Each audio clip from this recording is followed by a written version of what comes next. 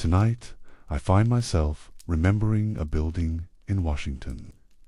The way fluorescent lights hummed through corridors where humanitarian aid workers passed, intelligence analysts in the hallway, and how the very architecture of American global influence was designed to blur those lines deliberately. This is the story of USAID, the United States Agency for International Development.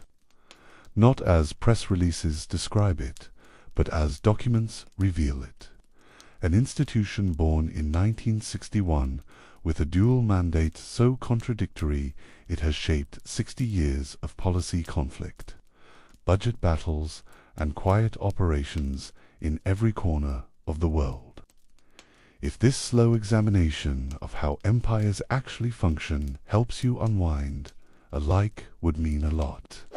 Subscribe if you'd like more journeys through the machinery that moves beneath the surface of headlines. Tell me in the comments where tonight finds you listening. What draws you to these forgotten histories of institutional power? Dim the lights. Let's drift back to 1961, when a young president decided America needed a new kind of weapon. Tonight, I find myself remembering a building in Washington.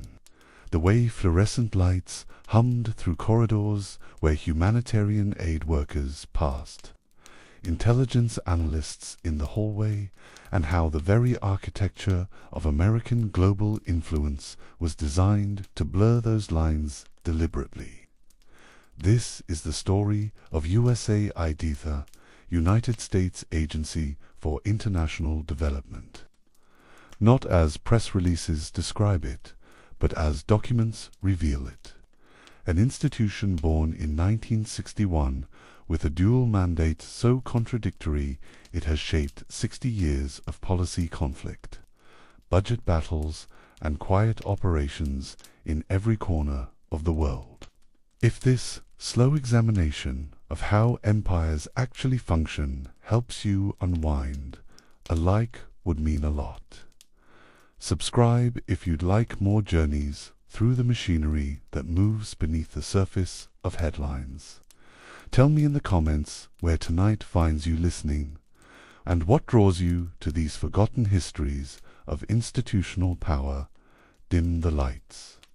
Let's drift back to 1961, when a young president decided America needed a new kind of weapon.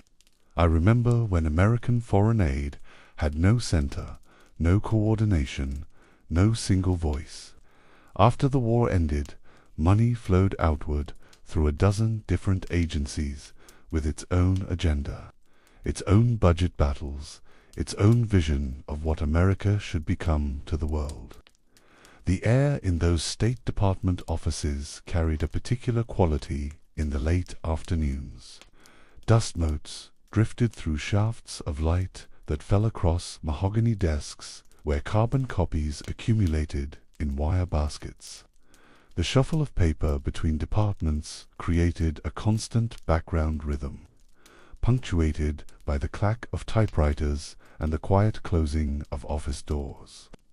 In those corridors, men in dark suits carried folders stamped with different agency seals, each representing a separate stream of American money flowing overseas, rarely coordinating, often contradicting.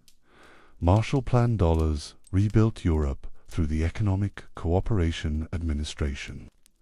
Point 4 programs, announced by President Truman in his 1949 inaugural address, sent technical advisors to developing nations through the Technical Cooperation Administration.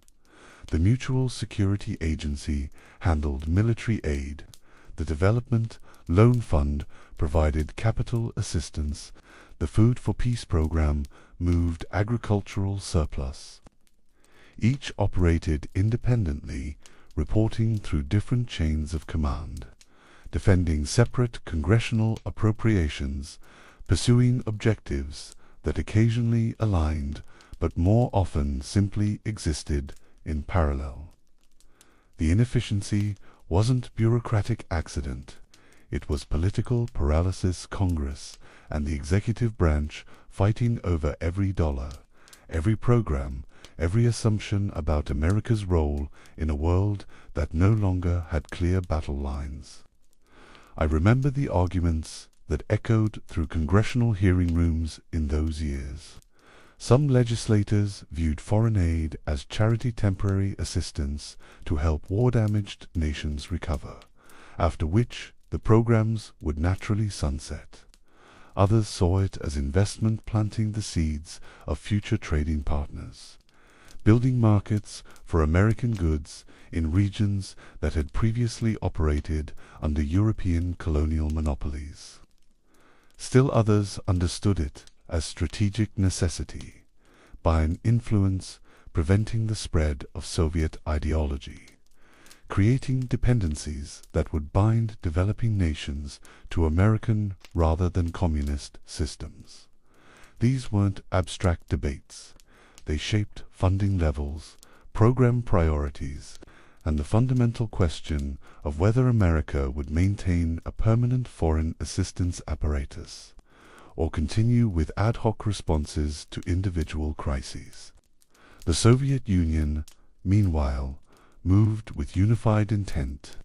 Their foreign assistance programs flowed through a single bureaucratic structure, coordinated with diplomatic and military objectives, designed explicitly to advance communist ideology and Soviet geopolitical interests. There was no pretense of separation between humanitarian mission and strategic purpose. Aid was a weapon, wielded deliberately. American policymakers watched this with growing frustration. In 1953, President Eisenhower requested a comprehensive review of foreign aid programs. The resulting report, delivered by a committee led by businessman H. Christensen, documented the chaos, overlapping jurisdictions, contradictory policies, programs that competed for the same local resources, American representatives in foreign capitals who couldn't coordinate because they reported to different agencies with different priorities. The Sand Report recommended consolidation, but Congress resisted. The political coalitions that supported different aid programs were themselves fragmented agricultural interests defended. Food for Peace, military hawks supported the Mutual Security Agency, internationalists championed technical assistance. No single reform could satisfy all constituencies. I remember the weight of those years, the accumulating evidence that American foreign policy lacked the institutional infrastructure to compete effectively in what was increasingly understood as a global ideological struggle. The Soviet Union offered developing nations a coherent package: economic assistance, technical expertise, military support, all aligned toward a unified political vision. America offered a confusing array of separate programs, each requiring different application processes, each subject to different congressional restrictions, each carrying different expectations about recipient behavior. The economic cost was measurable. Studies from the late 1950s documented cases where American technical advisors arrived in countries to find that Soviet advisors had already established relationships with key ministries simply because they'd arrived first with a unified proposal while American agencies were still coordinating internally about which programs might be available. Infrastructure projects founded because one agency provided engineering expertise while another controlled construction financing, and the two couldn't agree on implementation timelines. Agricultural programs distributed equipment that required spare parts only available through separate procurement, channels that hadn't been coordinated with the original distribution. The diplomatic cost was harder to quantify, but perhaps more significant. When American aid came through multiple channels, foreign governments learned to play agencies against each other, shopping for the best terms, delaying commitments, while waiting to see which agency might offer more favorable conditions. This undermined American negotiating leverage and created perceptions that U.S. policy was chaotic and unreliable, but beneath these practical failures lay a deeper problem. Congress and the executive branch had never resolved their fundamental disagreement about what foreign aid was supposed to accomplish. Was it humanitarian assistance given without strings because wealthy nations have obligations to help poorer ones? Was it economic development, investing in future prosperity that would benefit both recipient and donor? Or was it strategic competition buying influence to prevent Soviet expansion? I remember the autumn Kennedy signed the Foreign Assistance Act into law, establishing what would become the United States Agency for International Development. The afternoon light through the Oval Office windows fell across parchment in that particular way it does into September softer than summer, carrying the first hint of shorter days ahead. The fountain pen scratched across paper with the deliberate rhythm of ceremony, each stroke adding weight to what was already understood. This wasn't just reorganization, this was the formalization of a new kind of power. Executive Order 10,973 followed on November 3rd. The document itself was dry legal language, the kind that fills leather binders in government archives and gets cited in congressional testimony decades later. But what it created would reshape how America projected influence for the next 6 decades. The stated mission was development, the actual function was competition. I remember how Kennedy framed the agency's purpose in those early months. In speeches and policy papers, he spoke of helping newly independent nations achieve economic self-sufficiency, of bringing modern agricultural techniques to regions still farming as their ancestors had centuries before, of building schools and hospitals and roads in places where infrastructure barely existed. The rhetoric emphasized partnership, mutual benefit, the natural generosity of a wealthy nation toward struggling peoples, but the private conversations, the classified briefings, the internal State Department mimosas told a different story. Every dollar designated for clean water or agricultural improvement carried an implicit message: align with us, not them. Choose the American model of democratic capitalism, not the Soviet model of centralized planning. Accept our technical advisors, our economic theories, our political frameworks. In return, you get hospitals, you get roads, you get the promise of eventual prosperity. The alternative was to accept Soviet aid, which came with its own requirements, embrace Marxist-Leninist ideology, reorganize your economy along collectivist lines, suppress capitalist elements in your society, align your foreign policy with Moscow's strategic interests. The competition was explicit, acknowledged in policy documents even when public speeches emphasized humanitarian motives. From the beginning, USAID was designed as a dual-use instrument, genuinely helping people while simultaneously serving strategic containment. This wasn't cynicism, it was Cold War pragmatism, the recognition that in a world divided between competing systems, every action serves multiple purposes. A well becomes a well, but also a demonstration that American assistance brings tangible improvements to daily life.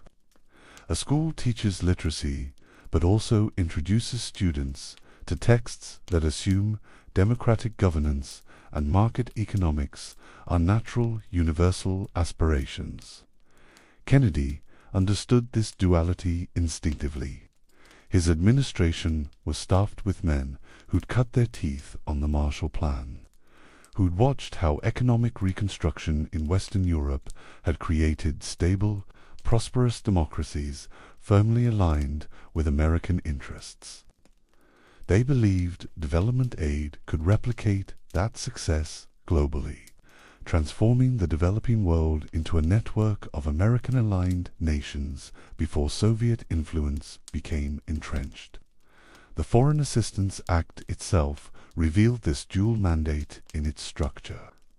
It separated economic assistance from military aid, maintaining the distinction between humanitarian programs and weapons transfers, but placed both under the President's authority to coordinate. It established the Development Loan Fund as a tool for financing infrastructure projects, but tied loan approval to State Department assessment of recipient countries' political alignment. It authorized technical assistance programs to help nations modernize their agricultural and industrial sectors, but gave preference to countries that welcomed American private investment. I remember the bureaucratic architecture that emerged from these legislative foundations. USAID would have its own administrator appointed by the President and confirmed by the Senate, giving the position sufficient stature to coordinate across the foreign policy apparatus. But the administrator would report directly to the Secretary of State, ensuring aid policy remained subordinate to broader diplomatic strategy. This reporting relationship proved critical. It meant development programs could never pursue purely humanitarian objectives if those objectives conflicted with American strategic interests. The agency's initial structure reflected the diverse activities it would coordinate: a Bureau for Near East and South Asia, a Bureau for Far East, a Bureau for Latin America, a Bureau for Africa, geographic divisions that allowed regional expertise while maintaining centralized control. Within each bureau, offices focused on specific sectors: agriculture, health, education, infrastructure. The organizational chart looked like a typical government agency, but the operational reality was more complex.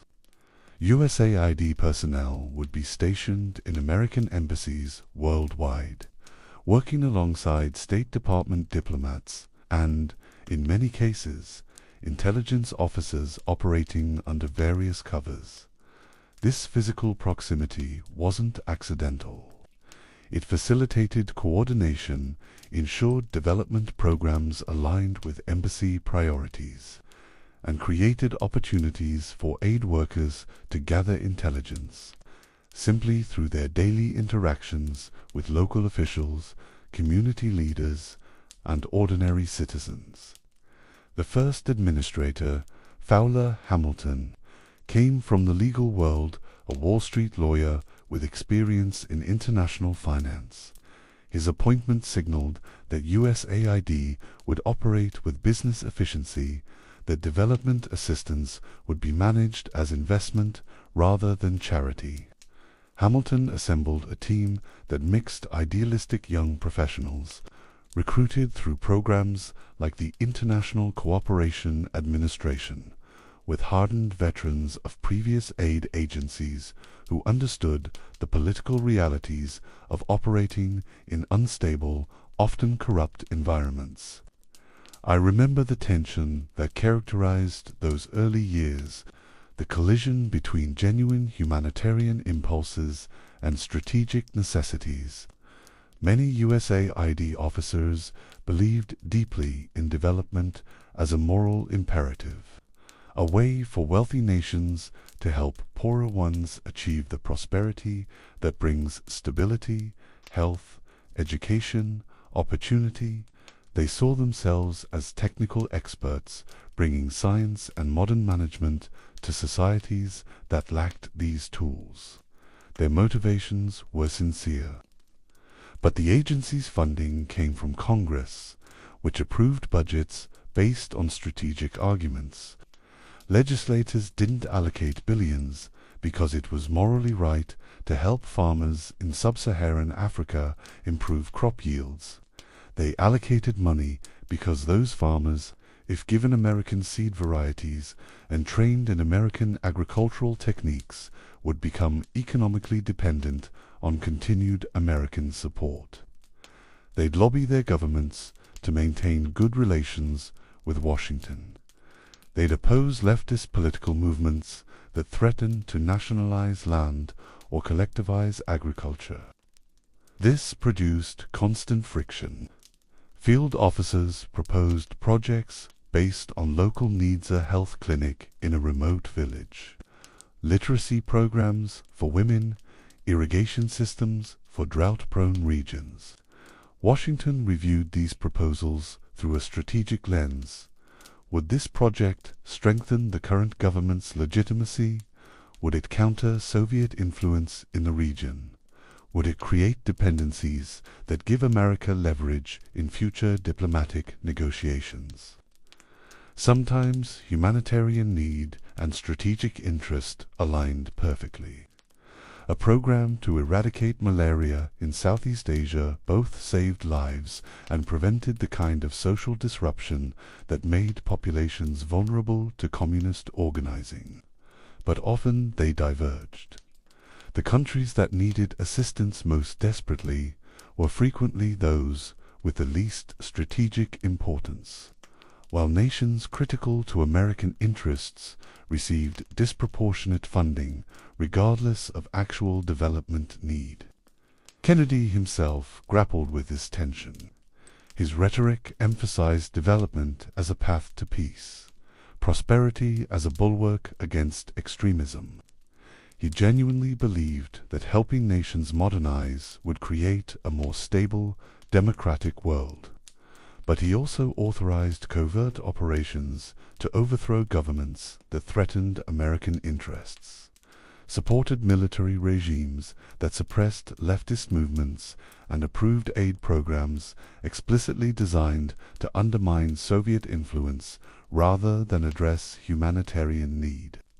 The clearest articulation of this dual mandate came in National Security Action Memorandum 115, issued in November 1961, the same month USAID was formally established.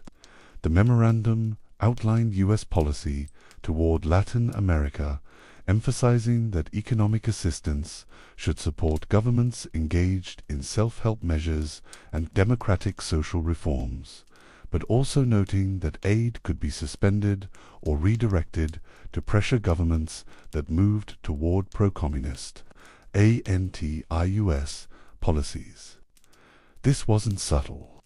Aid was explicitly conditional on political alignment. Development assistance would flow to governments that embraced American priorities, regardless of their democratic credentials or human rights records. It would be withdrawn from governments that, however democratically elected, pursued policies Washington opposed. I remember how this framework shaped specific country programs in those early years. Iran, under Shah Mohammad Reza Pahlavi, received substantial USAID assistance for infrastructure development, agricultural modernization, and health programs.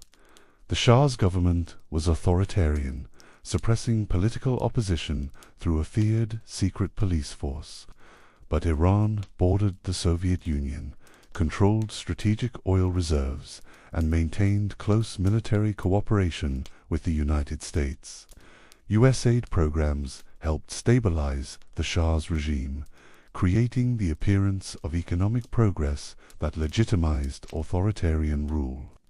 Meanwhile, Brazil's democratically elected president, João Goulart, pursued nationalist economic policies that threatened American business interests and flirted with closer relations with the Soviet bloc. USAID assistance to Brazil was carefully directed toward state and municipal governments that opposed Goulart, strengthening his political rivals while undermining his administration. When a military coup overthrew Goulart in 1964, USAID funding to Brazil increased dramatically, supporting the new military dictatorship economic programs. These weren't aberrations. They were the system functioning as designed development aid serving strategic competition, humanitarian cover for geopolitical calculation. The philosophical foundation for this approach had been articulated most clearly by Walt Rostow, who served as Kennedy's Deputy National Security Advisor. Rostow's theory of modernization assumed that all societies followed a similar path from traditional to modern, and that American assistance could accelerate this progression while ensuring nations adopted American-style institutions rather than Soviet alternatives.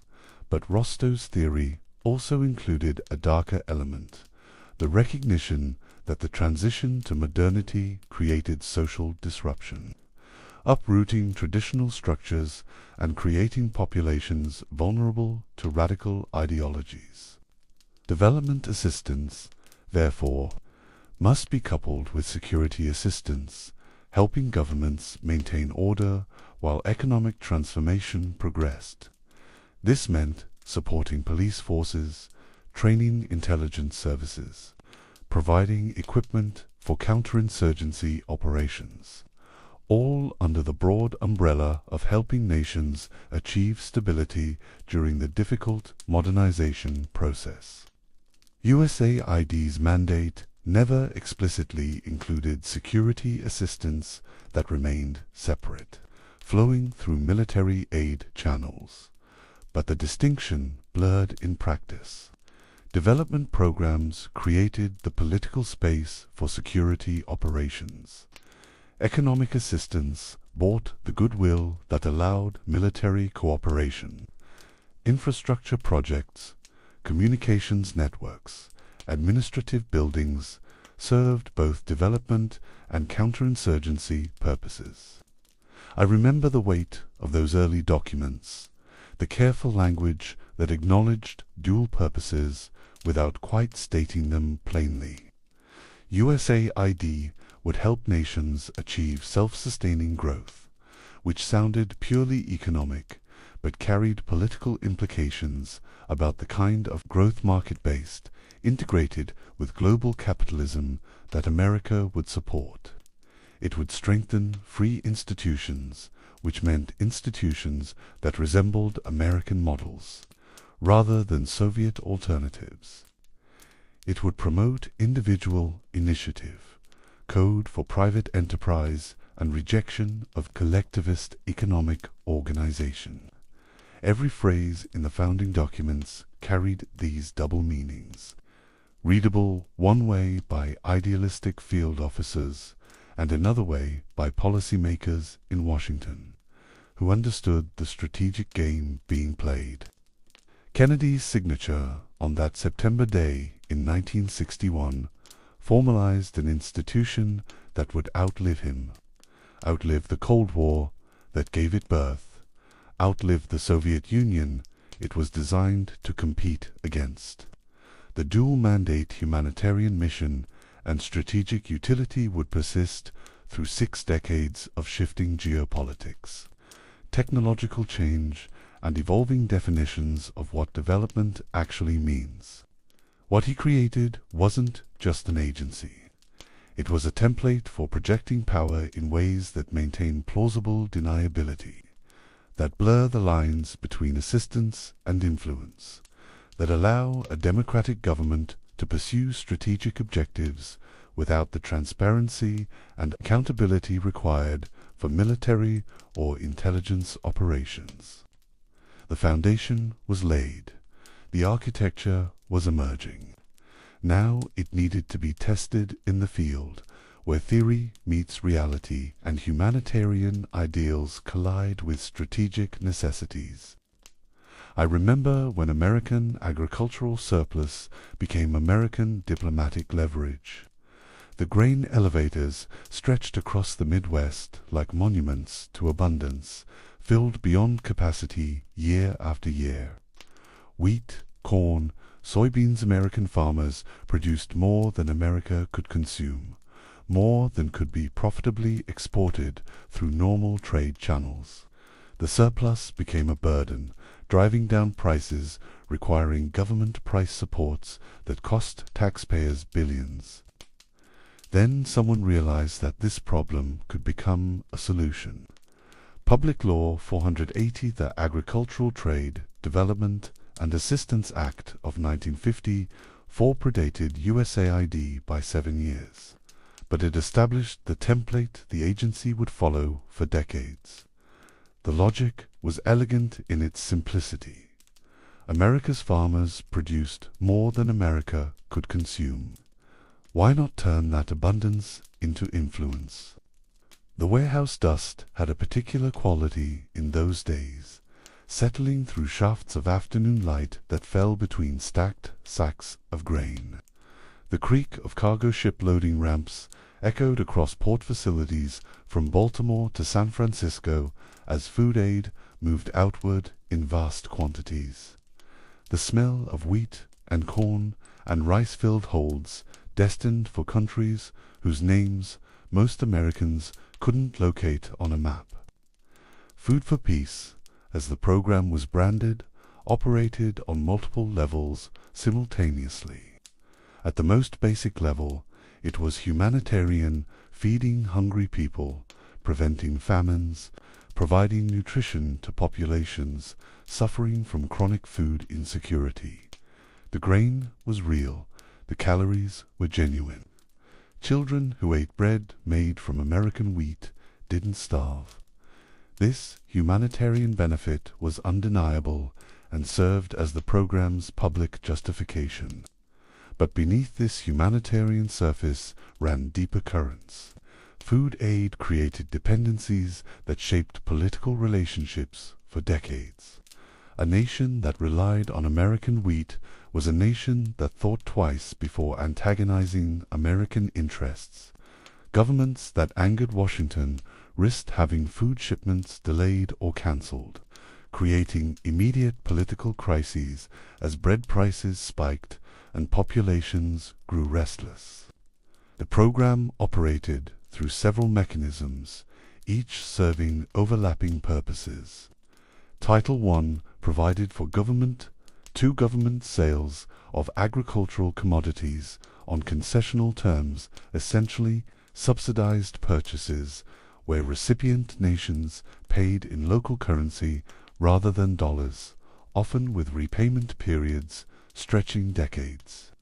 This created favorable trade balances, opened markets for American agricultural products, and established infrastructure for commercial sales once initial aid programs ended.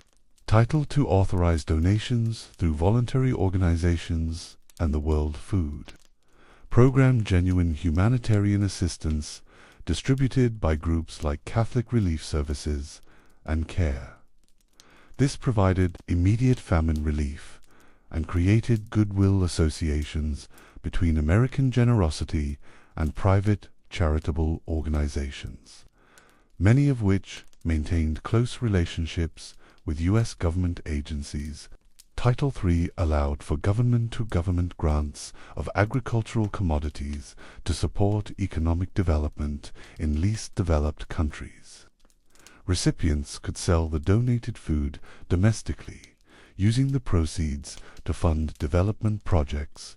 This gave recipient governments immediate resources while creating economic activity that benefited American agricultural interests. I remember how these mechanisms functioned in practice. Take India during the 1960s. The country faced chronic food shortages as population growth outpaced agricultural production. Under Place 480, the United States shipped millions of tons of wheat to India, preventing widespread famine and creating a dependency relationship that shaped Indian foreign policy throughout the decade. When India considered purchasing military equipment from the Soviet Union, American policymakers had leverage, threatened to reduce food shipments unless India maintained closer alignment with Western interests. When India's government implemented agricultural policies Washington opposed, food aid could be delayed until reforms were adopted. The humanitarian program became a tool for influencing sovereign policy decisions in ways that would have been impossible through traditional diplomacy alone. The strategic calculation was explicit in internal documents. A 1966 State Department memo on food aid policy noted that shipments should be calibrated to support governments we favor and withhold from those we oppose, acknowledging that humanitarian need was subordinate to political alignment. Another memo from the same period recommended using food aid to encourage development of a market economy. In recipient nations, recognizing that creating dependencies on American agricultural products would shape economic systems toward capitalist models. This wasn't unique to India. South Korea, Taiwan, Pakistan, Egypt, Yugoslavia received substantial food aid during critical periods of political development. In each case, American agricultural surplus addressed genuine humanitarian need while simultaneously creating leverage that influenced recipient governments' domestic and foreign policies. The program also served domestic political purposes. American farmers supported Place 480 enthusiastically because it created demand for their surplus production, maintaining prices and providing a reliable outlet for crops that would otherwise glut domestic markets. Agricultural state senators and representatives championed the program, ensuring bipartisan support and protecting it from budget cuts that affected other foreign aid programs. This created a self-reinforcing cycle. Farmers produced surplus. The government purchased it for food aid. Foreign governments became dependent on continued shipments. American diplomatic influence increased.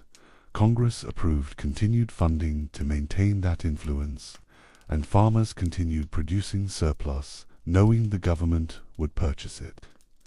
The program became nearly impossible to eliminate because it served too many constituencies simultaneously. I remember when USAID formally integrated Place 480 into its operational framework in the early 1960s. The agency didn't create the food aid program that had existed for 7 years before. USAID's establishment, but it coordinated food shipments with other development assistance, ensuring agricultural aid supported broader strategic objectives. This integration revealed something fundamental about USAID's mandate.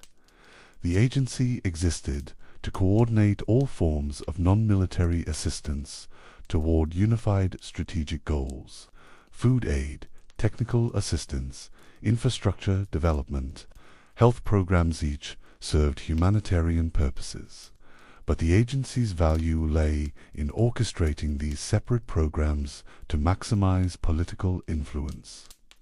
The integration also exposed inherent contradictions. Development economists within USAID recognized that food aid, while addressing immediate hunger, could undermine long-term agricultural development in recipient countries. When American grain flooded local markets, prices dropped, making it unprofitable for local farmers to invest in improving productivity. Food aid created dependency rather than building capacity for self-sufficiency, but the strategic benefits of dependency often outweighed development concerns. A country that achieved food self-sufficiency was a country that no longer needed American agricultural assistance, which meant losing leverage over its policy decisions. From a purely strategic perspective, maintaining dependency served American interests better than promoting genuine development. This produced ongoing debates within the agency. Agricultural development officers pushed for programs that would help recipient nations increase domestic food production, reducing long-term dependence on imports. But when these programs succeeded, they threatened the political relationships that food aid had created. Countries that no longer needed American wheat were countries that could afford to ignore American pressure on other issues. The compromise was perpetual partial development assistance, sufficient to prevent complete collapse, but never enough to achieve true self-sufficiency. Recipient nations remained dependent on some level of continued American support, maintaining the political leverage that made the entire system valuable to policymakers in Washington. I remember examining the quantities involved and recognizing the scale of this operation. Between 1954 and the mid-1970s, the United States shipped over 400 million tons of food aid under Place 480. The program operated in more than 100 countries, shaped agricultural policies across entire continents, and created trade relationships that persisted long after the initial aid programs ended. When recipient nations eventually graduated from food aid to commercial agricultural imports, they continued purchasing from American suppliers because the infrastructure, port facilities, distribution networks, milling operations had been built to handle American grain specifications. The aid relationship transitioned smoothly into commercial trade, fulfilling the program's original purpose of opening markets for American agricultural exports. This became the template USAID would follow for decades. Genuine development work that simultaneously advanced geopolitical goals. The humanitarian benefit was real. Millions of people ate because of American food aid. Famines were averted. Nutrition improved in chronically food insecure regions. But the strategic calculation was equally real, creating dependencies, shaping economic systems, maintaining leverage over foreign governments' policy decisions. The moral complexity of this arrangement was rarely acknowledged in public discourse. Food aid was presented as pure humanitarianism, American generosity feeding the hungry. The strategic dimensions remained confined to classified assessments and internal policy debates. When critics suggested that aid created harmful dependencies, defenders pointed to the lives saved and hunger prevented. When skeptics questioned why assistance flowed disproportionately to politically aligned nations rather than those with greatest need, the response emphasized that aid served multiple purposes, humanitarian and strategic, and both were legitimate foreign policy objectives. What was created through Place 480 and later integrated into USAID's operations was a model for dual-use development assistance. Programs that genuinely helped people while serving strategic interests. Humanitarian cover for geopolitical calculation. Assistance that was simultaneously generous and self-interested. This duality would characterize every major USAID program for the next 6 decades. Health assistance that created dependencies on American pharmaceutical supply chains. Infrastructure development that opened markets for American construction firms. Education programs that promoted American political and economic models. Each carried genuine benefits for recipient populations, and each served American strategic interests. The food aid program proved that this dual mandate was sustainable, politically popular, and remarkably effective at projecting influence without military force.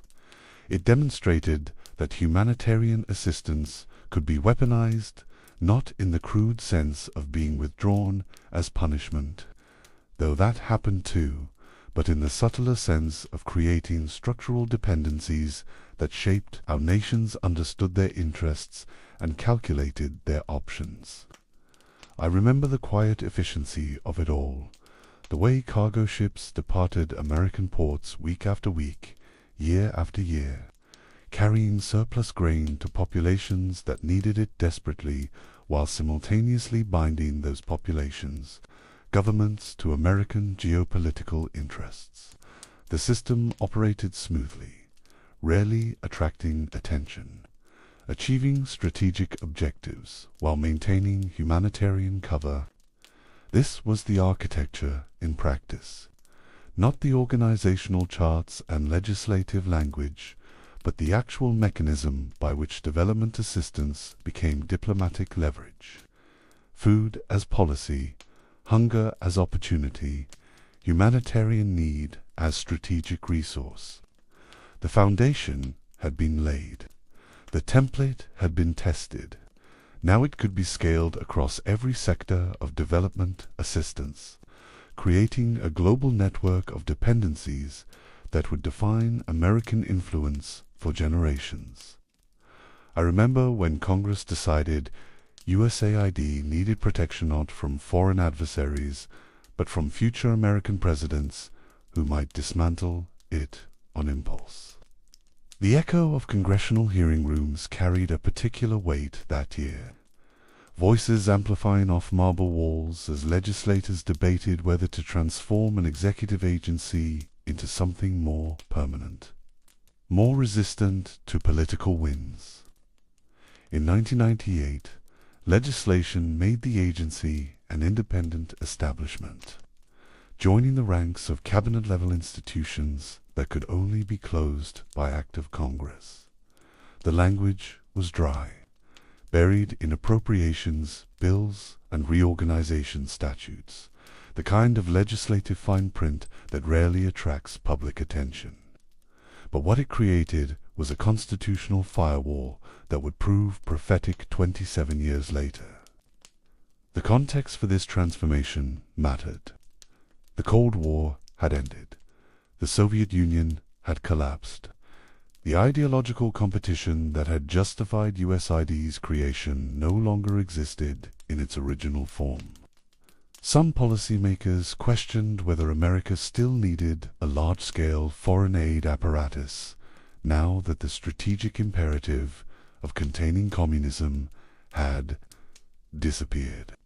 Congressional Republicans, having taken control of both chambers in the 1994 midterm elections, targeted foreign aid as wasteful spending. Speaker of the House Newt Gingrich and Senate Foreign Relations Committee Chairman Jesse Helms pushed for dramatic restructuring of the foreign policy bureaucracy, including proposals to fold USAID into the State Department or eliminate it entirely. The Clinton administration resisted, but from a weak negotiating position, foreign aid had never been popular with American voters, and without the Cold War justification, defending large appropriations became politically difficult. The compromise that emerged reflected this tension. USAID would be reinvented through administrative reforms, its budget reduced, its personnel cut, but it would also receive stronger legal protection against future elimination attempts. I remember the specific legislative language that created this protection. The Foreign Affairs Reform and Restructuring Act of 1998, signed into law on October 21st, included Section 1501, which stated that USAID would be maintained as an independent establishment of the executive branch, under the foreign policy guidance of the Secretary of State. This language was carefully constructed.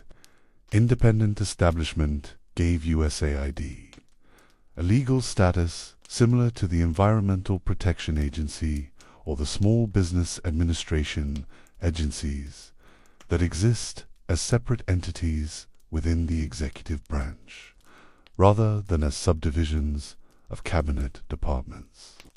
This meant a president couldn't simply issue an executive order transferring USAID's functions to another department or dissolving the agency altogether. Any such action would require congressional approval through new legislation. The provision also addressed the agency's reporting relationship. USAID would operate under the foreign policy guidance of the Secretary of State, clarifying that while the agency had independent legal status, it remained subordinate to State Department strategic priorities.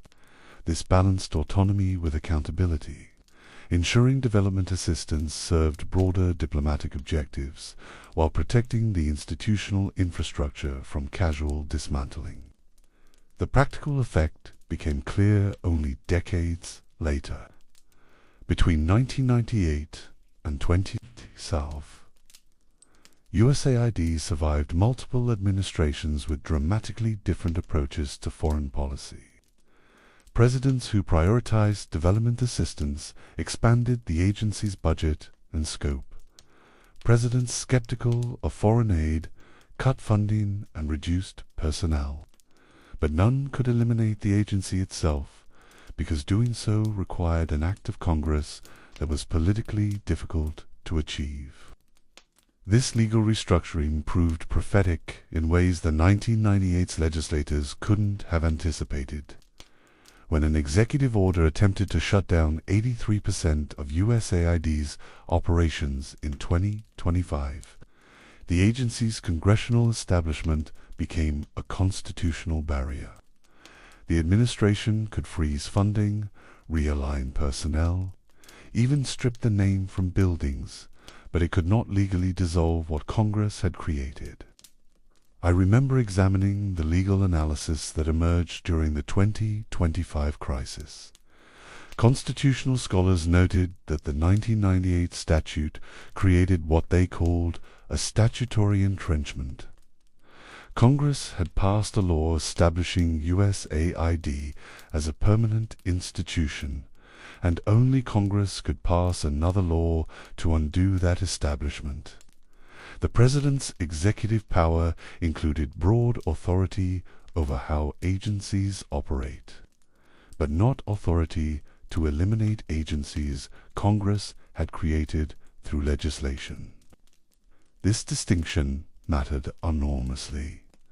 A president can reorganize executive branch functions, shift personnel between departments, redirect appropriated funds within legal constraints, and issue policy directives that change how agencies implement their mandates. But a president cannot unilaterally abolish an agency that exists by congressional statute, because doing so would violate the separation of powers embedded in the Constitution's structure. The 2025 confrontation exposed the practical implications of this constitutional architecture. An executive order announced intentions to close USAID missions worldwide, terminate most ongoing programs, and transfer remaining functions to the State Department. The legal justification was administrative efficiency, consolidating duplicative functions, reducing bureaucratic overhead, streamlining foreign policy implementation. But the 1998 law created a legal obstacle. USAID existed as an independent establishment by congressional mandate. The executive order could direct the agency to cease certain activities, could refuse to fill vacant positions, could propose budget reductions for future fiscal years, but it could not actually close the agency without congressional action. This produced a constitutional standoff. The administration argued that refusing to fund or staff an agency effectively eliminated it, regardless of legal status, that Congress couldn't force the executive branch to maintain an agency the President deemed unnecessary. Congressional leaders responded that the President must faithfully execute laws Congress has passed, including laws establishing executive branch agencies, and that refusing to operate a congressionally mandated agency violated this constitutional duty. The standoff revealed USAID's unique position within the federal government. Unlike purely executive agencies created by presidential action, USAID owed its existence to congressional legislation. Unlike independent regulatory commissions with fixed terms for commissioners, USAID remained under presidential control through the administrator's appointment. The agency occupied a middle ground, independent enough to resist casual elimination, but not so independent that it could ignore presidential directives. I remembered the political calculations that shaped both sides' strategies during this crisis. The administration wanted to demonstrate that foreign aid as traditionally practiced was wasteful, that development assistance had become a vehicle for ideological projects unrelated to American interests, that the entire apparatus needed radical restructuring. Attempting to close USAIDs served these political objectives, even if the attempt ultimately failed, signaled determination to transform foreign policy, regardless of institutional resistance. Congressional defenders of USAID emphasized the agency's statutory protection, arguing that respecting this legal framework was essential to maintaining separation of powers. But they also recognized political reality. If the president could make the agency non-functional through budget starvation and personnel cuts, its legal existence became largely symbolic. The agency would continue to exist on paper while ceasing to operate in practice. The compromise that eventually emerged reflected this stalemate.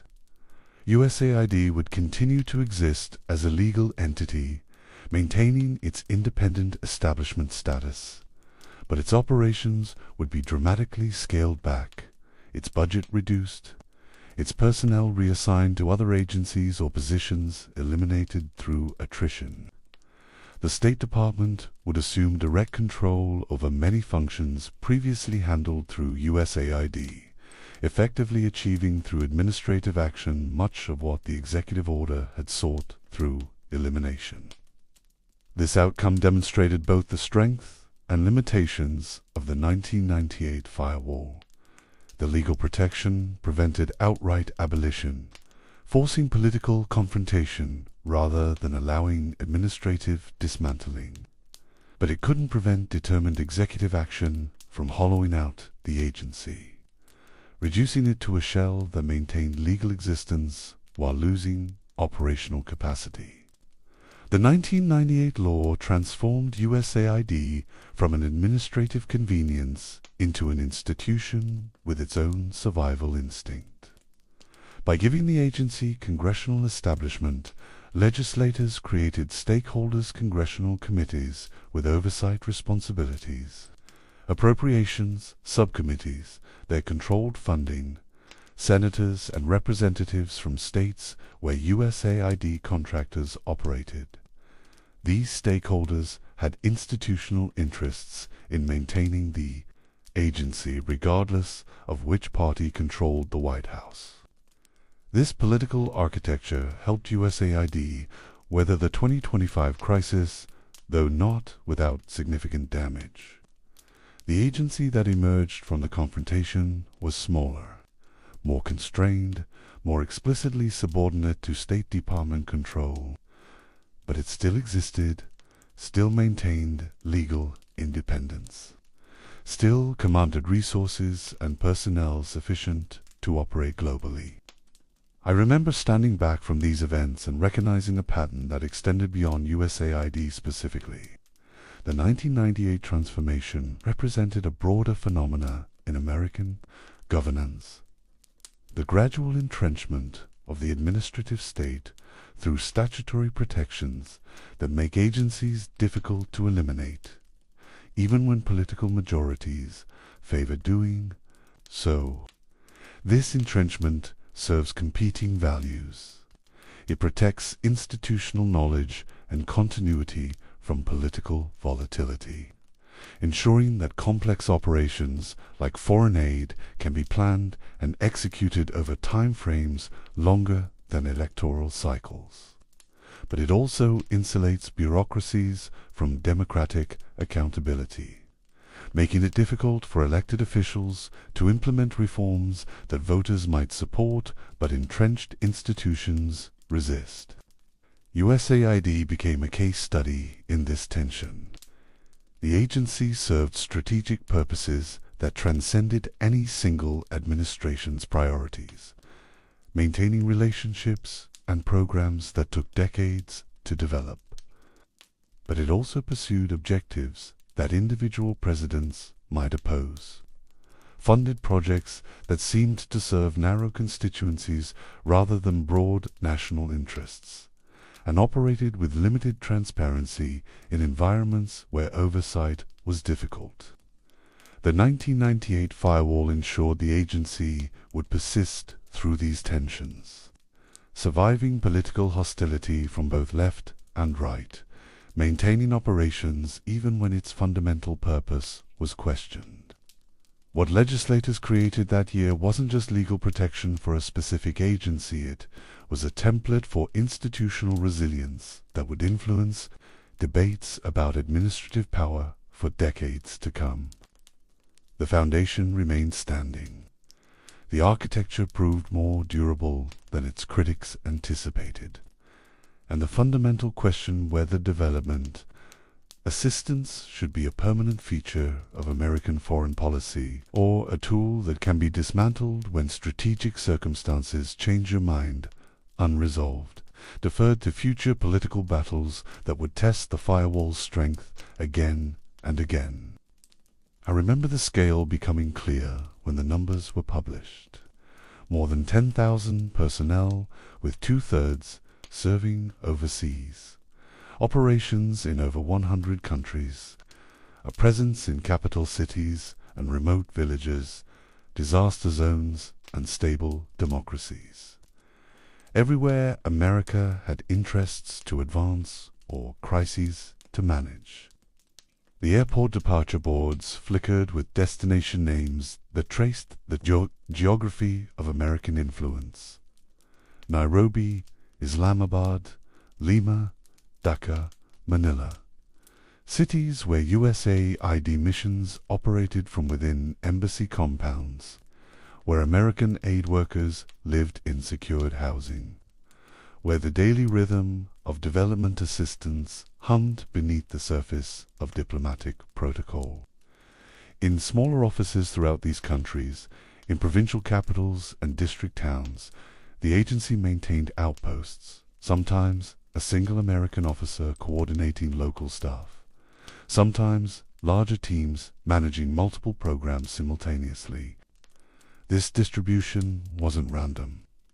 Every USAID mission was strategically placed, its budget determined by how much the State Department valued influence in that particular country at that particular time. The agency became a map of American priorities, readable to anyone who understood how to interpret the numbers. I remember examining the personnel allocations and recognizing the pattern. Afghanistan, at the height of American military involvement, hosted one of the largest USAID missions globally, hundreds of American staff, thousands of local employees, contractors numbering in the tens of thousands when implementation partners were included. The mission's budget exceeded $1 billion annually, funding everything from agricultural development to governance programs to infrastructure reconstruction. This massive presence served multiple purposes simultaneously. The humanitarian need was genuine. Decades of war had devastated Afghanistan's economy, infrastructure, and social institutions. But the strategic calculation was equally clear. Development assistance created the appearance of progress that legitimized the military occupation, provided employment that might prevent young men from joining insurgencies, and built relationships with local power brokers who could be leveraged for intelligence or political cooperation. The same pattern appeared throughout the developing world, calibrated to each country's strategic importance. Pakistan received substantial USAID funding not because its development needs exceeded other nations, but because its cooperation was essential to American operations in Afghanistan, and its nuclear arsenal made stability a strategic imperative. Egypt's USAID mission remained large because the country's peace treaty with Israel was fundamental to Middle Eastern stability, and its control over the Suez Canal made it geographically critical. Meanwhile, countries with equal or greater humanitarian need but less strategic importance received modest assistance or none at all. The Central African Republic, despite being one of the world's poorest nations, maintained only a small USAID presence because it offered limited strategic value. Madagascar, isolated and politically insignificant, received minimal attention despite chronic poverty and food insecurity. This strategic calculus shaped not just where USAID operated, but how intensively. The agency categorized countries based on their importance to American interests, with allocations following from these assessments. Priority countries received substantial missions, significant budgets, and senior leadership attention. Standard countries got modest programs managed with limited staff. Minimum presence countries might have only a single development officer coordinating small grants through local organizations. I remember the organizational architecture that supported this global network. Each overseas mission was embedded within the U.S. Embassy, with the USAID mission director reporting to the ambassador. This reporting structure ensured development assistance remained subordinate to broader diplomatic objectives. The ambassador, as the president's representative, controlled how all U.S. government agencies operated within their assigned country. This integration created constant coordination and occasional friction. Embassy political officers tracked local power dynamics and identified opportunities for American influence. USAID missions designed programs that could exploit these opportunities, funding civil society organizations that opposed unfriendly governments, supporting media outlets that promoted American perspectives, training political movements that might eventually take power and prove amenable to American interests. The coordination extended beyond the embassy walls. In many countries, USAID personnel worked closely with military attaches, intelligence officers operating under diplomatic cover, and representatives from other agencies pursuing security objectives. Development programs provided cover for intelligence gathering aid workers, traveled to remote regions where embassy staff rarely ventured, built relationships with local leaders who might provide useful information, and observed political and social dynamics that informed intelligence assessments. This wasn't universal, and many USAID officers objected to having their humanitarian work used for intelligence purposes. But the structural proximity made separation difficult. When an agricultural development officer visits a border region to assess irrigation projects, they inevitably observe things of intelligence value: the presence of insurgent groups, the quality of local government services, the political loyalties of community leaders. Even without actively gathering intelligence, their observations feed into embassy reporting that shapes policy decisions. The scale of the overseas workforce created its own dynamics. American direct hire employees, career civil servants, and foreign service officers formed the senior leadership, making strategic decisions and managing budgets. but the bulk of the workforce consisted of Foreign Service nationals, local citizens employed by USAID in their home countries. I remember understanding how this staffing model functioned. Foreign Service nationals provided linguistic skills, cultural knowledge, and local networks that American officers couldn't replicate. They translated documents, facilitated meetings, negotiated with local officials, and managed daily operations. In many missions, FSNs outnumbered American staff by 10 to 1 or more, making them essential to the agency's functioning. But this dependency created vulnerabilities. FSN employees had divided loyalties paid by the American government, but living within societies where opposing U.S. interests might be politically popular or personally necessary. Some FSNs leaked information to local governments, tipping them off to program decisions or strategic priorities. Others faced pressure from intelligence services of their own countries to report on USAID activities.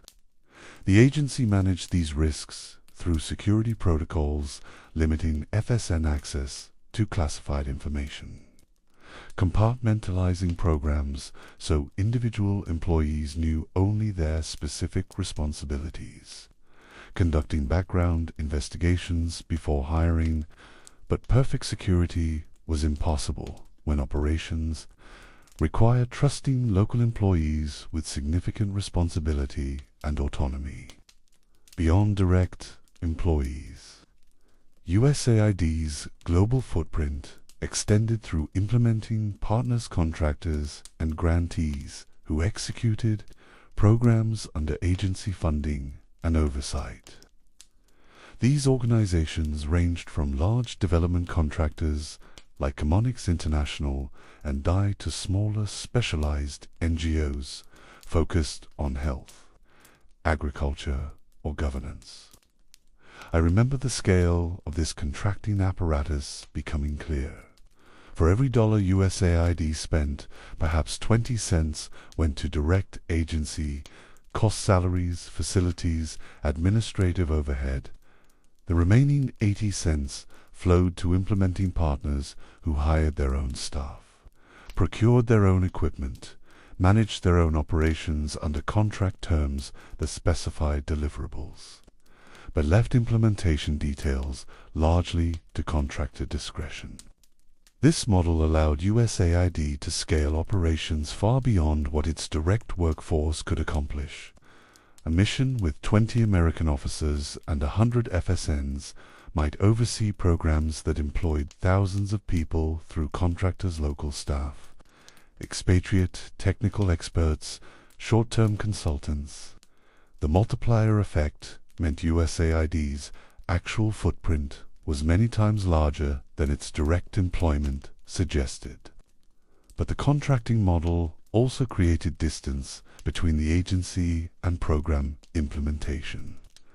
USAID officers managed portfolios of contracts, reviewing quarterly reports and conducting periodic site visits. But day-to-day decisions which communities received assistance, how programs adapted to local conditions, whether particular activities advanced stated objectives, these remained in contractor hands. This distance served several purposes. It provided plausible deniability when programs failed or created political problems the agency could blame contractor performance rather than its own strategic decisions. It allowed operations to continue even when direct U.S. government presence became politically untenable. Contractors could work in regions where American officers couldn't travel safely, and it created flexibility to surge resources quickly when crises emerged. New contracts could be awarded faster than new direct hire positions could be filled. I remember examining specific mission footprints and recognizing how organizational structure reflected strategic priorities. The USAID mission in Iraq, established after the 2003 invasion, operated initially from within the heavily fortified Green Zone, coordinating reconstruction programs worth billions of dollars. American staff lived in trailers behind concrete blast walls, commuted to offices in armored vehicles, and rarely interacted with ordinary Iraqis except through contractors and local employees. This physical separation wasn't accidental.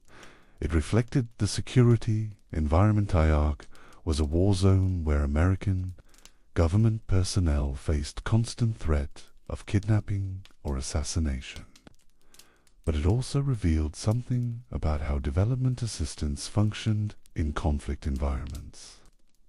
Programs were designed in Washington or embassy conference rooms, implemented by contractors operating under security restrictions, and evaluated based on spending rates and reported deliverables rather than actual impact on Iraqi lives. The model replicated itself wherever American military operations created opportunities for development assistance. In Afghanistan, USAID coordinated with military provincial reconstruction teams, funding projects in areas where combat operations had recently concluded. The goal was stabilizing newly cleared territory before insurgents returned, creating visible improvements that might build local support for the Afghan government and its American sponsors. But this military coordination compromised development effectiveness. When USAID programs followed military operations, local populations perceived aid as part of the occupation rather than humanitarian assistance. Projects designed to win hearts and minds often alienated communities, who saw them as attempts to purchase loyalty rather than genuine efforts to address their needs. And the pressure to show quick results, spending money rapidly to demonstrate progress, encouraged projects that were visible but unsustainable, leaving behind infrastructure that locals couldn't maintain once American support ended. I remember the tension between presence and effectiveness that characterized USAID's global operations. The agency maintained missions in over 100 countries, giving it unparalleled reach among development organizations. But this geographic dispersion meant resources were spread thinly, with many missions managing portfolios too large for effective oversight given their staffing levels. A mission might oversee 50 active contracts and grants, totaling hundreds of millions of dollars, with a team of a dozen American officers and support staff. The mathematical reality was stark. Each officer managed multiple contracts worth tens of millions, leaving little time for substantive engagement, beyond reviewing paperwork and attending quarterly meetings with implementing partners. This structural weakness created opportunities for contractor abuse.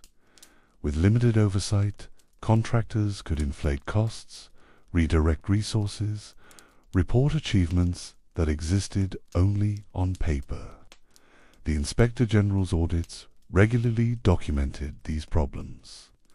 Projects that claimed to build schools that were never constructed, health programs that reported treating patients who didn't exist, governance initiatives that conducted training sessions no one attended.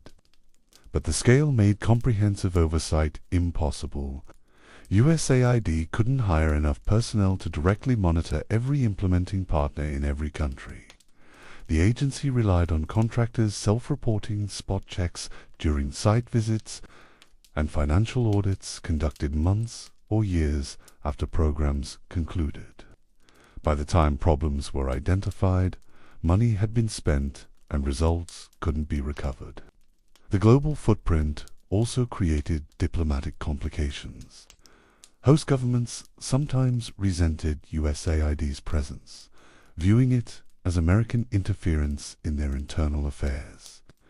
When development programs supported civil society organizations critical of government policies, or trained journalists to investigate corruption, or funded opposition movements. Recipient governments protested that aid was being weaponized for political purposes. These protests were often accurate.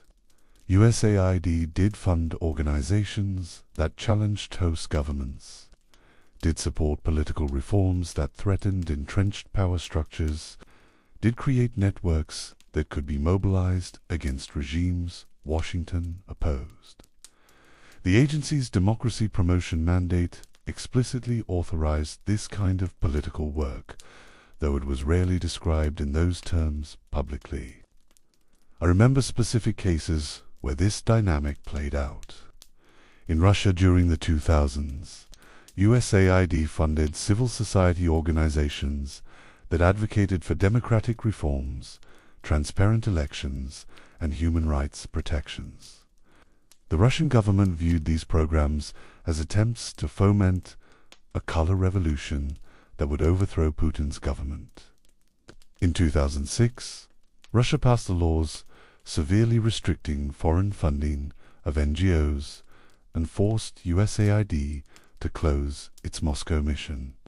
Similar dynamics emerged across authoritarian and semi-authoritarian countries. China restricted USAID operations, viewing them as covers for intelligence gathering and subversion. Venezuela expelled USAID personnel, claiming they supported opposition movements plotting regime change. Zimbabwe, Bolivia, Eritrea. Numerous governments concluded that USAID's presence threatened their stability and either rejected the agency or imposed restrictions that made operations impossible.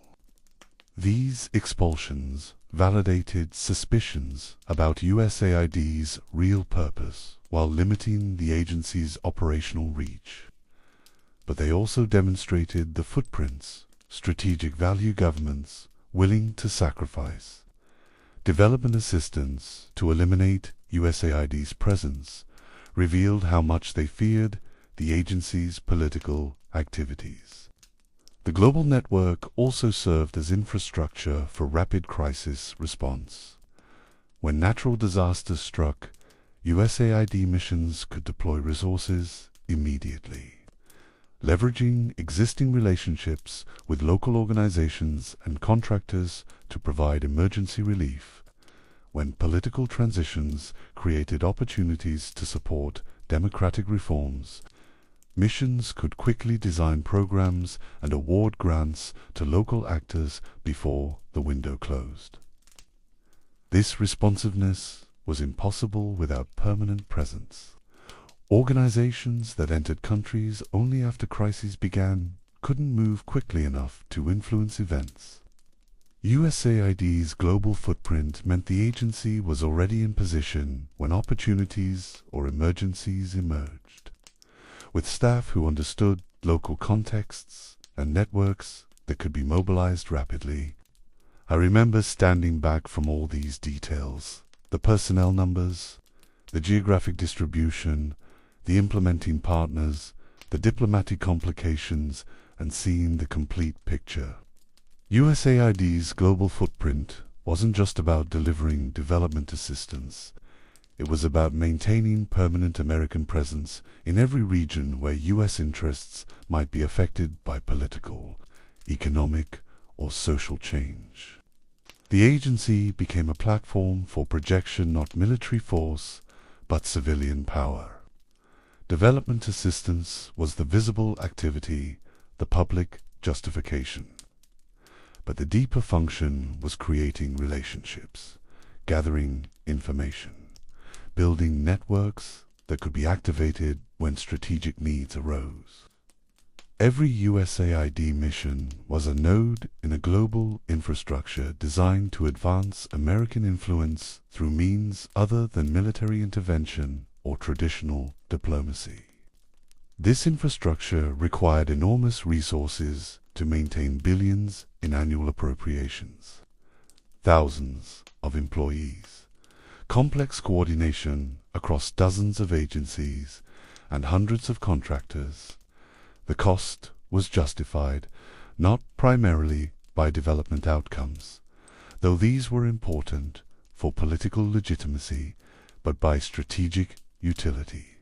USAID's global presence gave American policymakers options, the ability to respond to crises, shape political transitions, counter adversaries' influence, and maintain relationships that might prove valuable when unpredictable futures unfolded. The footprint was the foundation. The architecture was in place. Now we needed to understand how money flowed through this global structure, how budgets were constructed and controlled, how appropriations translated into programs, and how the entire financial apparatus created both opportunities and vulnerabilities that would shape the agency's operations for decades. I remember when analysts tried to calculate USAID's exact budget and discovered the task was deliberately impossible. The glow of budget spreadsheets at midnight revealed columns of numbers that refused to reconcile, appropriations that flowed through multiple accounts, obligations that appeared in one fiscal year but were spent in another, transfers between agencies that obscured the origin of funds, ledger pages turned in quiet offices where budget analysts traced money through the federal accounting system, following appropriations from congressional authorization through Treasury, disbursement to agency obligation to contractor expenditure. Each step added complexity. Each transfer created opportunities for funds to disappear into categories that resisted simple categorization. The state, foreign operations, and related programs, ACUNTES, FOPs. In the bureaucratic shorthand that reduces complexity to acronyms entwined USAID appropriations with State Department funding in ways that made precise auditing nearly impossible. This co-management wasn't accidental. It created strategic flexibility, made it difficult for critics to isolate specific program costs, and allowed both agencies to shift resources as situations changed without constantly returning to Congress for approval. I remember examining the SFOP's appropriations bill for fiscal year 2025 and recognizing the architecture of deliberate opacity. The bill ran to hundreds of pages, dense with legislative language that specified funding levels for dozens of accounts and sub-accounts, each with restrictions, earmarks, and conditions that shaped how money could be spent. Some appropriations were designated for USAID, specifically the Development Assistance Account, the International Disaster Assistance Account, accounts for specific programs like the Global Health Programs or the Economic Support Fund. But many appropriations were shared between state and USAID, with division of funds determined through negotiations between the agencies after the bill became law rather than specified in the legislation itself. This post-appropriation allocation process happened largely outside public view.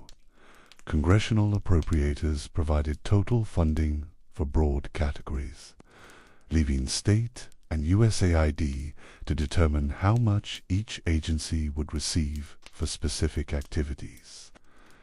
The agencies consulted with Appropriations Committee staff, ensured their internal divisions roughly matched congressional intent, but retained flexibility to shift resources as priorities changed.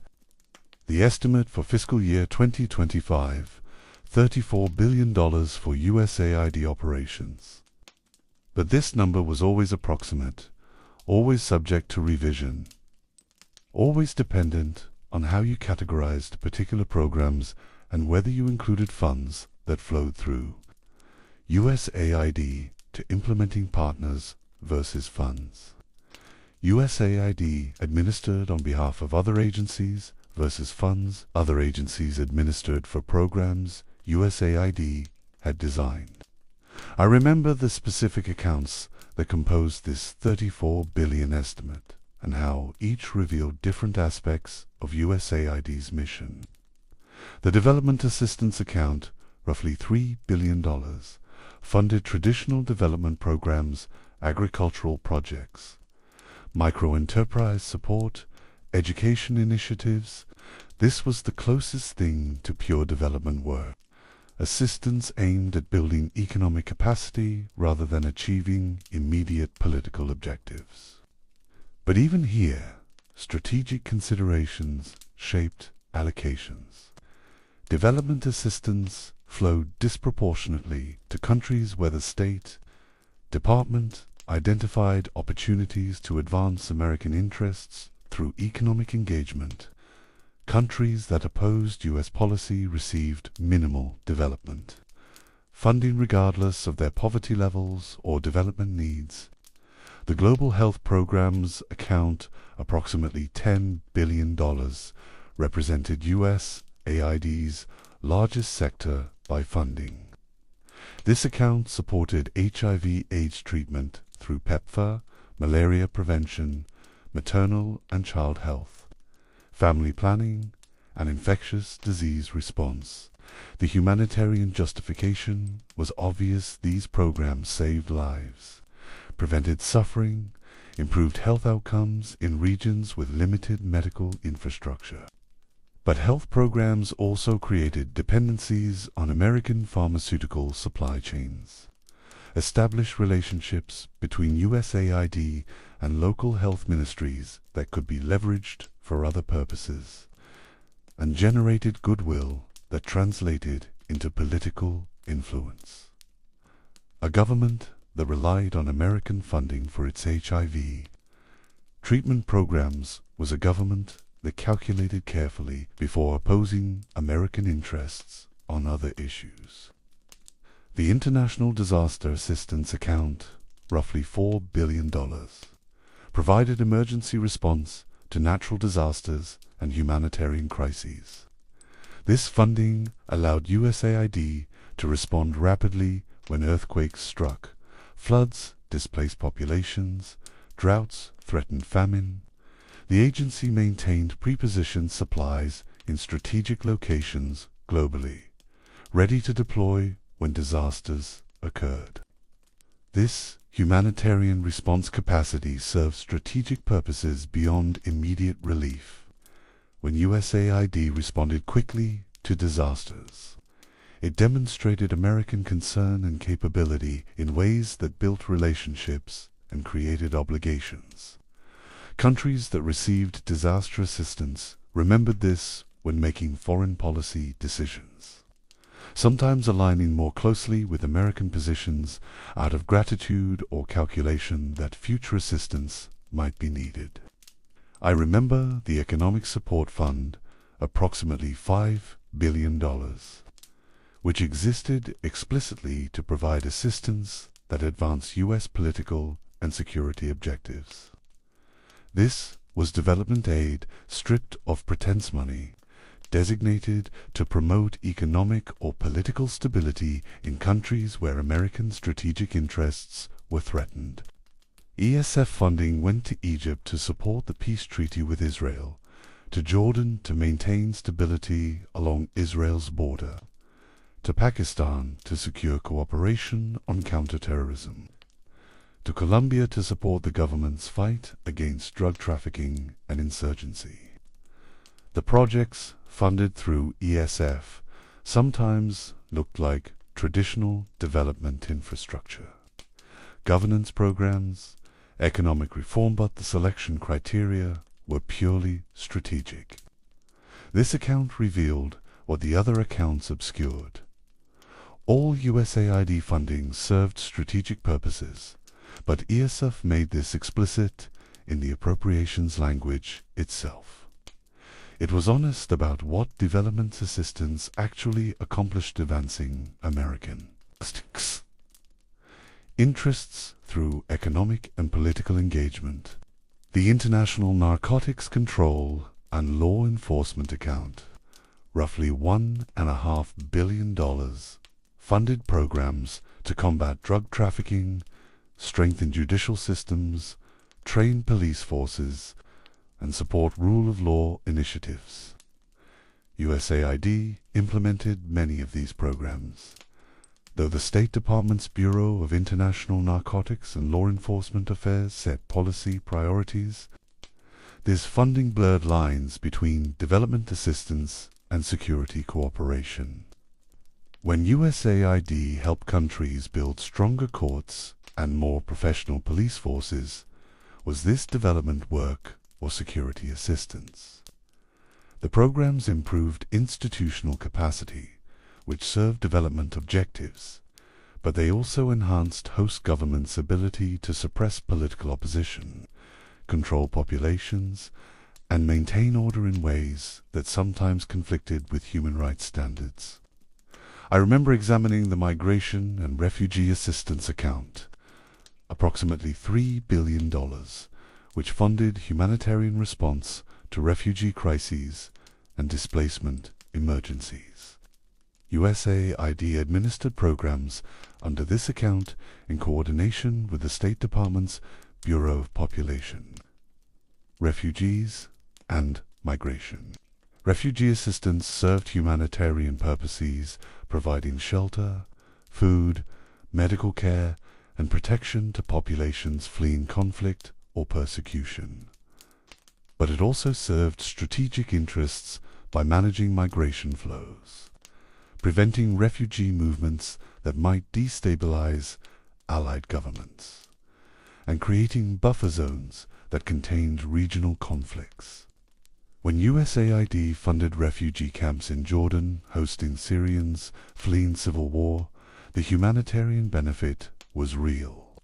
But the strategic calculation was equally clear: keeping refugees in Jordan prevented them from migrating to Europe, maintained pressure on the Syrian government, and created a dependent population that might eventually return to Syria as an American-aligned constituency. The budgetary complexity extended beyond appropriations to obligation and expenditure patterns. Congress appropriated money for specific fiscal years, but USAID could obligate those funds over multiple years, signing contracts that spent appropriations slowly as programs progressed.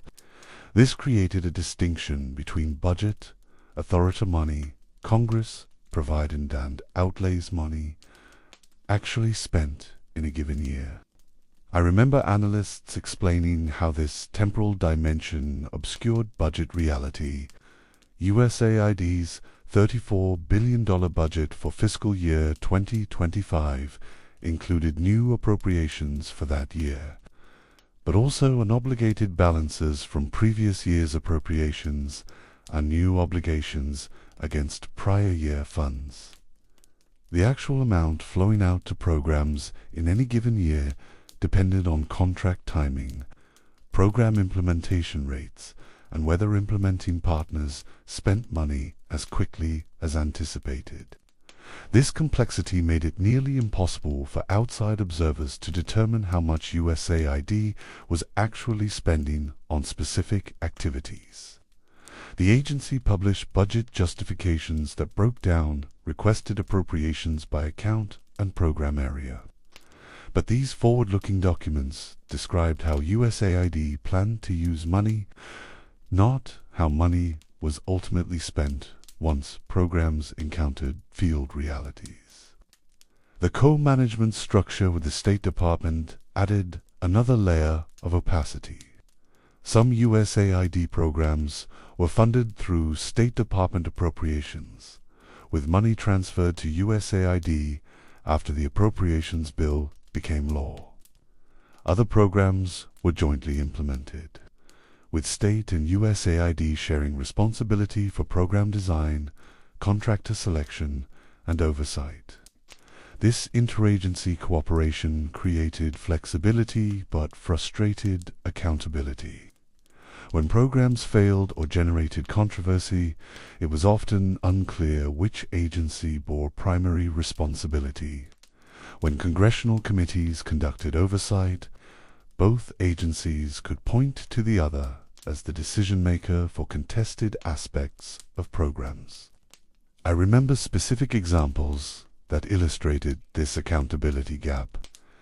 The Zunzuneo program, creating a Twitter-like social network in Cuba, was funded through USAID appropriations, but designed with State Department input and implemented through contractors who reported to both agencies.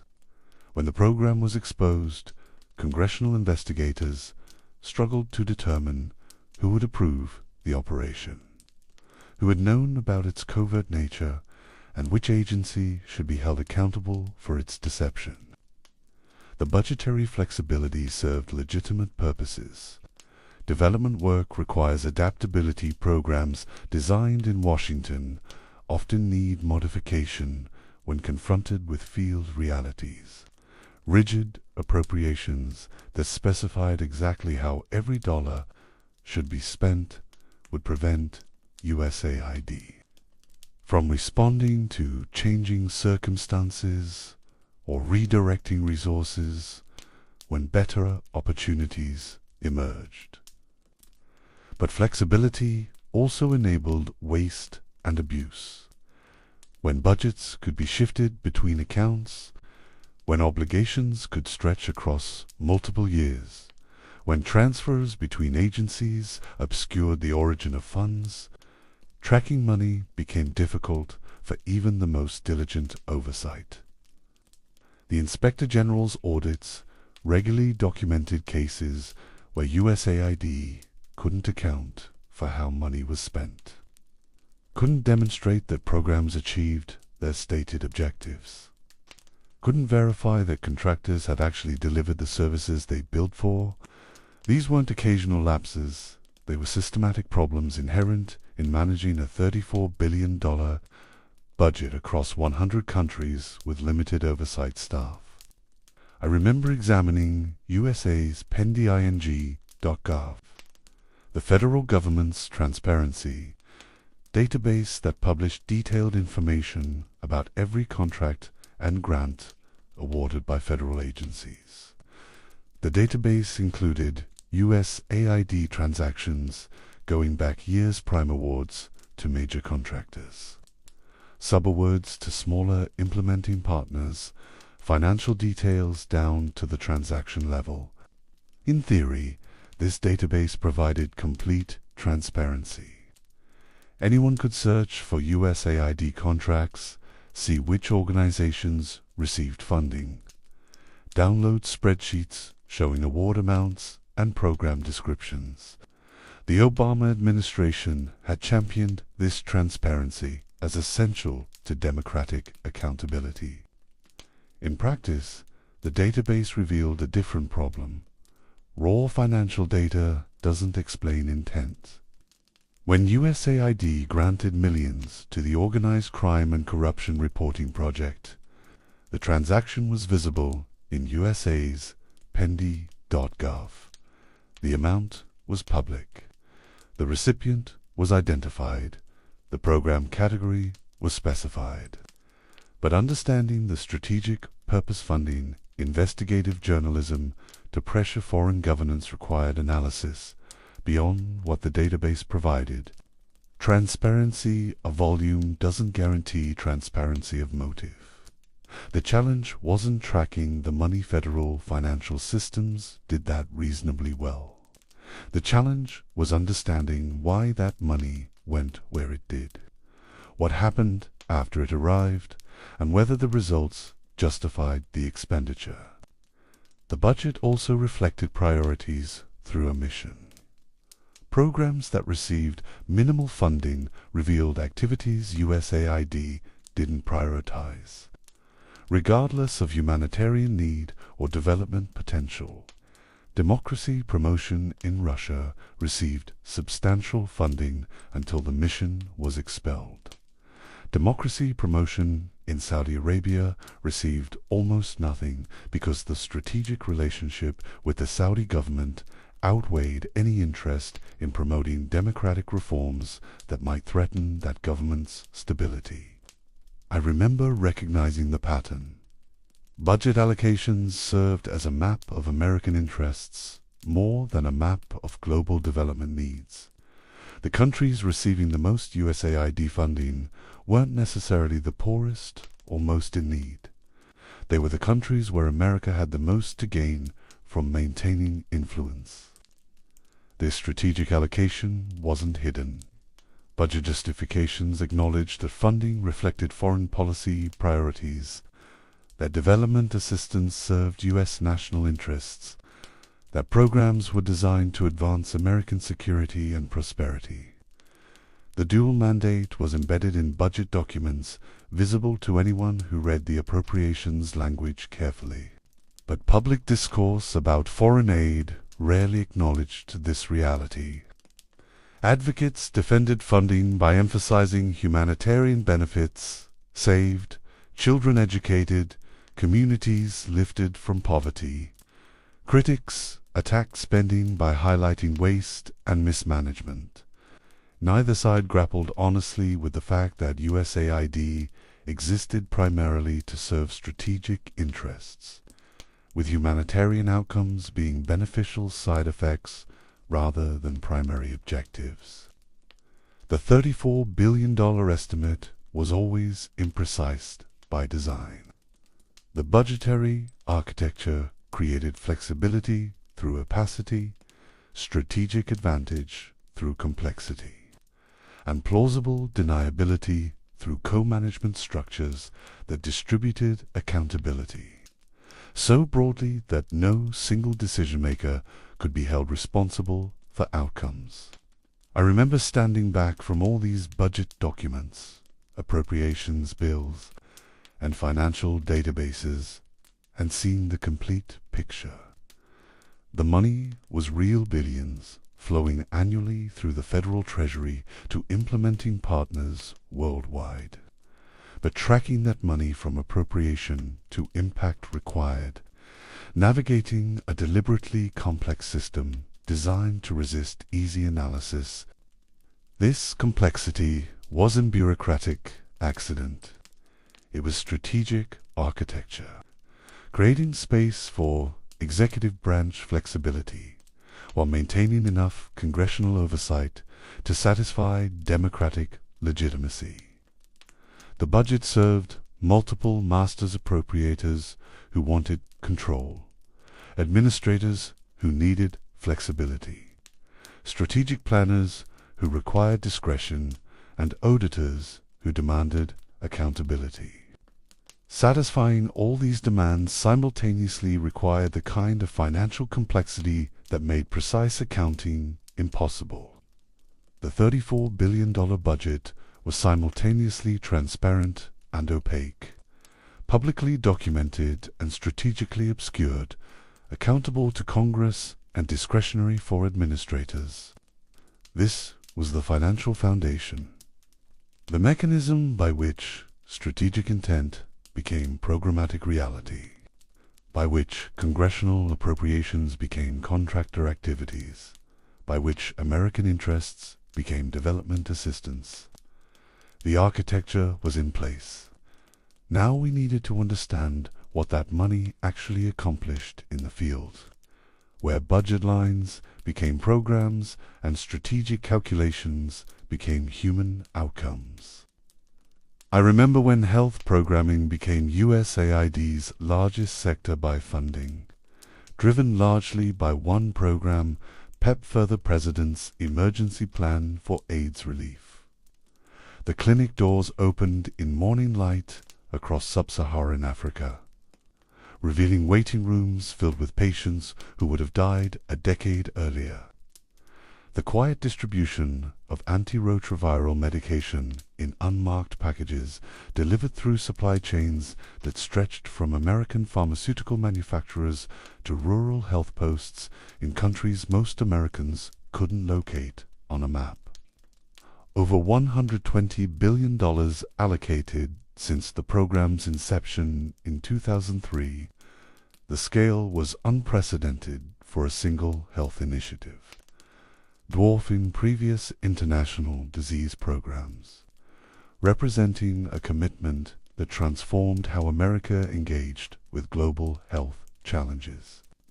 President George W. Bush announced PEPFAR in his January 2003 State of the Union address, describing HIV/AIDS as a humanitarian catastrophe that demanded American leadership. The moral case was undeniable. Millions were dying from a treatable disease simply because they lacked access to medications that had transformed HIV from a death sentence to a manageable, chronic condition in wealthy countries.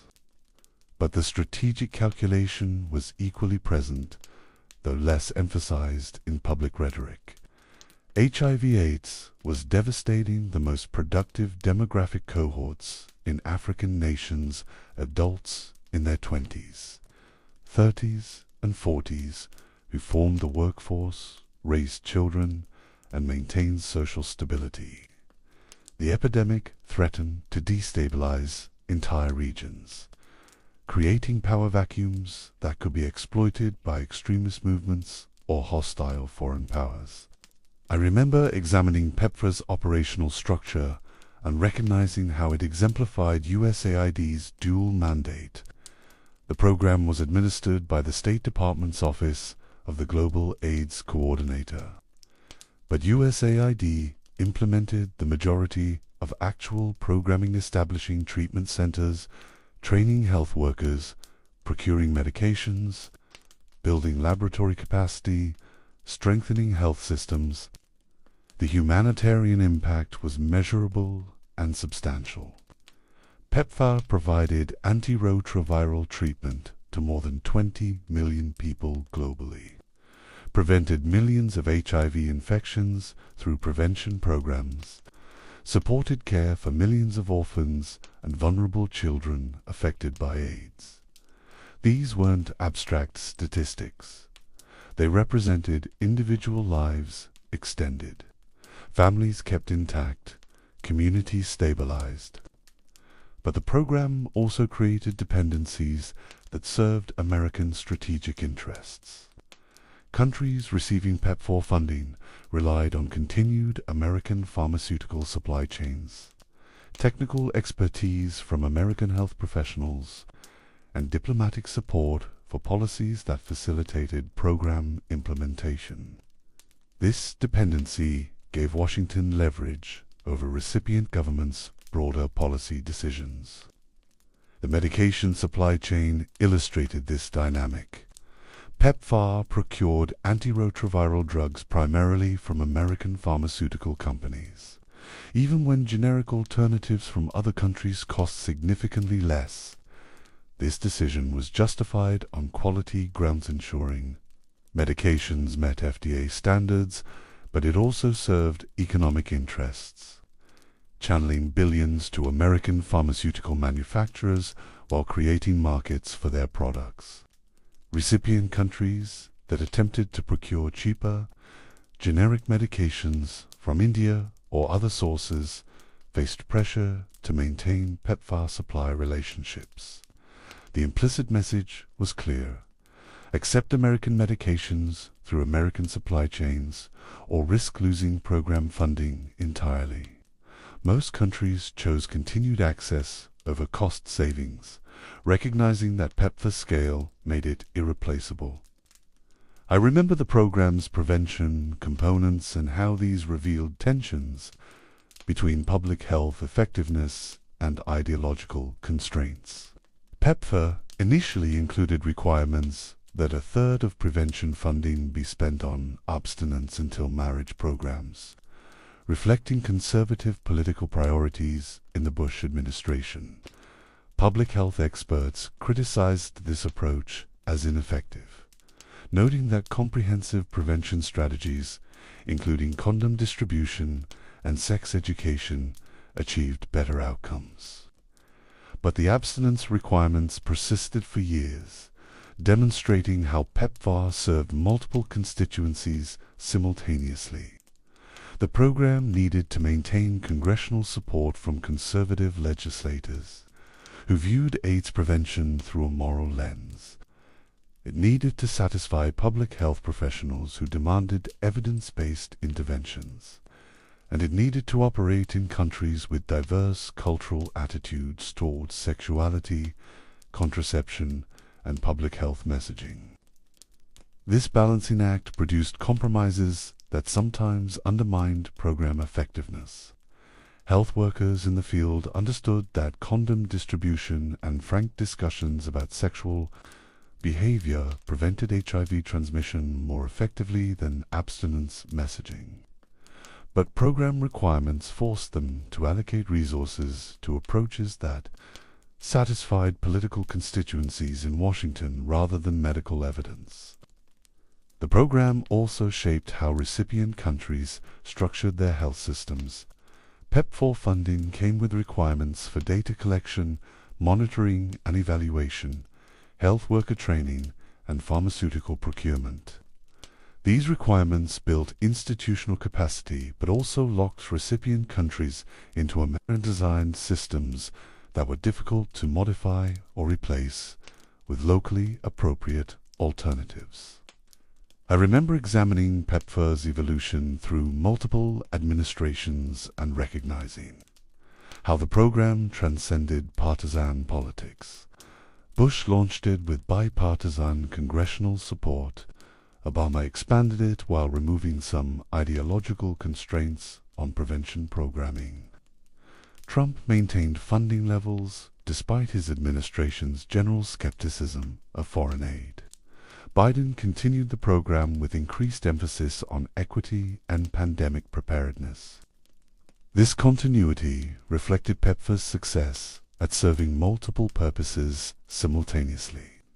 It was genuinely humanitarian, saving millions of lives in ways that even critics of foreign aid acknowledged. It was strategically valuable, creating dependencies and relationships that gave America influence across Africa. And it was politically sustainable, supported by constituencies ranging from evangelical Christians who viewed AIDS relief as moral imperative to public health professionals who saw effective disease intervention. But PEPFAR also exemplified the limitations of health assistance as strategic tool. The program created dependencies, but these dependencies didn't always translate into diplomatic alignment. Countries receiving billions in PEPFAR funding sometimes opposed American positions at the United Nations, voted against U.S. interests in international forums, or maintained relationships with American adversaries. The lesson was subtle. Development assistance creates gratitude, which sometimes influences behavior but doesn't purchase loyalty. Recipients valued PEPFAR's benefits while maintaining independence on issues they deemed more important than continued American goodwill. The leverage development assistance provided was real but limited, effective for marginal influence, but insufficient to fundamentally alter recipient countries' strategic calculations. I remember when humanitarian assistance surpassed even health spending as USAID's largest sector by funding in fiscal year 2022. This shift revealed the agency's evolving role, from long-term development focused on building institutional capacity to rapid crisis stabilization in regions where American interests were threatened by instability. The humanitarian assistance surge reflected multiplying crises conflicts in Syria, Yemen, and Ukraine generating massive displacement, climate-related disasters increasing in frequency and severity, food insecurity spreading across the Sahel and Horn of Africa. Each crisis demanded immediate response, pulling resources from long-term development programs toward emergency relief.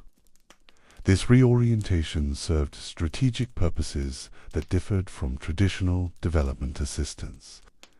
Emergency relief stabilized situations before they spiraled into larger regional crises. Humanitarian response demonstrated American concern and capability when disasters struck, and assistance to displaced populations created obligations and relationships that might prove valuable. When political situations eventually stabilized, the Syria crisis illustrated this dynamic. When civil war generated millions of refugees, USAID provided billions in humanitarian assistance funding refugee camps in neighboring countries, supporting host communities, absorbing displaced populations, providing food, shelter, and medical care. The humanitarian need was genuine and immense. But the assistance also served strategic objectives. Supporting refugees in Turkey, Jordan, and Lebanon prevented larger flows to Europe that might destabilize American allies. Humanitarian programs in Syria itself reached populations in areas outside government control, creating relationships with communities that might eventually shape post-conflict political settlements. And the scale of American assistance gave Washington voice in international discussions about Syria's future. I remember examining the health sector's evolution beyond PEPFAR and recognizing how diverse health programming had become. Malaria prevention through insecticide-treated bed nets and indoor residual spraying. Maternal and child health programs reducing pregnancy-related mortality. Family planning services providing contraception and reproductive health education. Infectious disease surveillance detecting outbreaks before they became epidemics. Each program delivered measurable health benefits while serving broader strategic interests. Malaria prevention improved productivity in affected regions, making populations more economically useful. Maternal and child health programs built relationships with communities and created entry points for other interventions. Family planning assistance influenced demographic trends, potentially reducing population pressures that could destabilize fragile governments. And disease surveillance created networks that served both public health and intelligence functions. The Ebola outbreak in West Africa during 2014 demonstrated how health programs could serve multiple purposes simultaneously. USAID deployed hundreds of staff to affected countries, funded treatment centers, trained health workers, and supported contact tracing.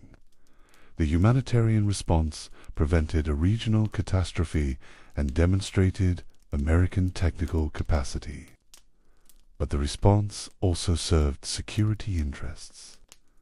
Ebola threatened to destabilize already fragile governments in Guinea, Liberia, and Sierra Leone countries where extremist groups could exploit chaos. The disease raised fears of pandemic spread that might reach American shores. And the international response created opportunities for military-civilian cooperation with U.S. military personnel working alongside USAID health workers in ways that strengthened operational coordination for future crises. The COVID-19 pandemic accelerated this shift toward health security as strategic priority. USAID devoted billions to pandemic response, globally procuring vaccines, funding testing and treatment, supporting health systems overwhelmed by patient volumes, and helping countries implement public health measures.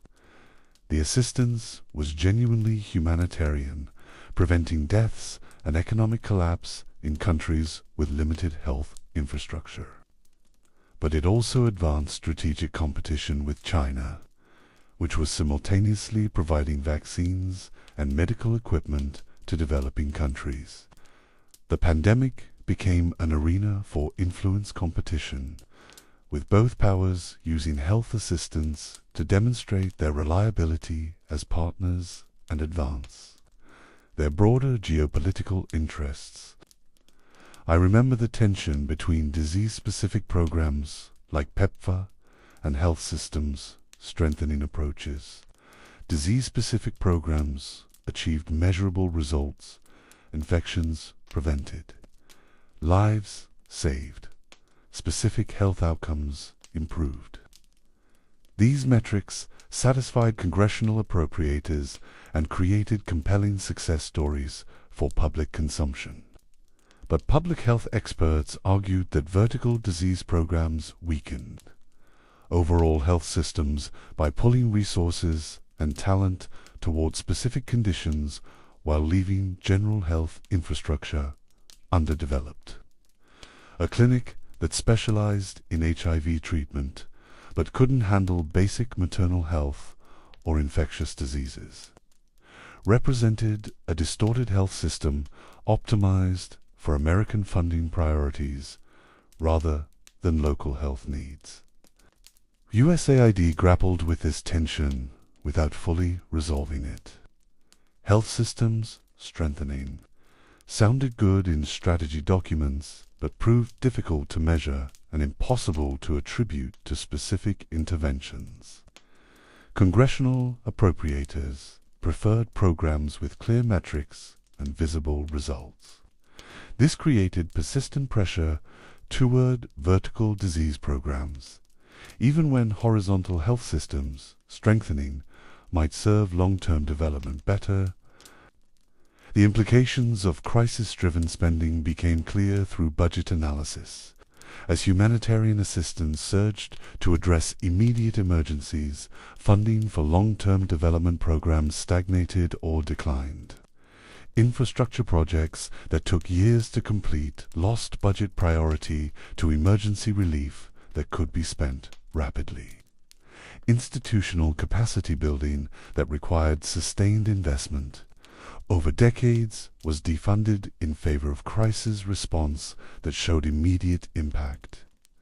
This shift reflected strategic evolution. In an era of multiplying crises, USAID's value to policymakers lay increasingly in crisis response capacity rather than patient development work. The agency became a rapid reaction force for non-military emergencies, deployable when disasters struck or conflicts generated humanitarian catastrophes, less focused on the slow work of building institutions that could eventually reduce dependence on external assistance. I remember standing back from this history of health programming and recognizing the pattern. PEPFAR's $120 billion legacy demonstrated that massive resource commitment could achieve transformative health outcomes. But it also revealed how health assistance served strategic purposes beyond humanitarian beneficiary dependencies, opening markets for American pharmaceutical manufacturers, establishing relationships that gave Washington influence over recipient governments' broader policy decisions. The pivot to humanitarian assistance as the largest spending sector marked a transformation in USAID's operational focus. The agency was moving from long-term development building capacity, strengthening institutions, creating conditions for self-sustaining growth toward crisis management and rapid stabilization in regions where American interests were threatened by instability. This evolution raised questions about what development assistance was ultimately meant to accomplish. If the goal was building self-sufficiency, crisis-driven spending seemed counterproductive, addressing symptoms without resolving underlying structural problems.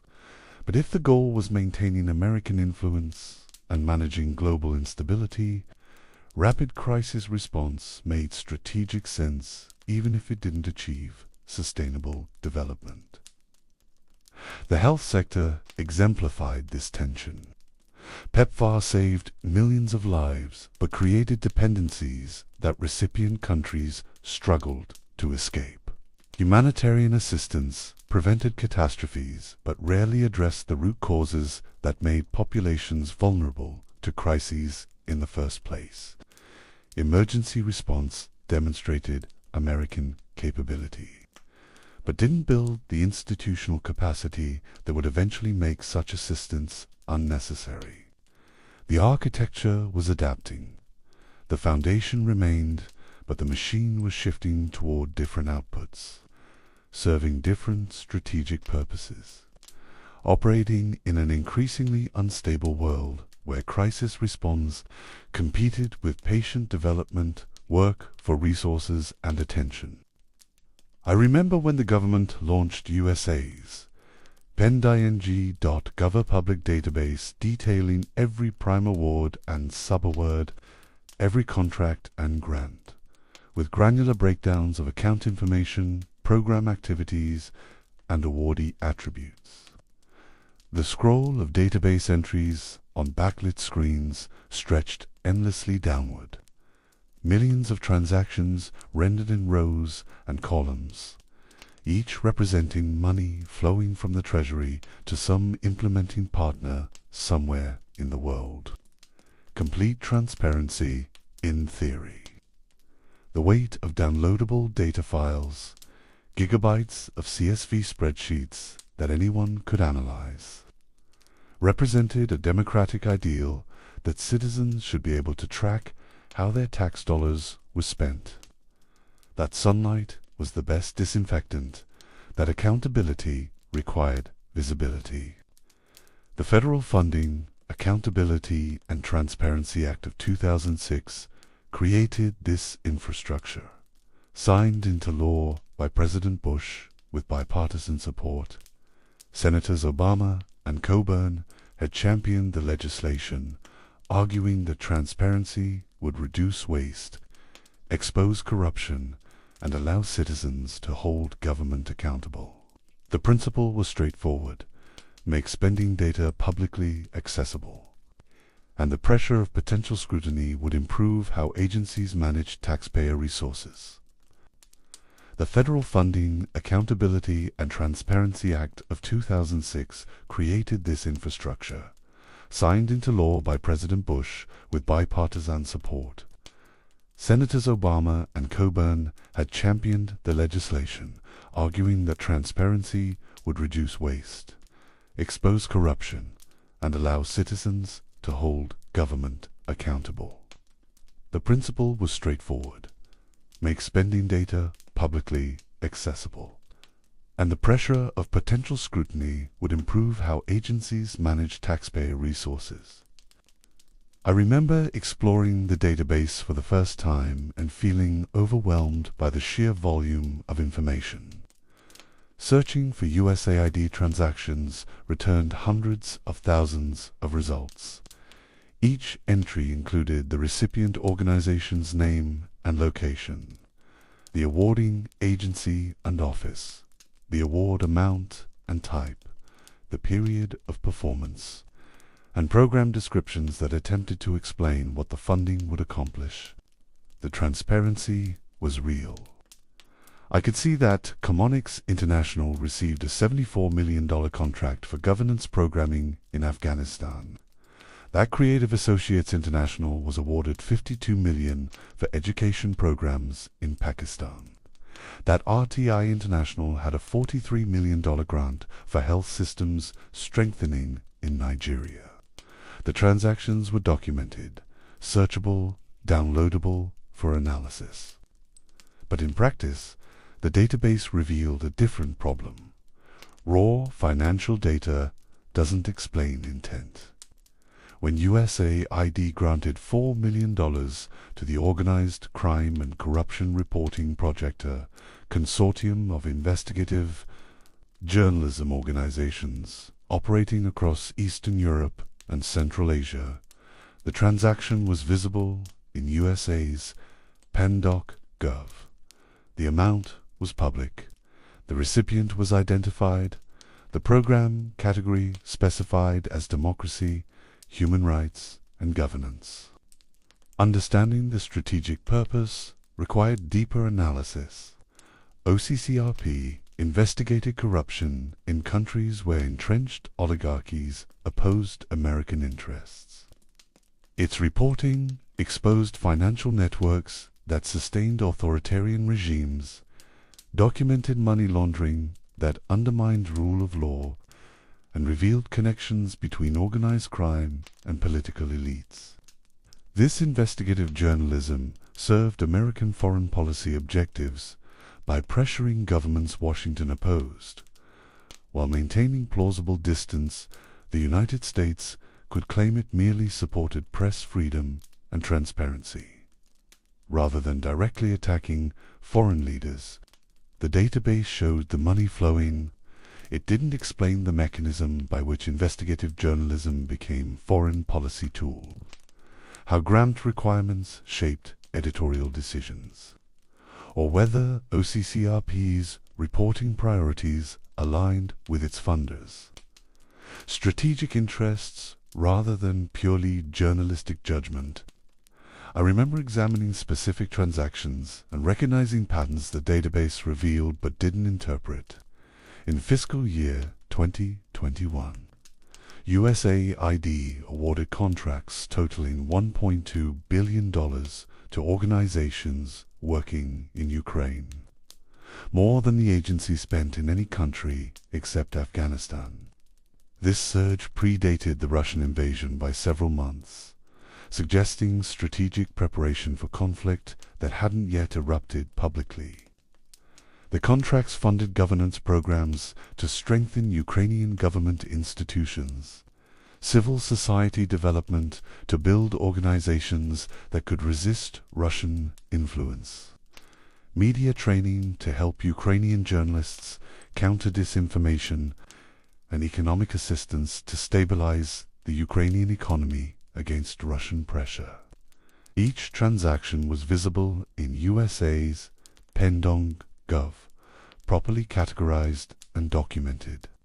But the pattern they formed, a massive increase in assistance months before open conflict, began suggested coordination between development, programming, and strategic planning for potential war. The database captured the financial transactions without revealing the classified threat assessments that had shaped funding decisions, the intelligence briefings that had warned of imminent Russian aggression, or the policy discussions about how to prepare Ukraine for conflict while maintaining plausible deniability about American foreknowledge. Transparency of volume doesn't guarantee transparency of motive.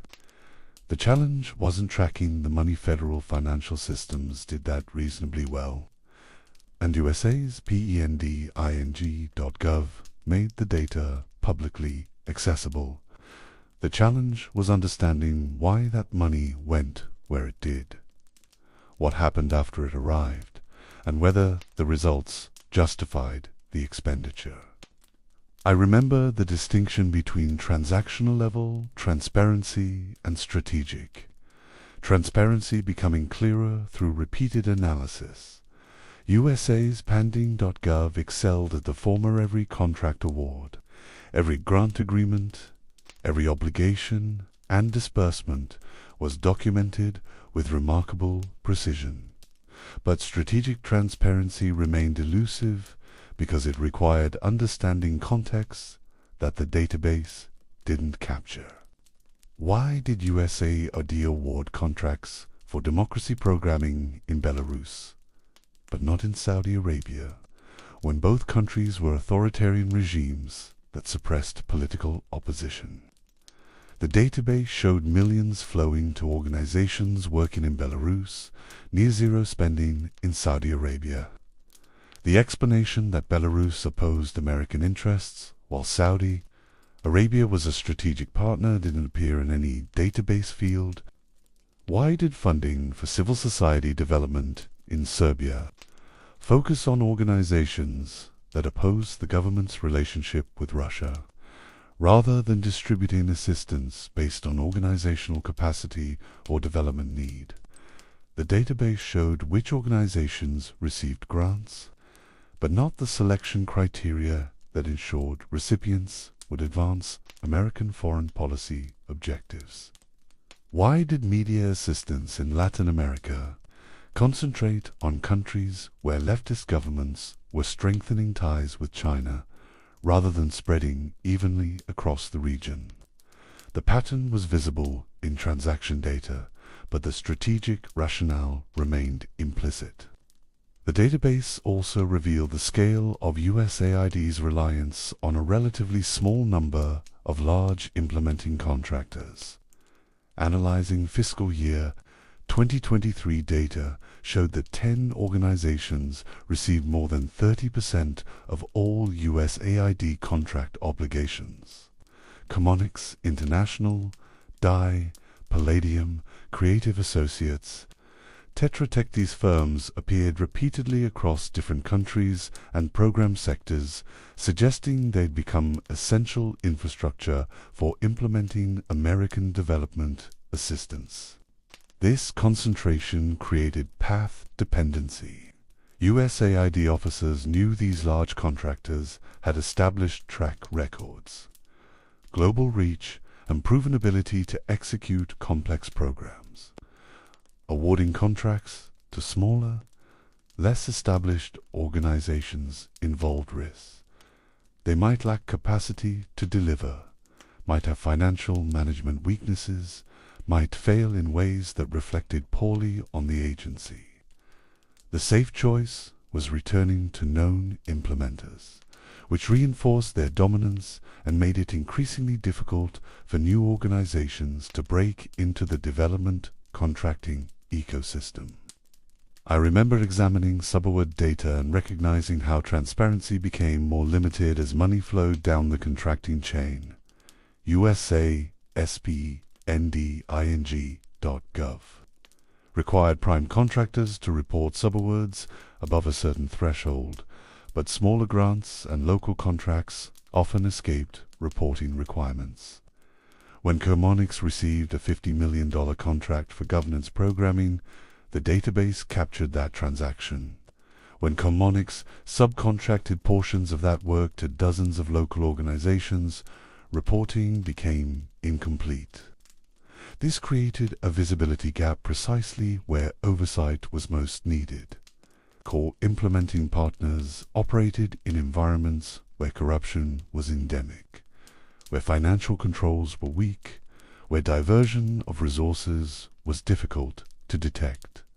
That these were often the organizations least visible in transparency databases, operating below reporting thresholds or working through multiple layers of subcontracts that obscured the ultimate use of American taxpayer funds.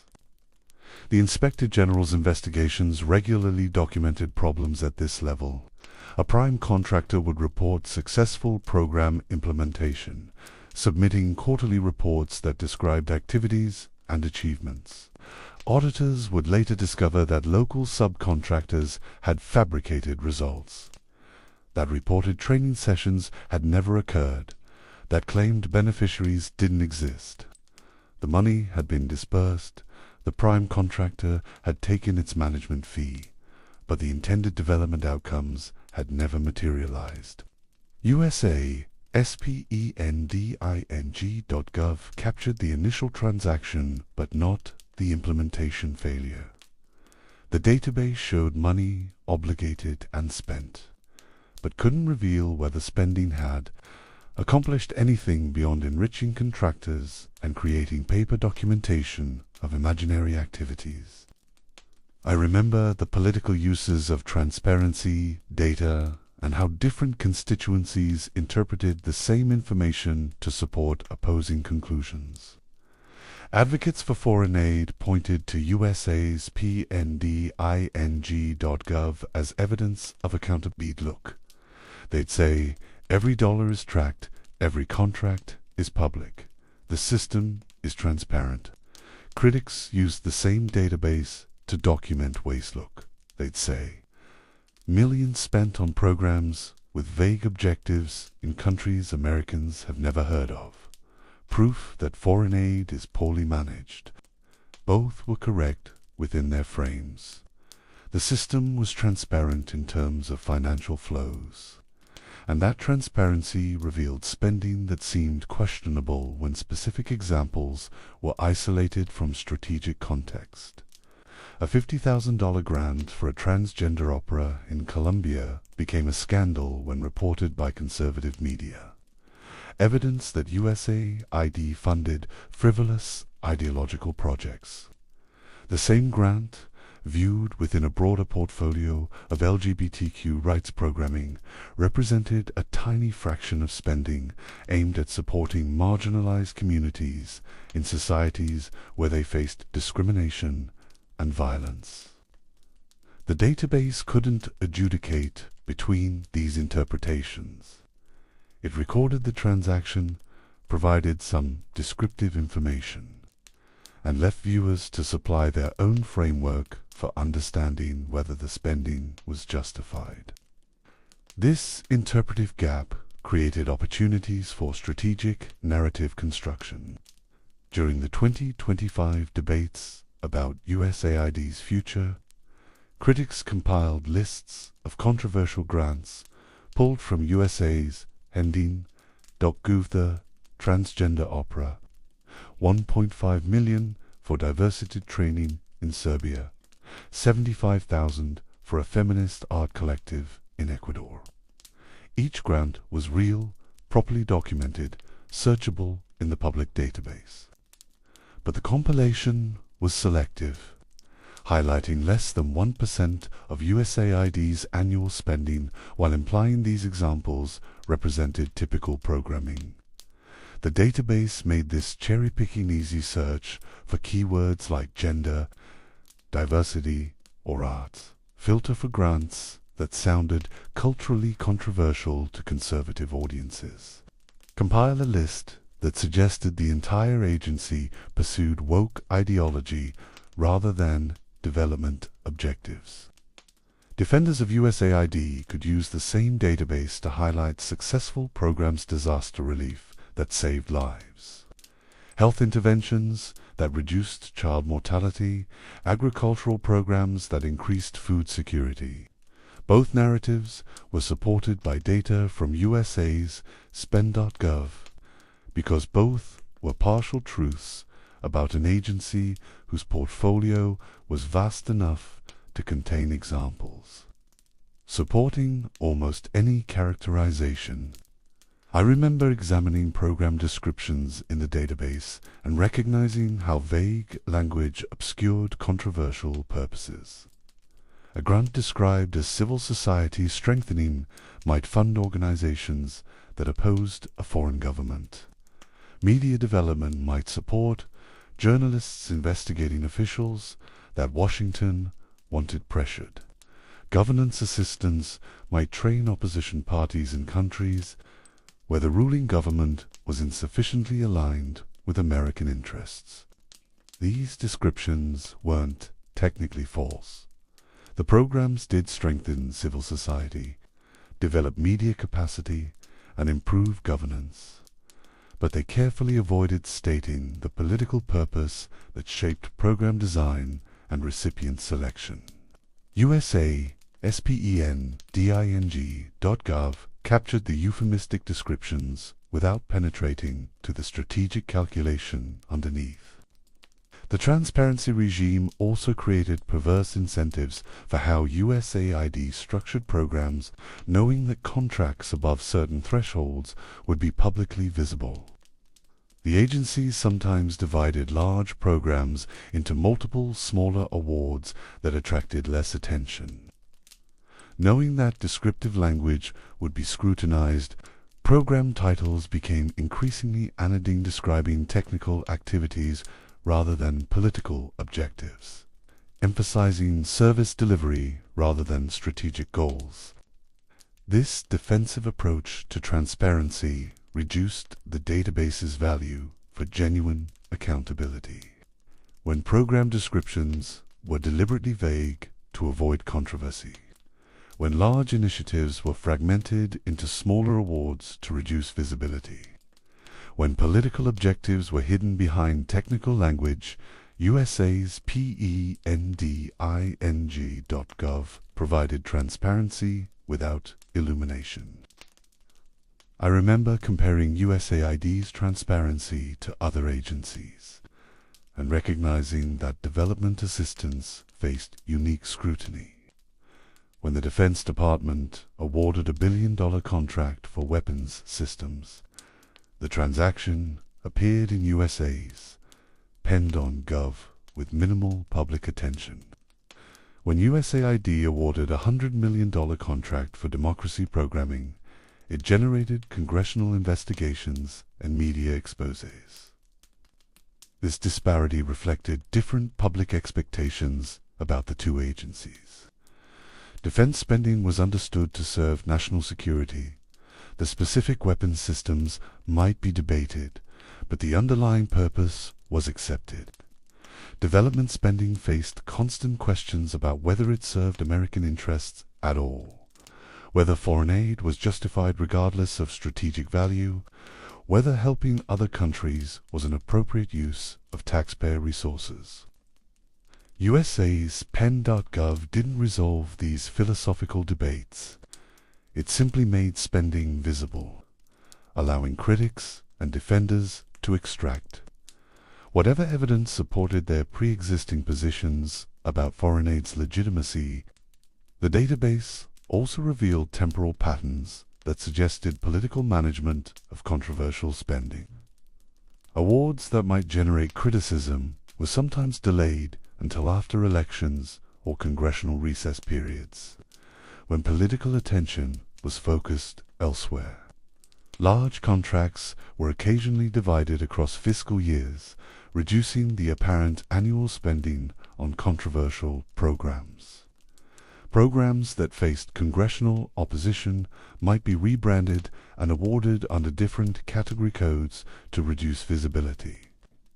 These patterns were subtle, requiring systematic analysis across multiple years to detect, but they suggested USAID officers understood that transparency created political vulnerability, that certain types of spending attracted scrutiny that could threaten broader programs, that managing how information appeared in public databases was itself a form of strategic communication.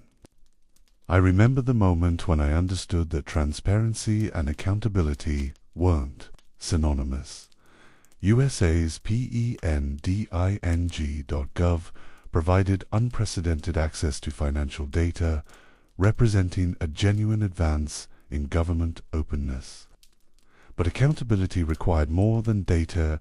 Access it required capacity to interpret that data, to understand strategic context, to trace connections between financial transactions and political outcomes.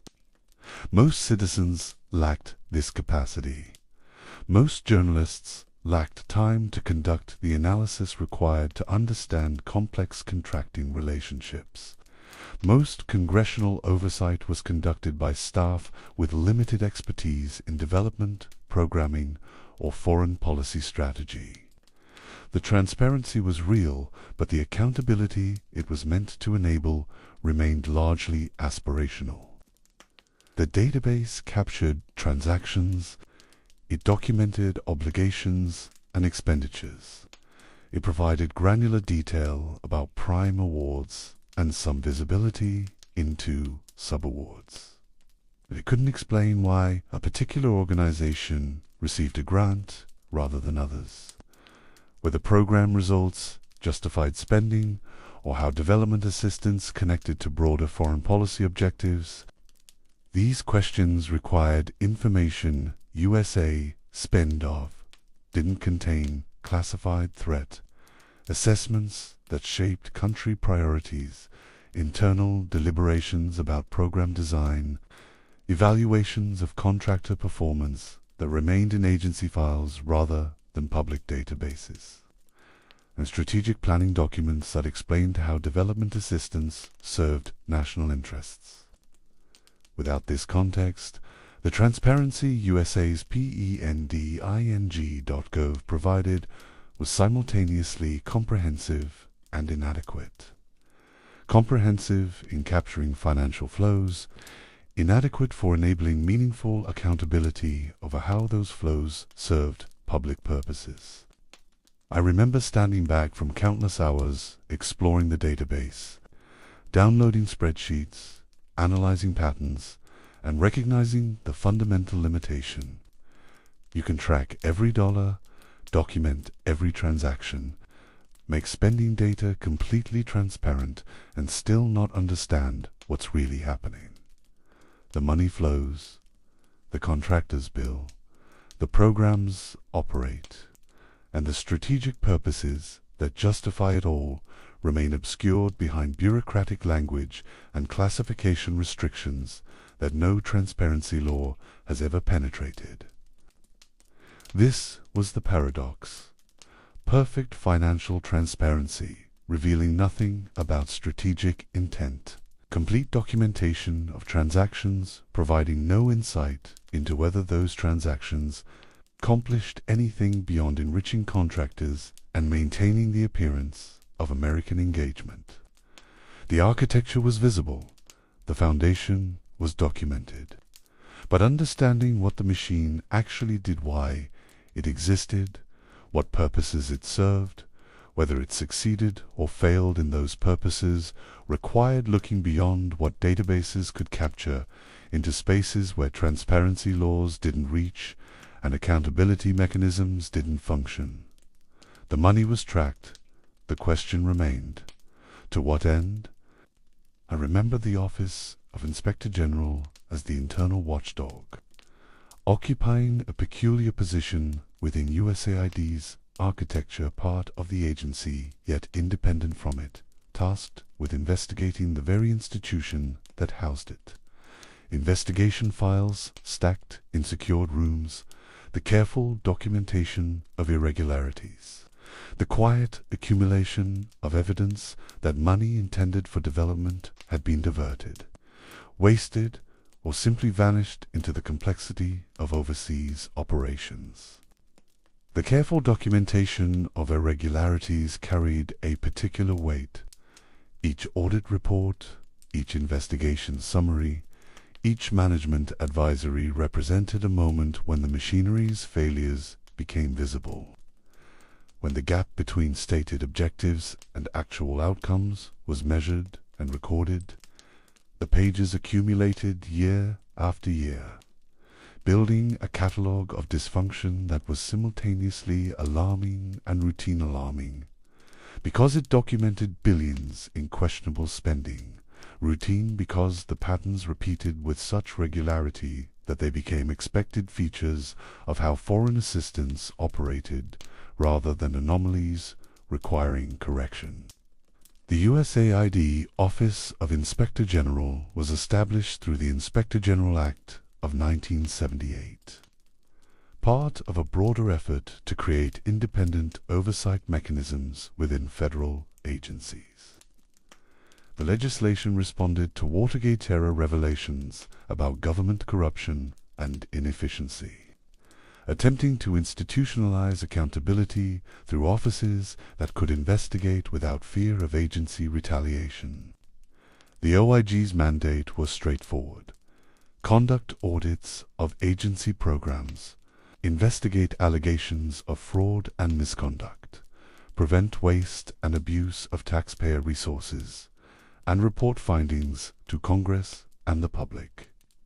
The office would be led by an Inspector General appointed by the President and confirmed by the Senate, giving the position political legitimacy while maintaining operational independence from agency management. I remember examining the OIG's organizational structure and recognizing how it mirrored the complexity of USAID itself. The Office of Audit conducted financial and performance audits, examining whether programs achieved stated objectives and whether spending complied with legal requirements. The Office of Investigations pursued criminal and civil cases fraught by contractors, corruption by agency personnel, diversion of assistance to prohibited recipients. The Office of Management Policy provided oversight of the OIG's own operations, ensuring the watchdog itself remained accountable. but it was the Office of Investigations that revealed most clearly how development assistance and national security had become inseparable. Within this office operated an Overseas Contingency Operations Unit established to provide oversight of U.S. operations in active military theaters. This unit was statutorily required to report quarterly to Congress on activities in Afghanistan, Iraq, Syria, and other locations where American military forces conducted combat or support operations. This formal linkajoig oversight spanning both development programs and military contingencies acknowledged in bureaucratic structure what policy papers often obscured.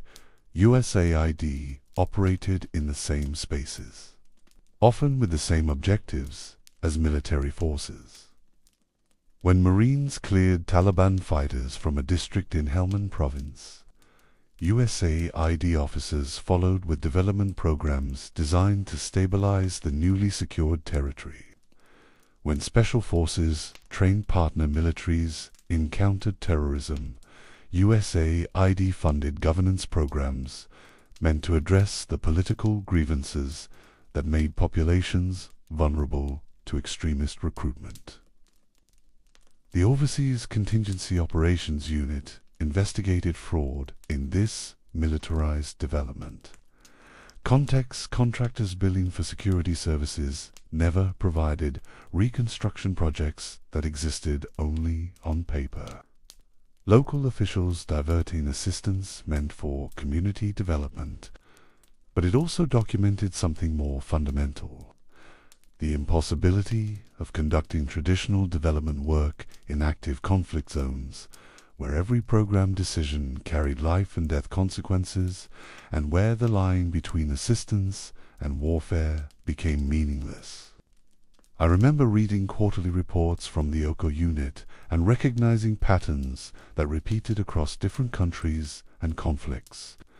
In Afghanistan, audits documented that reconstruction projects built without Afghan government input or capacity to maintain them resulted in schools that closed after American forces withdrew, clinics that couldn't operate because no one had trained local staff, roads that deteriorated because maintenance funding was never provided. The infrastructure was visible. You could photograph the schools and clinics and roads, proving money had been spent. But the development outcomes these facilities were meant to create never materialized. Similar patterns appeared in Iraq, where billions in reconstruction spending created temporary economic activity, but failed to build sustainable institutions. Power plants were constructed without ensuring fuel supply, water treatment facilities were built without training operators. Government ministries received equipment they couldn't maintain and training they couldn't implement once American advisors departed. The OIG documented these failures systematically, audit after audit, investigation after investigation, producing reports that were made public, transmitted to Congress, and routinely ignored. The cycle was depressing in its predictability. Inspector General identifies serious problems with program design or implementation, recommends corrective actions, agency management agrees to implement recommendations. Subsequent audits find the same problems persist. New recommendations are made, management agrees again. Nothing fundamentally changes. This wasn't unique to USAID. Inspector General offices across the federal government faced similar dynamics. But the consequences were particularly stark in development programming, where failures meant not just wasted money, but wasted opportunities to actually help populations that needed assistance desperately. When a reconstruction project failed in Washington, D.C., it was embarrassing and expensive. When it failed in Kandahar, it meant communities remained without electricity or clean water, while American credibility eroded and Taliban propaganda about the futility of trusting American promises gained credibility. I remember the fraud investigations that revealed how contractors exploited weak oversight in overseas environments. A case from Afghanistan involved a logistics contractor that billed USAID for transporting supplies that were never delivered. The scheme was simple: generate shipping documentation showing materials moving from point A to point B. Submit invoices based on that documentation, collect payment. The OIG investigation discovered that many shipments never occurred, trucks traveled empty or not at all, while paperwork created the appearance of contract performance. The fraud persisted for months before being detected, resulting in millions in improper payments. When investigators asked how such obvious fraud went unnoticed, they found that USAID officers responsible for contract oversight were managing dozens of contracts simultaneously, rarely traveled to project sites because of security restrictions, and relied almost entirely on contractors' self-reporting to verify performance. The system was designed to be defrauded insufficient oversight staff, inadequate verification mechanisms, pressure to spend money rapidly to demonstrate progress. Similar investigations documented countless variations on the same theme. Contractors inflating employee headcounts to bill for personnel never hired, training programs reporting participant numbers far exceeding actual attendance. Construction projects claiming completion percentages that bore no relation to work actually performed. The fraud was pervasive not because development contractors were uniquely corrupt, but because oversight was systematically inadequate given the scale of spending and the difficulty of verification in unstable overseas environments. The OIG also investigated the ever-present risk of aid diversion to terrorist organizations and other prohibited recipients. This threat was acknowledged explicitly in USAID policy.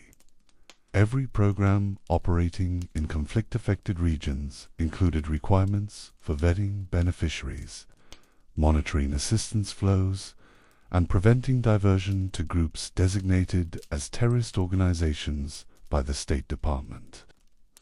But implementation proved nearly impossible in practice. When USAID funded community development in areas where Taliban influence was strong, how could the agency ensure assistance didn't benefit insurgents? When programs provided agricultural support to farming communities, how could they verify that none of the beneficiaries had family members fighting with militant groups? When assistance created economic activity in remote regions, how could they prevent insurgents from taxing that activity or extorting payments from beneficiaries? I remember reading OIG investigations that documented cases where assistance had been diverted despite vetting procedures. A development program in Somalia provided livestock and agricultural inputs to rural communities. OIG investigators discovered that the vetting process relied on information provided by local partners who had incentives to approve as many beneficiaries as possible. Their contracts were renewed based on numbers served, not quality of vetting. Some beneficiaries had connections to Al-Shabaab, the Al-Qaeda-linked militant group that controlled territory in southern Somalia. Whether assistance directly reached Al-Shabaab fighters was unclear, but the potential for diversion was documented and acknowledged. The investigation raised an uncomfortable question: should USAID operate in areas where diversion risk was high?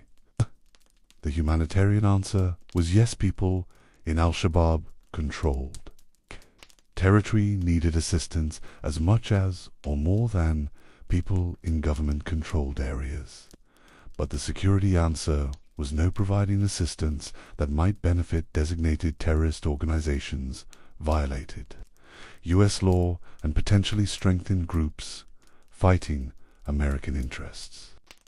USAID's solution was to implement increasingly complex vetting and monitoring procedures, creating bureaucratic processes that satisfied legal requirements without resolving the underlying problem. Programs could demonstrate they'd conducted required vetting even when that vetting was known to be inadequate. The process became a compliance exercise rather than effective risk mitigation. The OIG's oversight of this vetting revealed its limitations repeatedly. Audits found that contractor employees responsible for vetting often lacked training in how to identify terrorist connections, that local information sources were unreliable, that the databases used for name-checking were incomplete, and that time pressure to spend money rapidly meant vetting was sometimes cursory or skipped entirely. Yet programs continued operating because stopping them would mean admitting that USAID couldn't work safely in conflict. Zones an admission that would threaten funding for the agency's entire crisis response mission. I remember examining the OIG's financial audits and recognizing how they documented a different kind of failure, not fraud or diversion, but simple incompetence in program design and execution. An audit of USAID's education programs in Pakistan found that millions had been spent building schools in areas where security prevented monitoring whether the schools actually operated.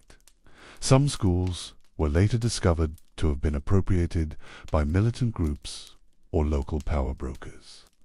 Others sat empty because the communities lacked teachers, or because cultural norms opposed educating girls, or because economic pressures forced families to keep children working rather than attending school. The audit concluded that USAID had built facilities without understanding the operating environment, without ensuring local demand for the services those facilities would provide, and without creating sustainable mechanisms for their continued operation. The schools existed. You could visit them, photograph them, count them, but they weren't serving the development purpose they'd been built to advance. Similar audits of health programs found clinics built without ensuring pharmaceutical supply chains, training programs that couldn't verify participants' credentials or employment outcomes, agricultural interventions that distributed equipment without providing training in its use or maintenance. The pattern was consistent: spending money to create visible output schools, clinics, equipment without ensuring those outputs would generate the intended development outcomes. The OIG recommended that USAID improve its project design processes, conduct better feasibility studies, ensure sustainability planning before approving programs. USAID management agreed with these recommendations, promised to implement them, and continued designing programs with the same fundamental flaws because the institutional pressures that created those flaws: pressure to spend money rapidly, pressure to show visible results, pressure to operate in politically important countries, regardless of conditions, remained unchanged. I remember the management advisories the OIG issued when systemic problems were identified that required immediate attention. These advisories bypassed the normal audit process, providing urgent warnings to agency leadership about issues that posed serious risks. Reading through these documents revealed recurring themes: inadequate contract oversight, insufficient attention to sustainability, monitoring and evaluation systems, poor coordination with other agencies, and consistent failure to learn from previous programs' mistakes. One advisory from 2019 warned that USAID's cybersecurity protections were inadequate, leaving sensitive program information vulnerable to foreign intelligence services. Given that USAID operated in countries where intelligence agencies routinely attempted to penetrate American government systems, this vulnerability posed both security and operational risks. Adversaries who accessed USAID program information could identify local partners working with the agency, compromising their safety. They could learn about program strategies, allowing them to counter American initiatives more effectively. And they could steal proprietary information from contractors, providing intelligence value or economic advantage. The OIG recommended immediate improvements to cybersecurity, infrastructure, and protocols. USAID agreed and initiated upgrades. Subsequent audits found that improvements were incomplete, that some missions continued using inadequate security measures, and that the agency lacked comprehensive oversight of how implementing partners protected data. The cycle continued: problem identified, recommendations made, partial implementation, problem persists. The quarterly reports to Congress from the Overseas Contingency. Operations Unit provided the most detailed documentation of how development assistance functioned in military contexts. These reports covered reconstruction spending in Iraq and Afghanistan primarily, but also operations in Syria, Somalia, and other locations where American military forces conducted operations alongside USAID programs. I remember the report from the third quarter of fiscal year 2021, covering the period as American forces withdrew from Afghanistan. The OIG documented that billions in reconstruction spending had created economic activity and visible infrastructure, but had failed to build Afghan government capacity to sustain programs after American withdrawal. Provincial reconstruction teams joined. Military civilian units that had coordinated development and security operations were closing. Development programs were being transferred to Afghan government control without confidence that those institutions could maintain them. The report's tone was careful, bureaucratically neutral, but the implication was clear. Much of the reconstruction investment would be lost. Schools would close because provinces couldn't afford to pay teachers. Clinics would run out of medicine because supply chains depended on American funding.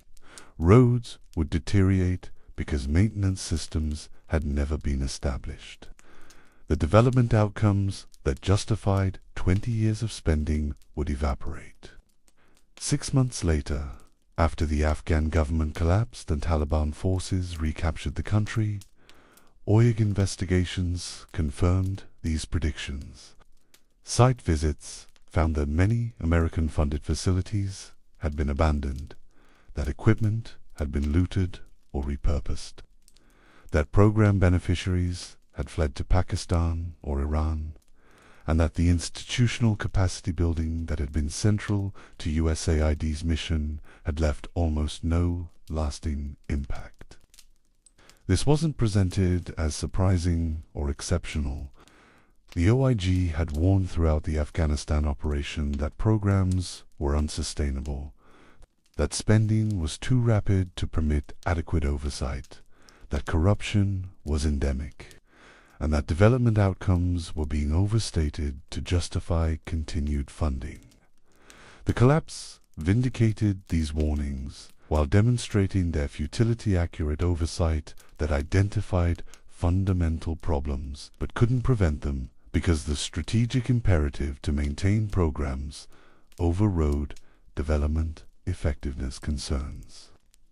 I remember examining investigations of USAID personnel misconduct and recognizing another pattern.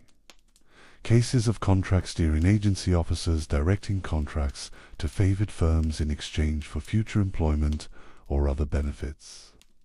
Misuse of government resources, USAID vehicles used for personal travel, per diem fraud, expense account violations, sexual harassment claims that were inadequately investigated or resolved. Conflicts of interest, where officers' financial holdings or family relationships created improper incentives in contracting decisions. These investigations documented individual wrongdoing but also revealed institutional cultures that tolerated misconduct. When officers responsible for awarding contracts knew they'd likely seek employment with those same contractors after leaving government service. The revolving door created obvious conflicts. When overseas missions operated with minimal supervision because senior management in Washington rarely visited field sites, opportunities for misconduct multiplied. When whistleblowers who reported problems faced retaliation or career damage, deterrence to wrongdoing weakened. The OIG recommended stronger ethics training, better supervision of overseas personnel, protection for whistleblowers, and regular rotation of officers in positions involving contract awards. USAID management agreed to implement these recommendations. Subsequent investigations found similar problems persisting, suggesting either that recommendations weren't implemented effectively or that the underlying structural issues couldn't be resolved through procedural changes alone. The Inspector General's public reports represented only a fraction of the OIG's work. Many investigations involve classified information programs operating in denied areas, relationships with intelligence agencies, operations that couldn't be discussed publicly without compromising sources or methods. These investigations produced classified annexes to public reports or entirely classified reports that went to Congress and senior agency management but not to the public. I remember recognizing the paradox this created. The OIG's oversight was most valuable precisely where it couldn't be made transparent. In the gray areas where development assistance intersected with intelligence operations, where humanitarian programs served as cover for strategic activities, where assistance was used to advance objectives that couldn't be publicly acknowledged. But classified oversight couldn't generate public accountability, couldn't inform democratic debate about whether these activities were appropriate, and couldn't create pressure for reform when problems were identified. The OIG existed in this tension, constantly tasked with providing oversight of activities that were inherently difficult to oversee, investigating programs operating in environments where normal audit procedures couldn't function, and reporting problems that management acknowledged but proved unable or unwilling to fix. Standing back from years of OIG reports, investigations, audits, and management advisories, I saw the complete picture. The Inspector General documented systematic dysfunction programs that didn't achieve objectives, spending that couldn't be adequately tracked, fraud that wasn't prevented, diversion risks that weren't mitigated, sustainability problems that weren't addressed. Each report added to this catalogue, building evidence that USAID's operations were deeply troubled. Yet the agency continued operating largely unchanged, because the problems the OIG documented were intrinsic to how development assistance functioned rather than anomalies that could be corrected through better management. You couldn't prevent fraud without oversight that was impossible to provide at scale. You couldn't ensure sustainability without long-term commitment that political pressures made impossible. You couldn't avoid diversion risks without abandoning operations in the conflict zones where strategic imperatives demanded American presence. The OIG's mandate confirmed what the agency's structure implied. Development aid and national security were inseparable. The Office of Investigations included oversight of overseas contingency operations, not as an afterthought, but as recognition that USAID operated in military contexts, pursuing strategic objectives that happened to be executed through development programming rather than kinetic force. The careful documentation of irregularities served multiple purposes. It provided evidence that oversight existed, that problems were identified, that accountability mechanisms functioned. It satisfied congressional requirements for independent assessment of how taxpayer resources were used, and it created legal protection for agency management when programs failed. Officials could point to OIG findings showing they'd been warned, recommendations they'd agreed to implement, compliance efforts that had proven insufficient but demonstrated good faith. What the documentation couldn't do was force fundamental reform, because reform would require acknowledging that development assistance, as currently practiced, was inherently problematic to, expensive to oversee adequately, too compromised by strategic imperatives to achieve genuine development outcomes, too embedded in military operations to maintain the humanitarian neutrality development work theoretically required. The architecture included oversight. The foundation had accountability mechanisms, but the machine continued operating regardless of what those mechanisms revealed, because the strategic purposes it served transcended the development objectives used to justify its existence. The files accumulated. The investigations continued. The cycle persisted. And beneath it all, the fundamental question remained unresolved. Was this oversight identifying fixable problems in an otherwise sound system, or documenting inherent contradictions in an enterprise that couldn't succeed at its stated mission because it was actually designed to accomplish something else entirely?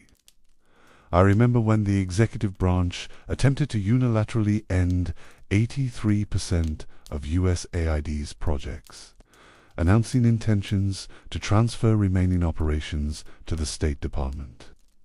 Emergency meetings in windowless rooms, the careful passing of legal precedent.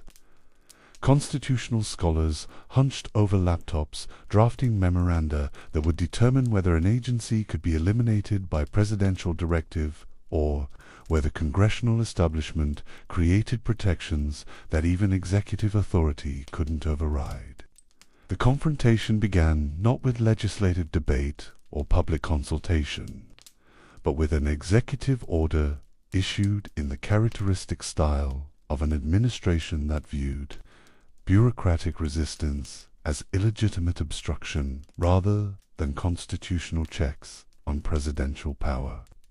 The order directed USAID to immediately freeze all new obligations, cease operations on projects deemed inconsistent with administration priorities, and prepare for dissolution of the agency as an independent entity. The language was blunt in ways government directives rarely are.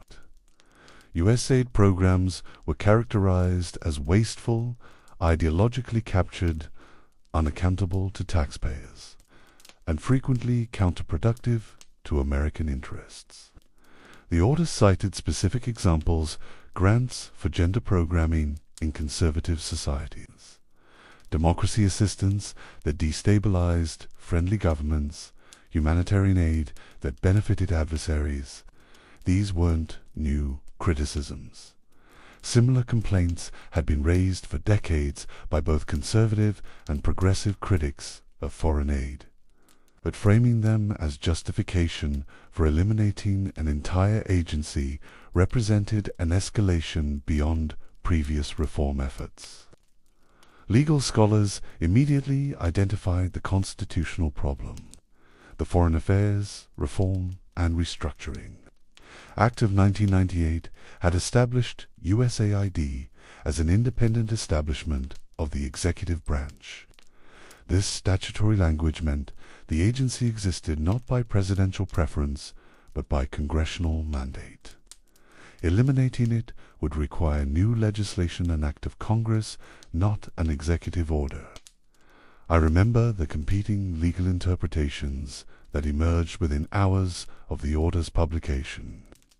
Administration lawyers argued that the President's constitutional authority of the executive branch included reorganization power, that refusing to fund or staff an agency effectively eliminated it, regardless of statutory language, and that Congress couldn't compel the President to maintain agencies he deemed unnecessary or harmful to effective foreign policy execution.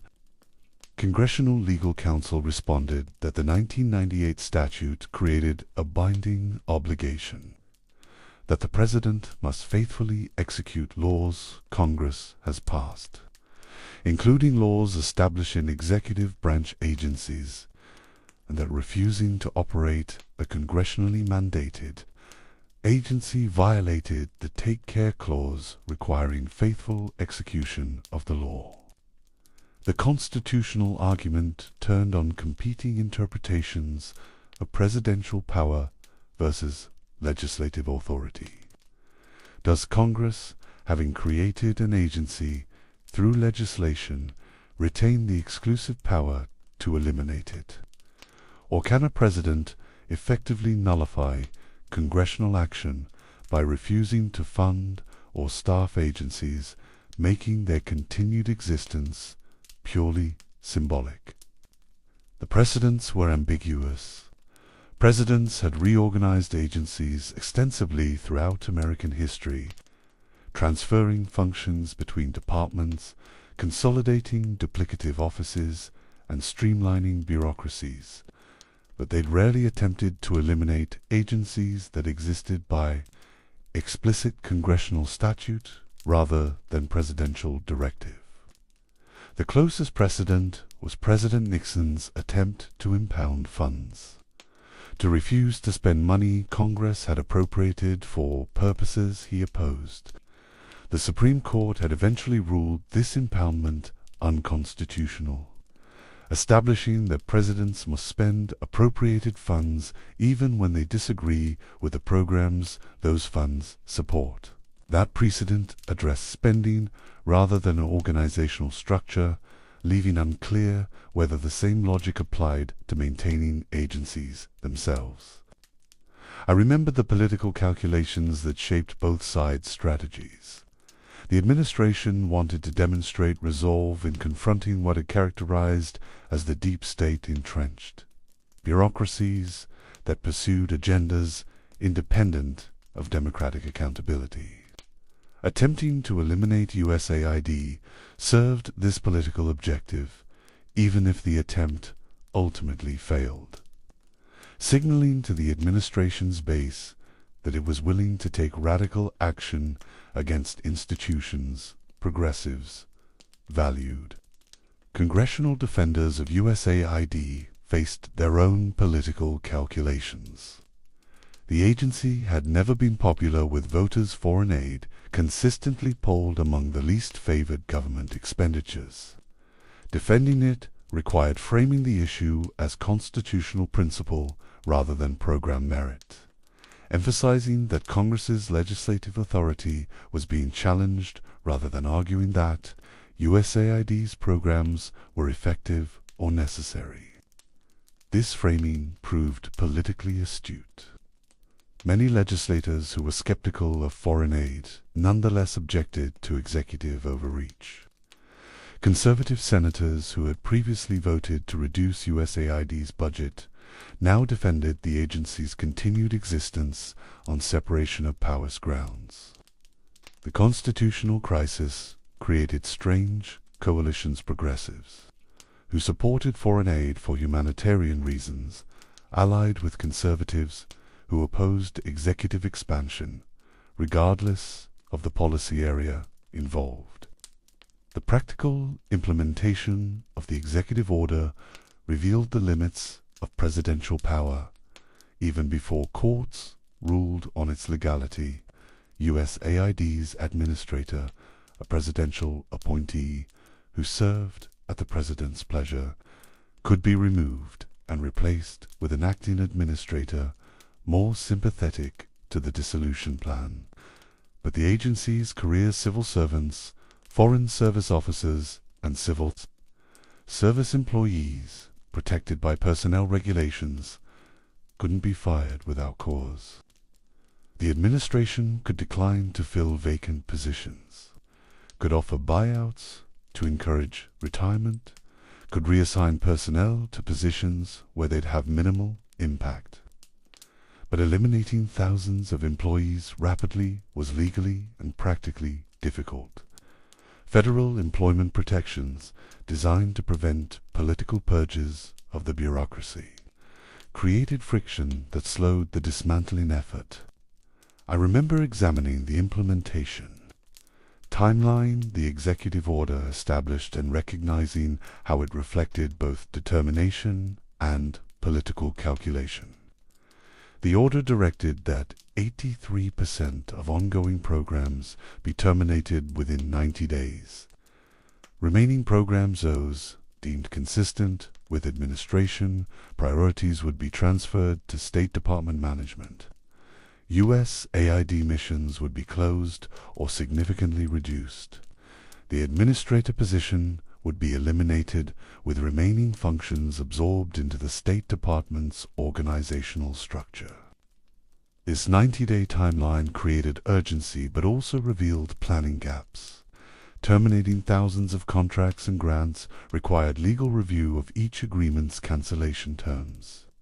Some contracts included provisions allowing termination for convenience, but others required the government to show cause or pay termination fees. Grants to non-profit organizations often had restrictions on how unused funds would be returned. Sorting through these details for projects spanning 100 countries while meeting a 90-day deadline was administratively impossible. The State Department, designated as the receiving agency for transferred functions, immediately protested that it lacked capacity to absorb USAID's operations. State's organizational structure wasn't designed to manage development assistance at the scale USAID handled. Its personnel lacked the technical expertise in health, agriculture, infrastructure, and other sectors where USAID specialized. And state's own budget was already strained. Adding USAID's functions without adding equivalent resources would overwhelm the department. These practical objections were dismissed in the executive order's implementation guidance. The administration argued that consolidation would eliminate duplicative overhead, that state could hire former USAID personnel for critical functions, and that many programs didn't need to continue at all. The goal wasn't seamless transition, it was deliberate reduction in the scale of American development assistance, with inefficiency during transition being acceptable cost for achieving longer-term budget savings. I remember the immediate response from implementing partners, the contractors and non-profit organizations that executed USAID programs under grants and contracts. Comonix International, Die Save the Children, CARE. Hundreds of organizations employing tens of thousands of people globally faced potential contract cancellations that would devastate their operations. These organizations mobilized politically, reaching out to congressional allies, coordinating public relations campaigns, emphasizing the humanitarian consequences of abruptly ending development assistance, and quietly threatening legal challenges if their contracts were cancelled without proper legal justification. The contracting industry had substantial political influence. Development contractors operated in congressional districts across America, employed constituents whose representatives could be mobilized, and made campaign contributions that gave them access to legislators. This corporate resistance complicated implementation. When USAID officers attempted to terminate contracts, legal departments at major contractors responded with detailed analyses of cancellation provisions, assertions that termination without cause would breach contractual obligations, and threats of false claims act litigation if the government refused to pay agreed-upon fees. Each threatened lawsuit required Justice Department review, creating legal bottlenecks that slowed the implementation timeline. The non-profit community raised different objections. Organizations like Save the Children and Mercy Corps argued that terminating humanitarian assistance would cause immediate suffering. Refugees would lose access to food and shelter. Disaster survivors would be abandoned. Mid-recovery, health programs preventing disease outbreaks would collapse. These arguments appealed to humanitarian sentiment, but also created political vulnerabilities for the administration. Television coverage of refugee camps closing or children losing access to medical care generated negative publicity that complicated the dismantling effort. I remember the Congressional response as it developed through hearings, letters, and appropriations maneuvering. The House Foreign Affairs Committee held emergency hearings featuring testimony from former USAID administrators, development experts, and foreign policy scholars. The witnesses emphasized that eliminating USAID would damage American influence globally. That development assistance was a cost-effective foreign policy tool compared to military intervention, and that the agency's programs had achieved measurable success in improving health outcomes, reducing poverty, and strengthening governance in developing countries. These arguments were technically accurate, but politically ineffective. The administration's supporters weren't contesting whether development programs achieved their stated objectives. They were questioning whether those objectives served American interests. If USAID successfully promoted democracy in countries where democratic movements opposed American strategic priorities, that success was actually a problem rather than an achievement. If health programs created dependencies that couldn't be leveraged for diplomatic advantage, their effectiveness was irrelevant to strategic calculus. The Senate took a different approach, with Appropriations Committee members focusing on constitutional questions rather than program merit. Senator after senator emphasized that Congress had created USAID through legislation, that the power of the purse resided in Congress, and that presidents couldn't nullify congressional acts through executive orders. This framing shifted debate from whether foreign aid was worthwhile to whether executive overreach was acceptably. Question where conservative senators had principled objections regardless of their views on USAID specifically. The Appropriations Committees also held leverage through the upcoming spending bills. The fiscal year was progressing, and without new appropriations, government operations would eventually face shutdown. Congressional leaders signaled that appropriations bills would include provisions explicitly funding USAID at specified levels, language protecting the agency's independent establishment status, and restrictions preventing transfer of functions to the State Department without congressional approval. This created the classic separation of powers confrontation. Congress passing legislation the President opposed.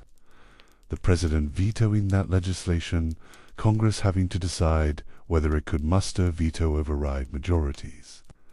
The outcome would depend on whether enough legislators viewed the constitutional principle as more important than partisan loyalty to side with their institutional branch against the president.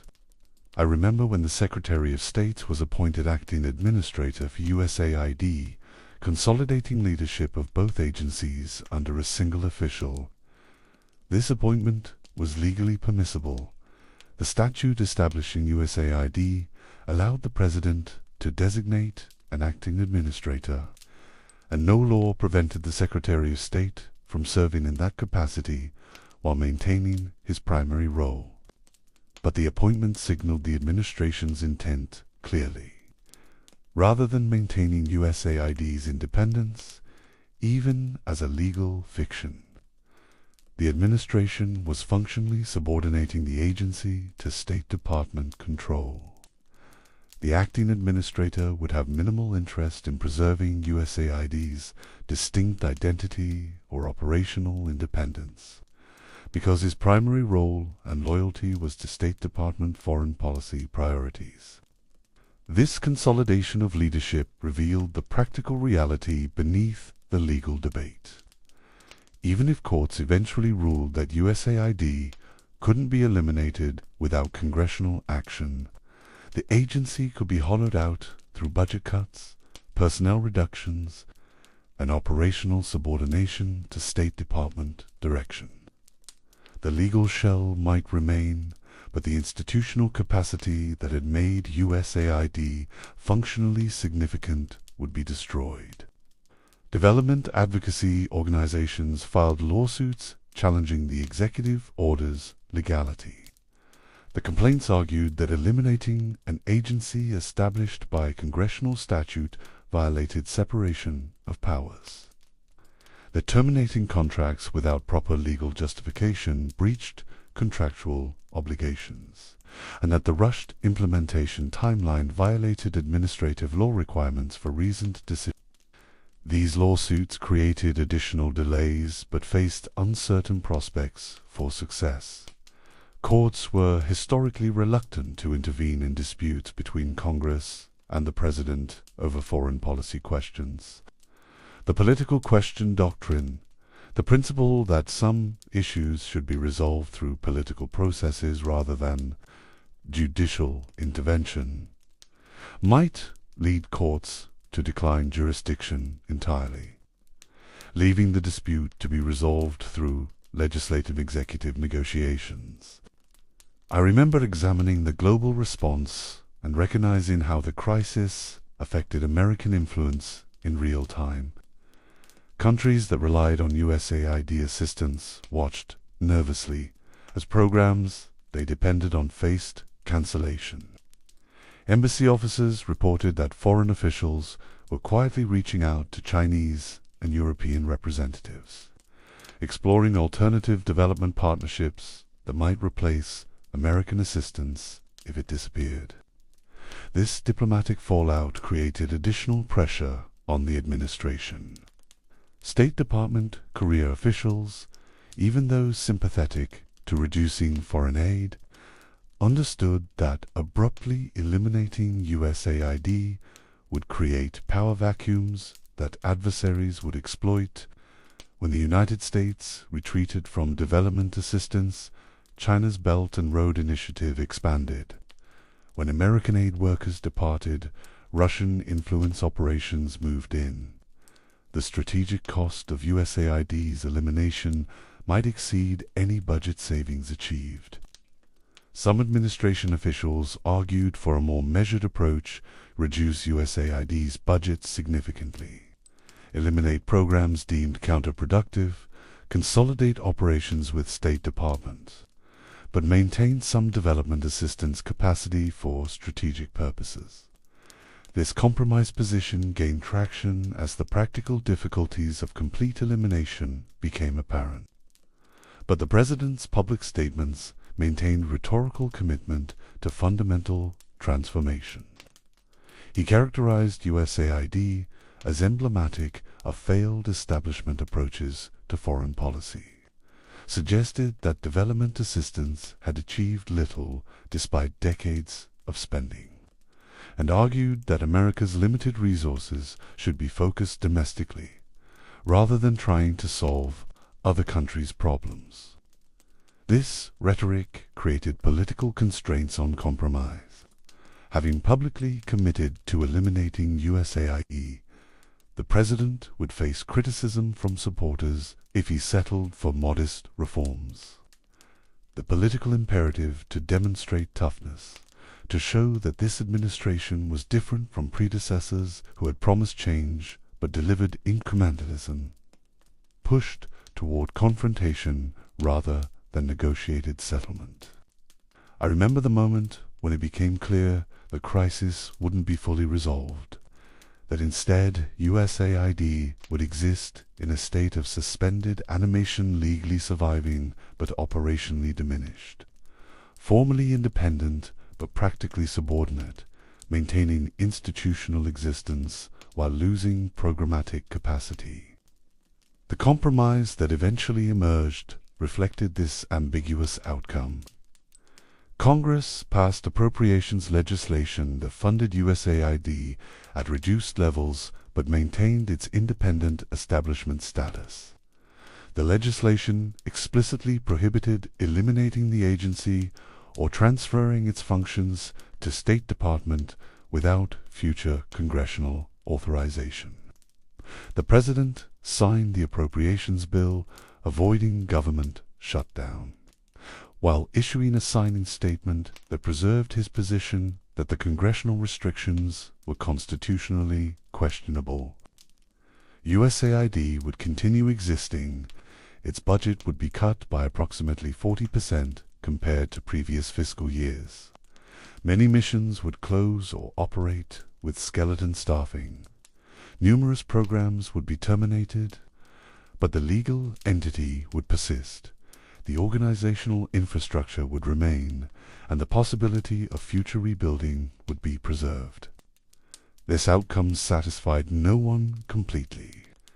Administration officials had wanted full elimination but settled for significant reduction. Congressional defenders had wanted to maintain funding levels but accepted cuts in exchange for preserving the agency's legal existence. Development advocates had hoped to prevent any cuts but recognized that avoiding complete elimination was the best outcome politically achievable. The constitutional question remained unresolved. Courts eventually dismissed most lawsuits on procedural grounds: lack of standing, failure to exhaust administrative remedies, political question doctrine, the theoretical issue of whether Congress could compel a president to maintain an agency he wanted eliminated was never definitively answered by judicial ruling. This ambiguity meant future confrontations remained possible. Another president might attempt again to eliminate USAID, might push constitutional arguments further, might find different political conditions that would allow more aggressive action. The 1998 statutory protection had proven valuable, but not insurmountably. It had forced negotiation rather than preventing executive action entirely. I remember standing back from this crisis and recognizing what it revealed about USAID's political position. The agency had survived but emerged weakened, its budget reduced, its operations curtailed, its future uncertain. The legal protection Congress had provided in 1998 had mattered without it. The agency might have been eliminated entirely, but statutory language alone couldn't protect an agency from determined executive action backed by sufficient political will. The crisis also revealed how foreign aid had lost whatever bipartisan consensus might have existed during the Cold War. USAID was created when both parties agreed that development assistance served anti-communist strategic objectives. By 2025, no such consensus existed. Progressives defended foreign aid for humanitarian reasons, Conservatives attacked it as wasteful spending, and neither side could articulate a widely shared vision of what development assistance should accomplish in a post-Cold War world. The agency that emerged from the crisis was smaller, more constrained, more explicitly subordinate to State Department strategic direction, and more vulnerable to future political challenges. It had survived, but the survival came at substantial cost. The global footprint would shrink. The programming would focus more narrowly on strategic priorities rather than broad development objectives. The ideal of development assistance as a patient, technically sophisticated effort to help nations achieve self-sustaining growth would give way to a more instrumental approach aid as diplomatic tool. Development as crisis management, assistance as strategic competition with adversarial powers. The foundation remained standing, but cracks had appeared that wouldn't be easily repaired. The architecture had proven more resilient than critics expected, but less durable than defenders hoped, and the fundamental question whether America should maintain a large-scale foreign assistance apparatus, and if so, for what purposes, remained contested, unresolved, deferred to future political battles that would test the agency's survival again and again. The crisis passed. The agency persisted. But what persisted was something diminished, something uncertain of its purpose, something that had survived without quite proving why survival mattered. The constitutional confrontation had been avoided rather than resolved. The machine continued operating, but with reduced capacity and unclear direction, waiting to see what the next political shift might bring.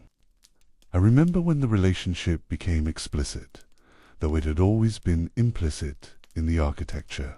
The secure phone lines connecting agencies hummed with encrypted conversations, the choreography of interagency coordination playing out in conference rooms where USAID officers presented program proposals that State Department officials would approve, modify, or quietly kill before they ever reached implementation.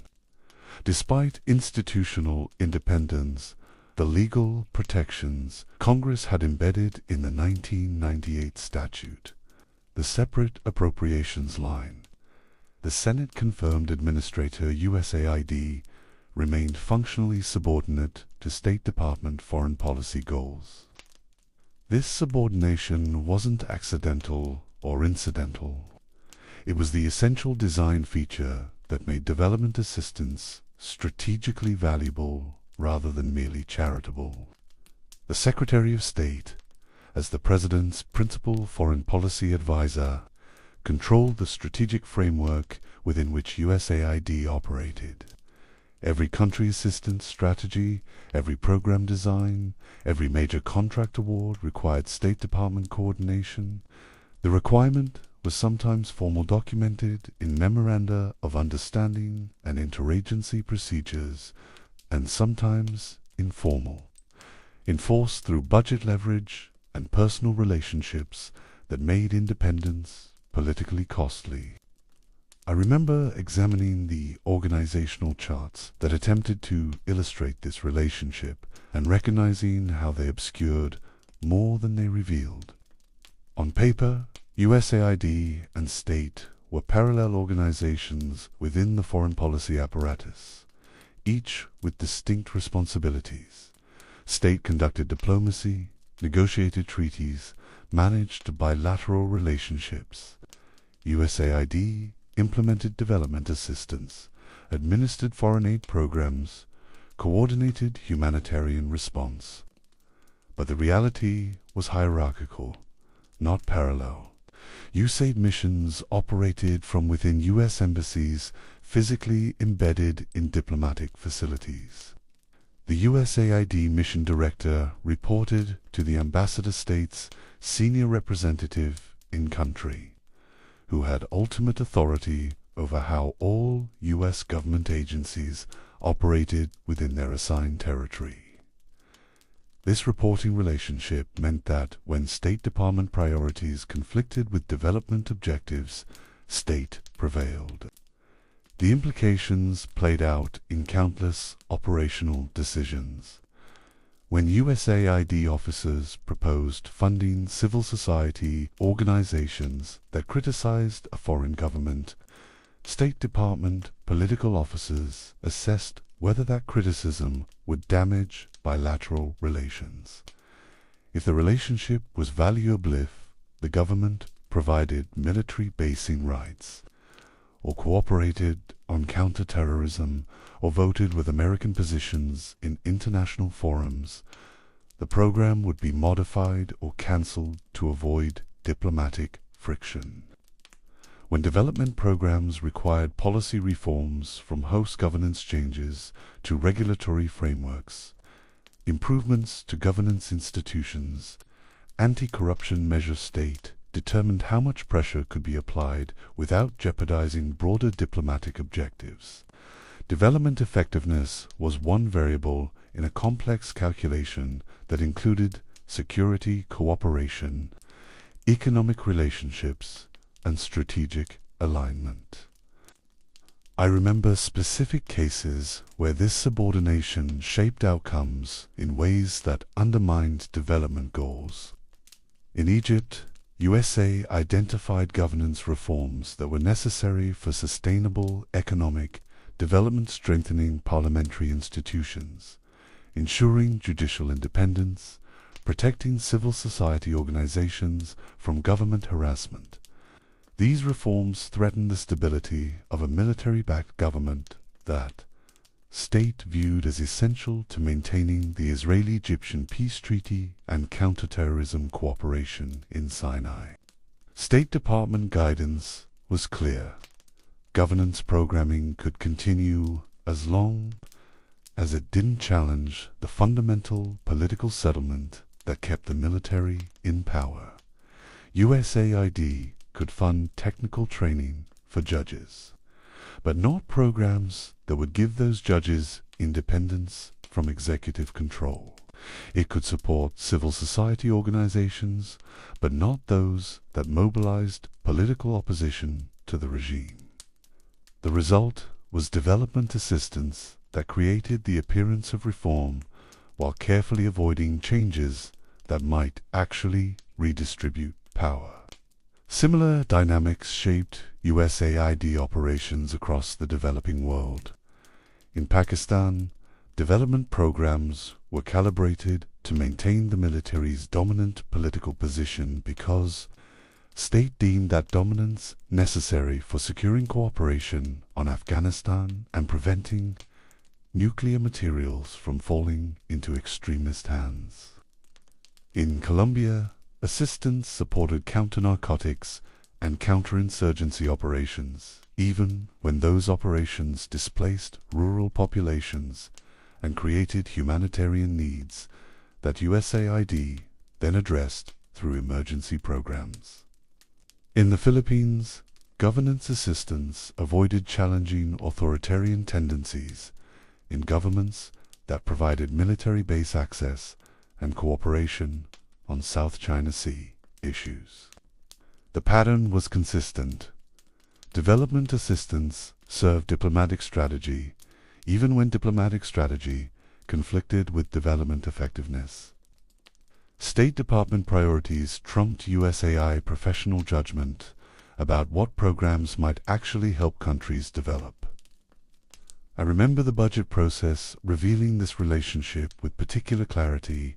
USAID prepared congressional budget justifications each year, detailing requested appropriations by program, sector, and country.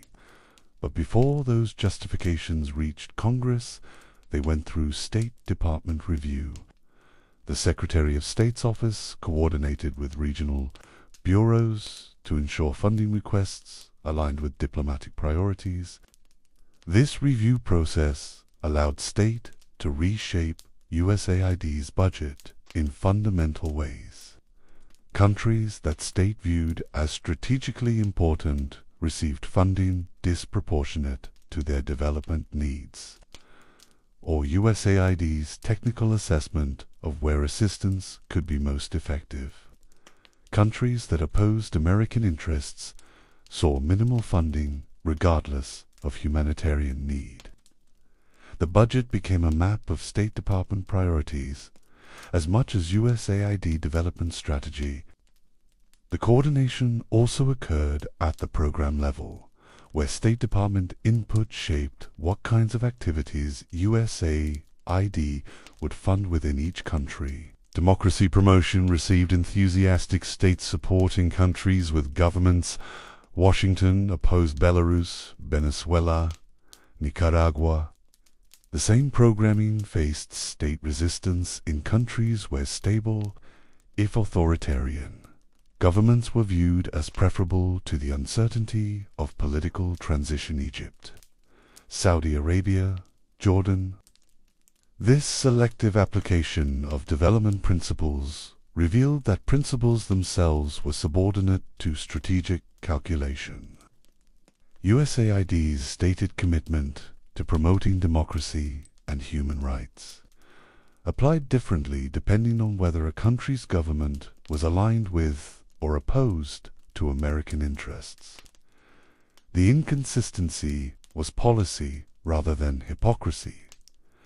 Development assistance existed to serve foreign policy, and foreign policy required different approaches in different contexts. I remember the personnel dynamics that reinforced states' dominance.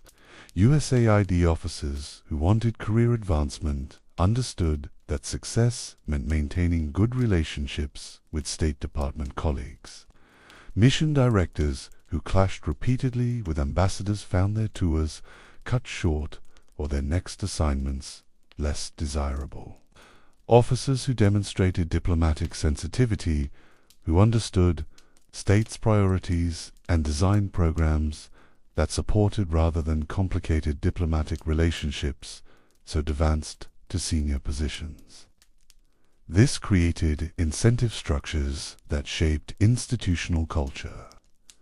USAID officers learned to think like diplomats rather than development professionals, to prioritize political relationships over program effectiveness, to accept that strategic considerations would often override technical judgments. The agency attracted personnel who were comfortable operating in this environment and lost staff who found the compromises frustrating or ethically troubling. The State Department also controlled key mechanisms that shaped USAID operations.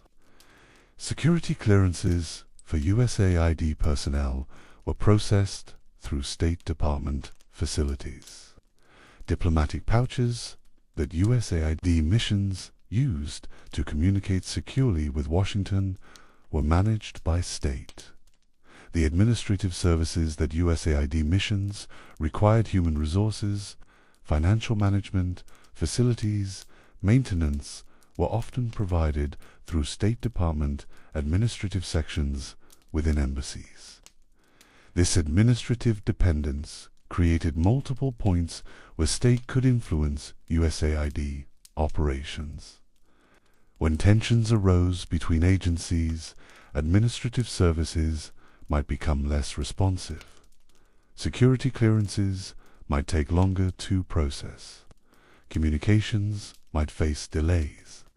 These weren't usually explicit retaliation, but the structural reality of dependence meant USAID had strong incentives to maintain cooperative relationships with state counterparts. I remember examining policy coordination mechanisms and recognizing how they formalized states' control.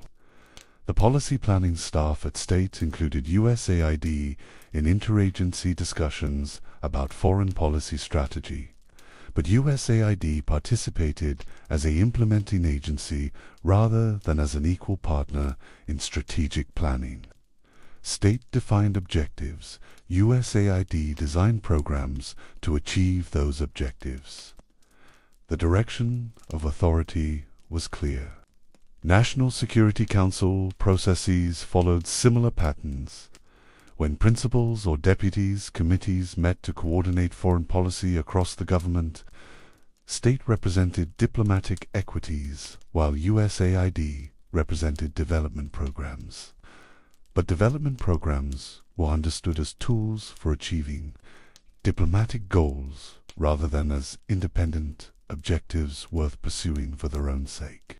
This instrumental view of development assistance had always existed, was embedded in USAID's founding mandate during the Cold War. But it became more explicit over time, as the humanitarian rationale for foreign aid weakened politically and strategic justification became necessary to maintain congressional funding. By the 2020s, few policymakers pretended that development assistance existed primarily to help poor countries develop. It existed to advance American interests, with development outcomes being beneficial side effects rather than primary objectives. The 2025 crisis, when the executive order attempted to shut down most USAID operations, crystallized this relationship in ways that couldn't be ignored. The Secretary of State was appointed acting administrator for USAID, consolidating leadership of both agencies under a single official. This appointment made explicit what had always been functionally truth. What USAID operated under State Department direction, that its independence was limited to operational details rather than strategic direction, that development assistance served diplomacy. I remember the internal communications during this transition period and how they've revealed State Department's assumptions about USAID's proper role. Memos from state senior leadership described USAID as a implementing arm of American foreign policy, as a force multiplier for diplomatic engagement, as a mechanism for deploying resources in support of strategic objectives. The language reduced development assistance to a tool, valuable insofar as it served broader purposes, dispensable when those purposes could be achieved through other means. USAID personnel who objected to this characterization, who argued that development assistance had independent value beyond its strategic utility, that helping poor countries develop was a moral imperative regardless of whether it advanced American interests, found themselves marginalized in policy discussions. The agency's culture, which had always balanced humanitarian motivation with strategic purpose, shifted decisively toward instrumental rationality. This shift affected program design in immediate ways. Country assistance strategies that had emphasized long-term development, goals building, institutional capacity, strengthening governance systems, improving human capital were revised to focus on near-term strategic objectives like countering Chinese influence, preventing migration flows, or stabilizing regions where instability threatened American interests. Programs that couldn't demonstrate strategic value faced elimination. When budget cuts required prioritization, State Department guidance was explicit. Maintain assistance that served clear diplomatic purposes, eliminate programs that were justified primarily on humanitarian or development grounds. An education program that trained teachers in sub-Saharan Africa but operated in countries with minimal strategic importance was less valuable than a much smaller program training journalists in Eastern Europe to report on Russian influence operations. I remember examining how this relationship affected USAID's ability to operate effectively in its traditional development role. The agency had built substantial technical expertise over decades, specialists in agricultural development, public health, governance, systems, infrastructure, education. This expertise was valuable when USAID was designing long-term programs meant to help countries achieve sustainable development. But when programs were driven primarily by short-term strategic objectives defined by State Department, technical expertise became less relevant. What mattered was speed of implementation, visibility of American engagement, and alignment with diplomatic messaging rather than whether interventions were likely to create lasting development outcomes. The expertise USAID had accumulated was still useful for program implementation, but the strategic decisions about what to implement came increasingly from state. This created frustration among development professionals within USAID who saw their technical recommendations consistently overridden by political considerations.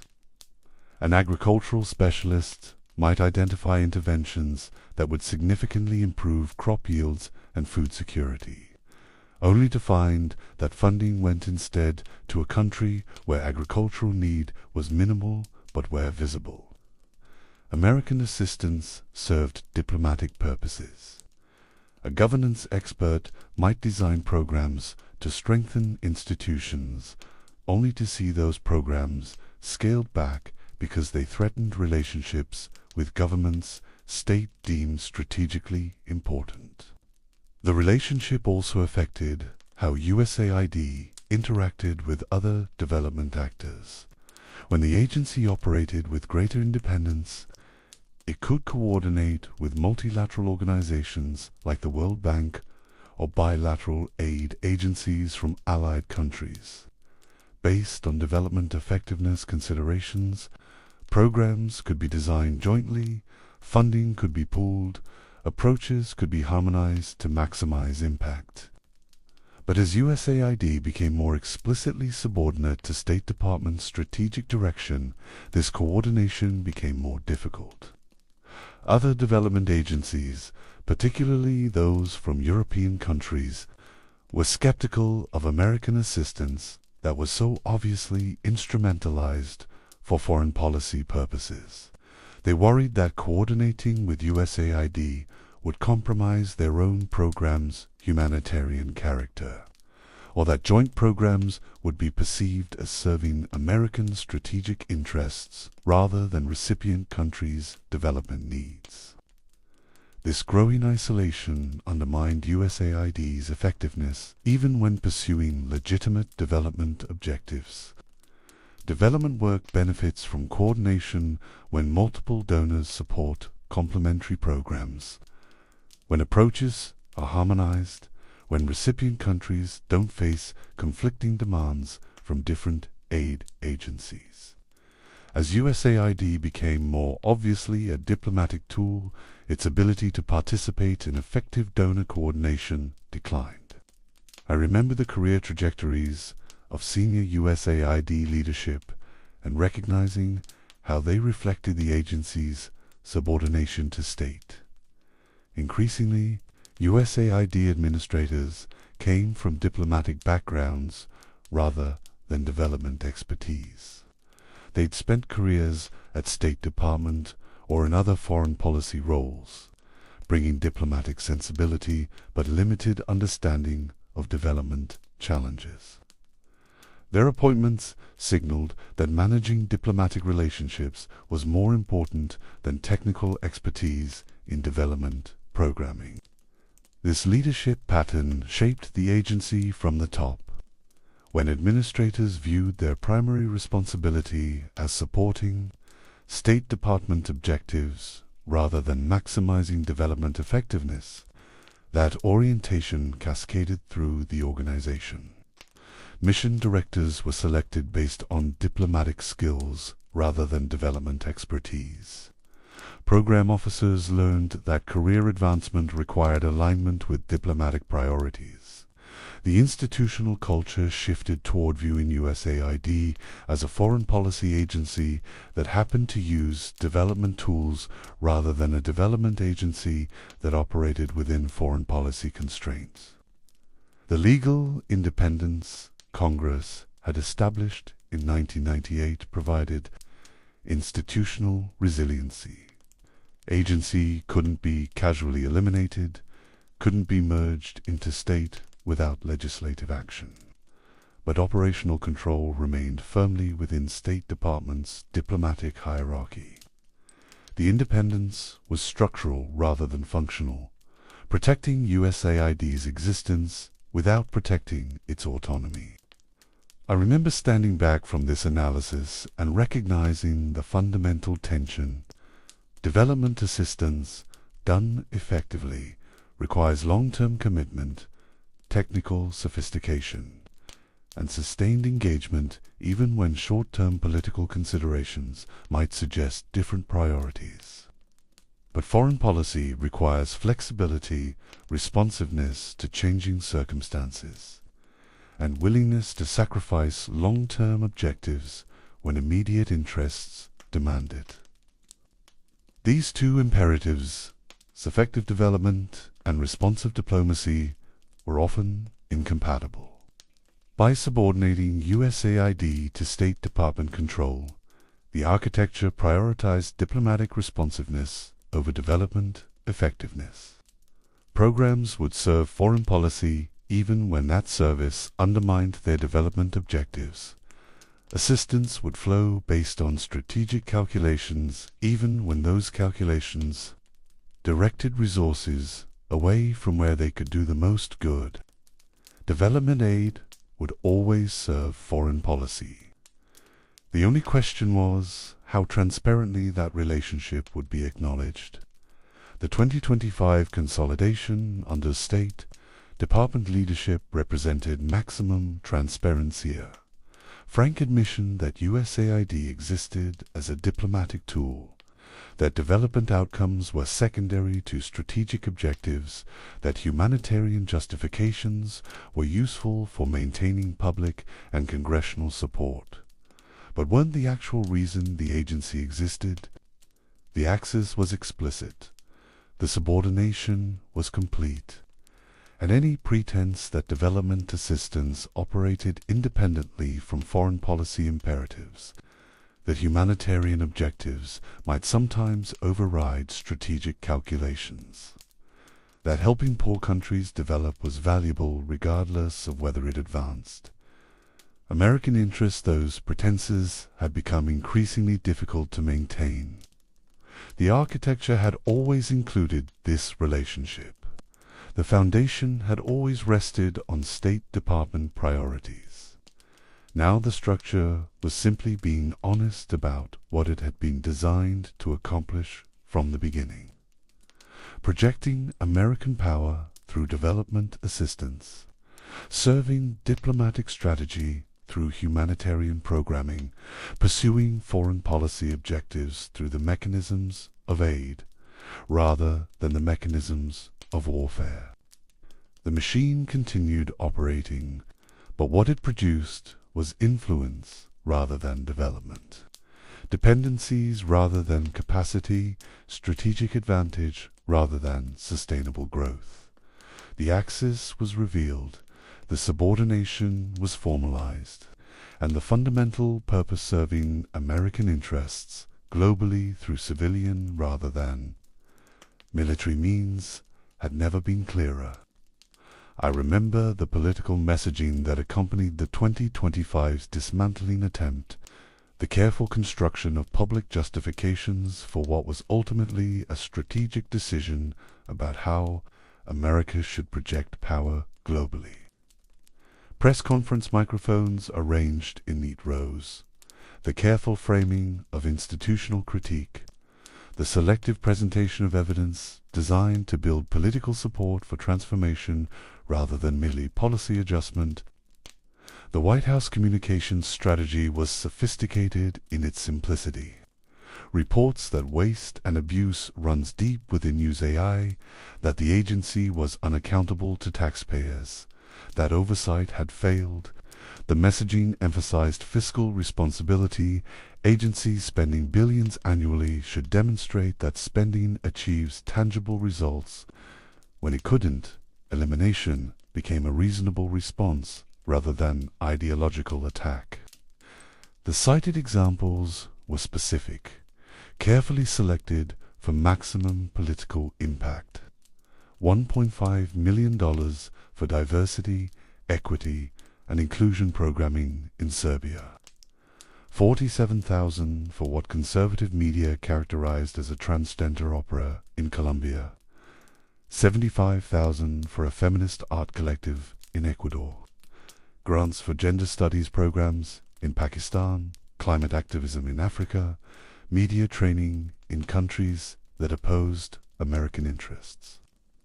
Each example was real, documented in USAID ng.gov, verified through Inspector General reports or congressional inquiries, the transparency infrastructure that was supposed to create. Accountability instead provided ammunition for critics who could search databases for grants that seemed, when isolated from context, indefensible to voters who were themselves struggling economically and questioned why their tax dollars were funding art projects and diversity training overseas. I remember examining these examples and recognizing the pattern of how they functioned rhetorically. The Serbia Diversity Program, described in inflammatory terms, was actually a larger civil society strengthening initiative that included components addressing discrimination against Roma populations, ethnic minorities, and LGBTQ individuals in a society where those groups faced systematic marginalization. The transgender opera in Colombia was a small grant to a cultural organization that used theater to address violence against transgender individuals in a country where such violence was endemic and often state-sanctioned through police indifference. These programs had development rationales strengthening civil society, protecting vulnerable populations, promoting inclusive governance. But the rationales required explaining contexts that political messaging deliberately avoided. When reduced to sound bites, American taxpayers funding transgender opera in Colombia, the programs became indefensible regardless of their actual purposes or effectiveness.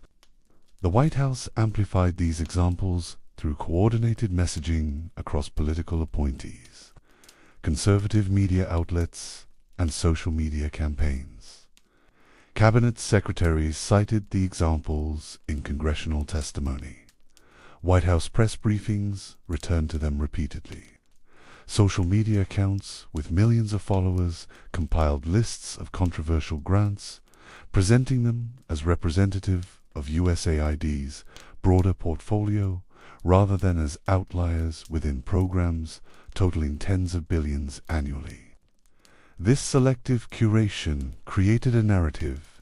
USAID had been captured by progressive ideologues who used development assistance to advance social justice. Agendas unrelated to American interests or genuine development needs. The agency funded woke activism globally while ignoring traditional development priorities like infrastructure, agriculture, and economic growth. Reform meant redirecting assistance toward programs that served clear American strategic interests rather than ideological projects that alienated conservative constituencies domestically. I remember the Inspector General findings that were weaponized to support this narrative. The OIG had documented genuine problems programs that failed to achieve objectives. Spending that couldn't be adequately tracked, fraud that wasn't prevented, contractors that weren't properly overseen.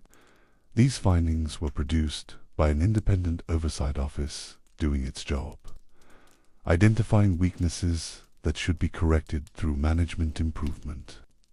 But in the political messaging, OIG findings became evidence that USAID was fundamentally broken, rather than that it faced challenges requiring administrative attention. A report documenting inadequate contractor oversight was presented as proof that the entire contracting system was corrupt. An audit finding weak monitoring and evaluation was characterized as evidence that programs achieved nothing despite spending billions. Management advisories recommending cybersecurity improvements were described as revealing that the agency was compromised by foreign intelligence services. This rhetorical transformation from identifying correctable problems to declaring institutional failure was essential to building political support for elimination rather than reform. If USAID's problems were administrative weaknesses that better management could address, the solution was strengthening oversight and improving procedures. But if problems reflected fundamental flaws in the agency's mission and culture, elimination became the logical response. The public messaging also emphasized lack of accountability to taxpayers. USAID operated in over 100 countries. Most Americans couldn't name those countries or explain what programs operated there. And the complexity of development work meant results were difficult to measure and impossible to verify without expertise that few citizens or even congressional staff possessed. This information asymmetry meant the agency could claim success while actually failing, could report achievements that existed only in contractor documents, could spend billions with minimal risk of being held accountable for outcomes. These accountability concerns were genuine with the Inspector General documented them repeatedly. Congressional oversights struggled with them consistently, and development experts acknowledged that measuring program effectiveness was inherently difficult. But the messaging used these legitimate concerns to suggest that USAID was deliberately obscuring failures, that the agency's complexity was designed to resist accountability rather than being an unavoidable feature of operating globally across diverse development sectors. I remember internal documents that suggested political appointees had high tolerance for legal risk when halting congressionally funded projects. Memos acknowledged that terminating contracts before their completion dates might breach contractual obligations, that freezing funds Congress had appropriated might violate the Anti-Deficiency Act, that eliminating an agency established by statute might be unconstitutional. But the documents characterized these legal risks as acceptable if they could be managed through litigation and eventually resolved through political negotiation with Congress. This risk tolerance reflected a broader calculation that political benefits of confronting the foreign aid establishment outweighed legal vulnerabilities created by aggressive executive action. Even if courts eventually ruled that some actions were improper, the disruption to USAID operations would have been achieved. Congressional appropriators would face pressure to accept reforms rather than defending status quo, and the political narrative that this administration was willing to challenge entrenched bureaucracies would be reinforced. The strategy demonstrated something about contemporary governance, that legal constraints on executive action were less absolute than they appeared, that aggressive presidents could accomplish through political confrontation what legal procedures would prevent, that the gap between what was technically legal and what could be achieved politically was larger than constitutional scholars typically acknowledged. The public messaging also emphasized USAID's mission-driven the claim that an agency created to promote economic development had instead become focused on social engineering. That assistance, which should build infrastructure and improve agricultural productivity, instead funded activism and advocacy. That development work had been subordinated to progressive ideological projects unrelated to American interests or recipient countries' actual needs. This critique had purchase because it contained elements of truth. USAID's programming had evolved beyond traditional infrastructure and agriculture to include governance, civil society, media development, gender programming, and other areas that were less tangibly developmental and more obviously political. Democracy promotion meant funding organizations that opposed sitting governments. Civil society strengthening meant supporting activists who challenged existing power structures. Media development meant training journalists to investigate corruption and hold officials accountable. These programs had development rationales. Good governance was necessary for sustainable economic growth. Civil society strengthened democratic accountability. Independent media reduced corruption. But they also served political purposes undermining governments Washington opposed, creating organized constituencies that might eventually take power and align with American interests, establishing networks through which influence could be channeled. When critics characterized this programming as ideological activism rather than development work, they were identifying real tensions in how USAID operated. The distinction between promoting development and pursuing political objectives had always been blurry and had become increasingly difficult to maintain as development. Theory evolved to emphasize governance and institutions rather than just economic growth. I remember examining polling data on American attitudes toward foreign aid and recognizing why the public messaging was effective. Foreign assistance consistently polled among the least popular government expenditures. Americans vastly overestimated how much the government spent on foreign atypical estimates. Suggested 20 to 25% of the federal budget went to foreign assistance, when the actual figure was less than 1%. This misperception created vulnerability. When told that billions were spent on development programs most Americans knew nothing about, in countries most couldn't locate on maps, for purposes that seemed disconnected from American interests, the instinctive response was skepticism. Why should struggling American communities send money to foreign countries when domestic needs were unmet? Why should taxpayers fund programs abroad when they opposed similar programs at home? The messaging exploited this skepticism strategically. Every controversial grant was presented as representative of broader spending patterns. Every development program was characterized as either wasteful or ideologically motivated. Every billion spent overseas was framed as money that could have addressed domestic priorities instead. The cumulative effect was creating political permission for dramatic cuts to foreign assistance, making elimination of USAID politically viable where it would have been unthinkable in previous decades. Conservative media amplified the messaging effectively, with television personalities and online commentators providing ongoing coverage of controversial USAID grants. The stories were engaging in ways policy analysis rarely is specific examples of seemingly absurd spending.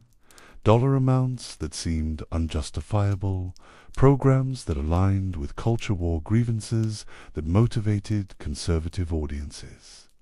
A grant for diversity training or transgender advocacy overseas wasn't just wasted, was evidence that progressive elites were using taxpayer dollars to advance woke ideology globally, while ordinary Americans suffered economically. This narrative construction was politically powerful because it connected foreign aid to domestic political battles. Opposition to USAID became opposition to their initiatives, climate activism, progressive social policy, and the bureaucratic establishment that conservatives believed had captured government institutions. Eliminating the agency wasn't just budget cutting, it was cultural warfare.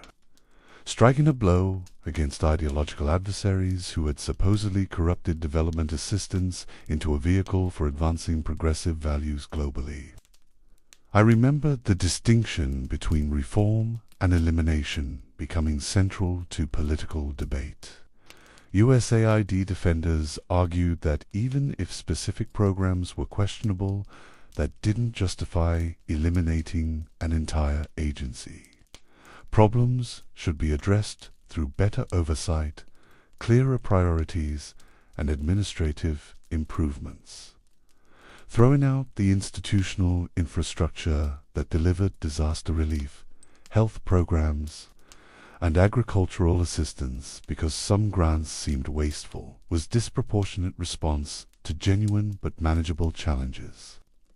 But the administration's messaging insisted that reform had been attempted repeatedly and had failed, that USAID's problems were institutional rather than correctable through better management, that the agency's culture was so captured by ideological agendas that only elimination and rebuilding could restore development assistance to serving American interests.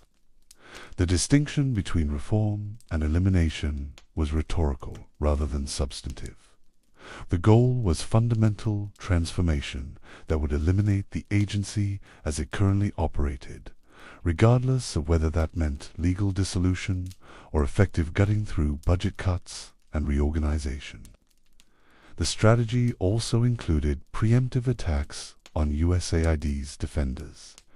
When development organizations criticized the elimination attempt, they were characterized as self-interested. They received USAID funding and naturally opposed reforms that would eliminate their revenue streams. When former agency officials testified against dismantling, they were described as protecting careers built within the foreign aid establishment. When international partners expressed concern, their objections were dismissed as preferring the status quo where American taxpayers subsidized development work that should be Europe's responsibility. These attacks served to delegitimize opposition, making it difficult for critics to be heard on merits, rather than being dismissed as special interests defending their access to government funding. The rhetorical strategy was comprehensive: control the narrative, define the terms of debate, characterize opposition as self-interested, and maintain political offensive rather than responding defensively to critiques. I remember examining congressional testimony during oversight hearings and recognizing how political messaging shaped what questions were asked and what evidence was deemed relevant. Republicans on oversight committees focused on controversial grants, waste and abuse examples, accountability failures, and ideological bias in program selection. Democrats emphasized program successes, lives saved through health initiatives, disasters responded to effectively, and strategic value of development assistance in competing with China. Both sides spoke past each other because they were addressing different questions. Republicans were questioning whether USAID should exist at all given its perceived failures and ideological capture. Democrats were defending specific programs and arguing that the agency's successes outweighed its failures.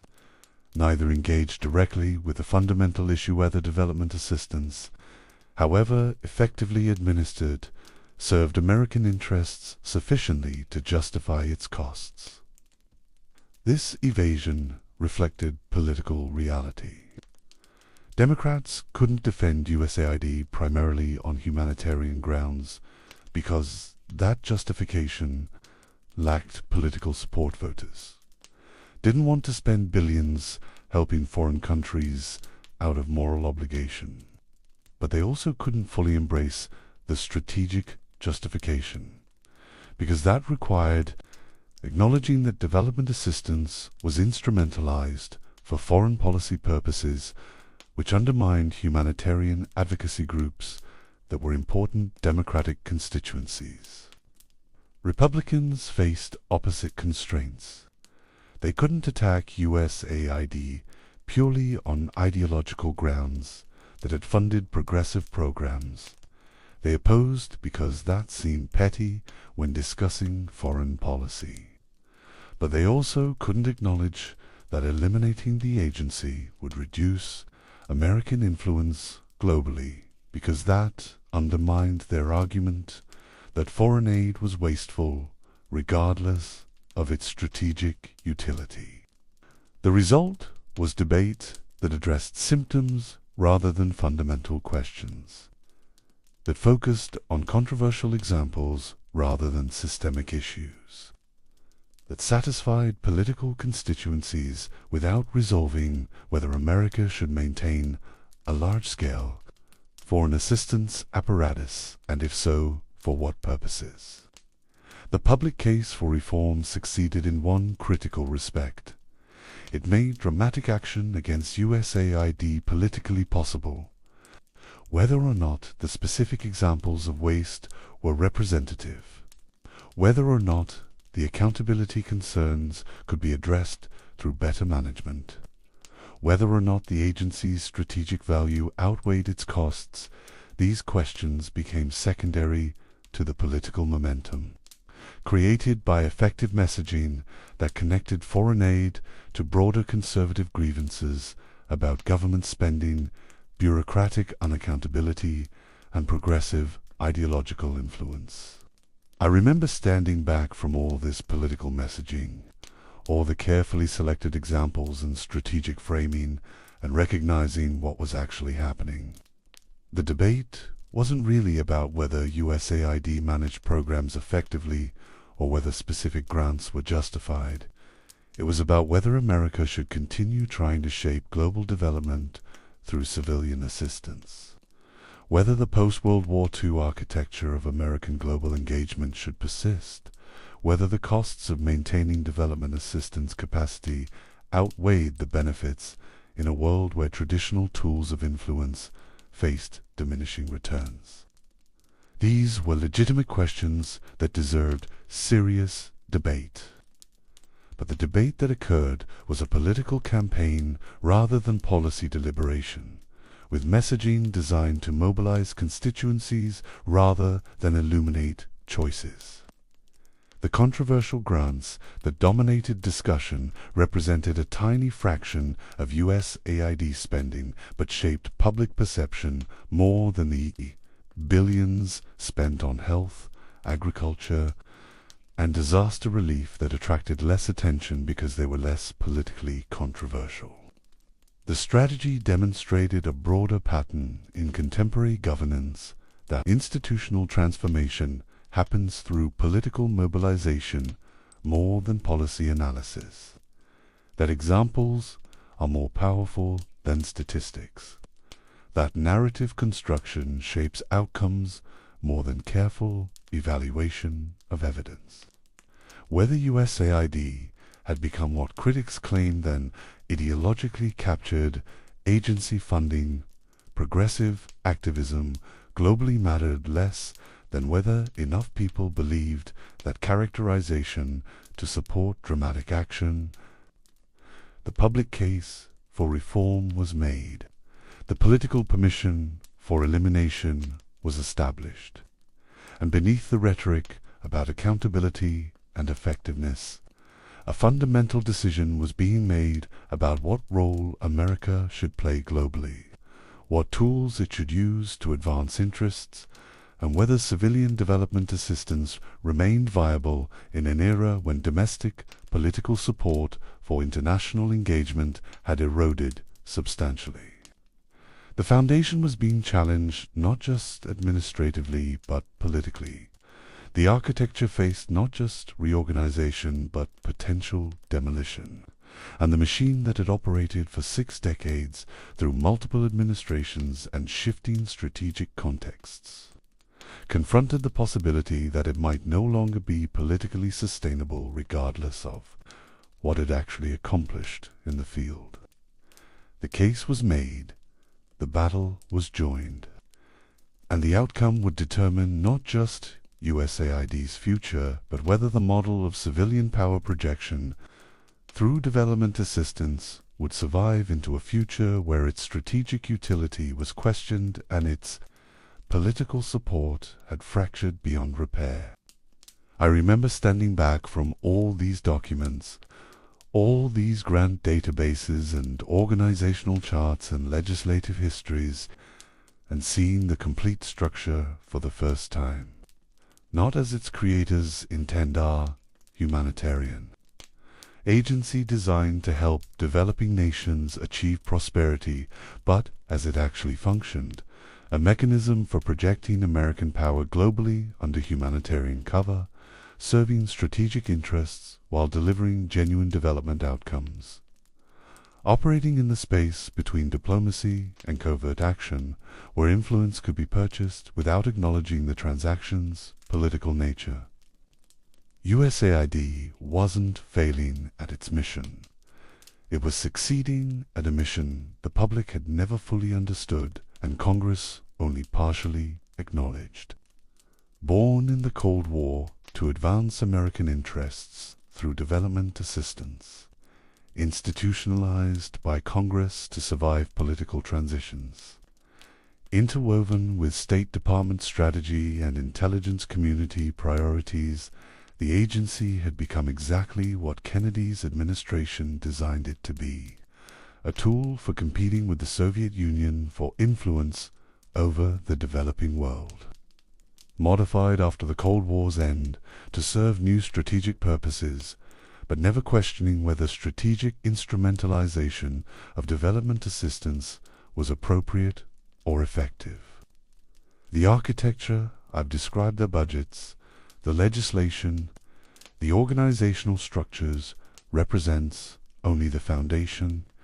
What matters is what happens inside that architecture, how USAID's mandate actually functions in practice, who benefits and who pays, what methods are employed when the agency operates in shadows where congressional oversight dims and plausible deniability begins.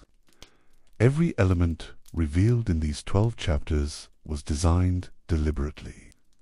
The dispersed aid apparatus before 1961 that justified consolidation. Kennedy's signature creating unified strategic control over development assistance. Food aid that turned agricultural surplus into diplomatic leverage. The 1998 firewall protecting institutional survival. The global footprint establishing American presence everywhere interests might be affected by political change. The budgetary complexity that made precise accounting impossible.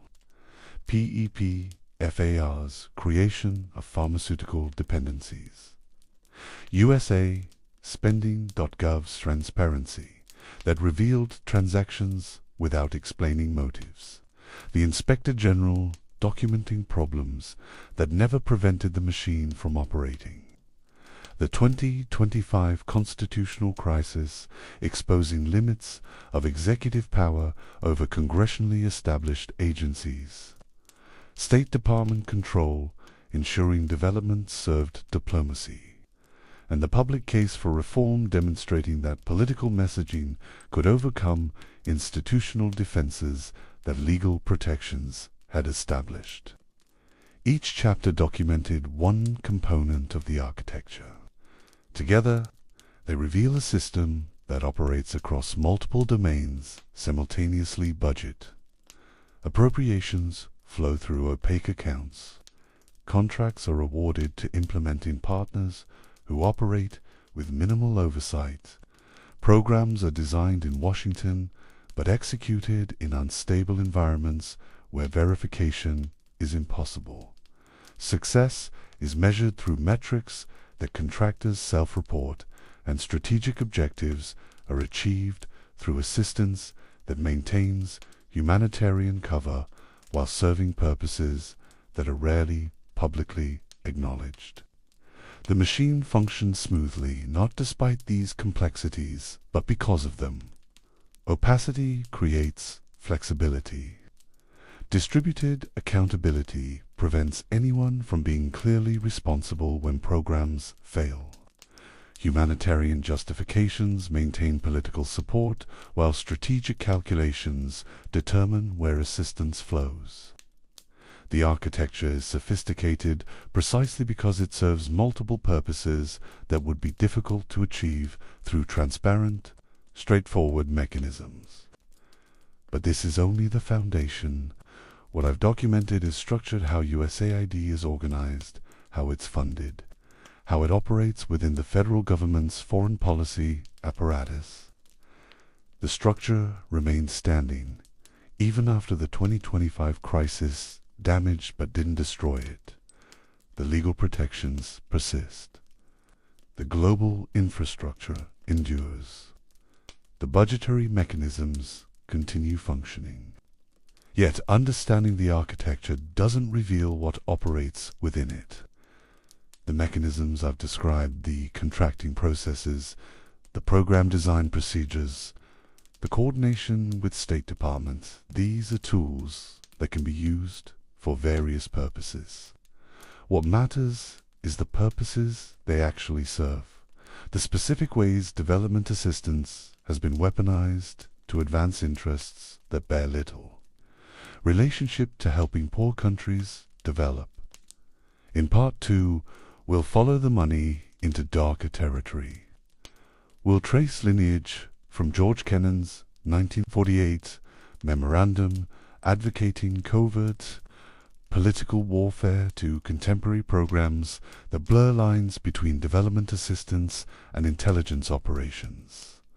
We'll examine how USAID grants have funded organizations that operate as instruments of American influence while maintaining covers as independent nonprofits.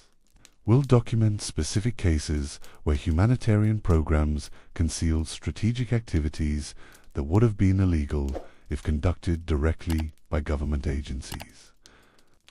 We'll explore how development assistance has been used to shape media environments, how grants to journalism organizations have turned reporting into tools of foreign policy, how civil society programming has created political movements that serve American interests while appearing to emerge organically from local populations.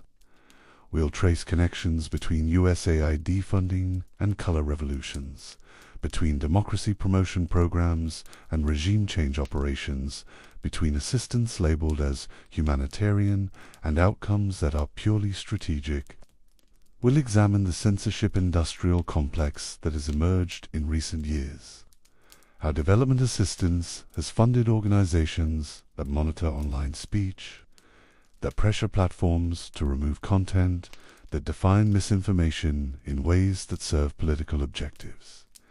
We'll document how techniques developed for countering terrorist propaganda have been repurposed for domestic information control, how the same organizations receiving USAID grants for overseas programs have expanded to target American political speech. We'll follow the money through networks that connect government agencies, non-profit organizations, academic institutions, and technology companies in relationships that obscure who is directing what, who is funding whom, and what purposes are actually being served. We'll examine how development assistance has become laundering mechanism allowing government to pursue objectives through ostensibly private organizations that maintain plausible deniability about coordination with state sponsors. And we'll trace the lineage of these techniques to their origins in Cold War covert operations, to Kennan's vision of political warfare that operated below the threshold of military conflict, to the recognition that influence could be purchased more efficiently through economic assistance and cultural programming than through military force or traditional espionage. USAID's creation in 1961 was one manifestation of this broader strategy, implementing through development assistance what the CIA implemented through covert action projection of American power through means that maintained plausible deniability about state involvement. The architecture is revealed. The foundation is documented. The structure stands despite attacks that would have failed. Institutions with less legal protection and less congressional support. USAID will continue existing in some form because the purposes it serves remain necessary to American foreign policy, regardless of whether current political coalitions support foreign aid publicly. But what operates within this architecture may be something more troubling than merely inefficient development assistance or strategic instrumentalization of humanitarian programs. The same mechanisms that deliver disaster relief and prevent disease also fund political warfare, shape information environments, and create networks of influence that operate without transparency or democratic accountability. Tomorrow night,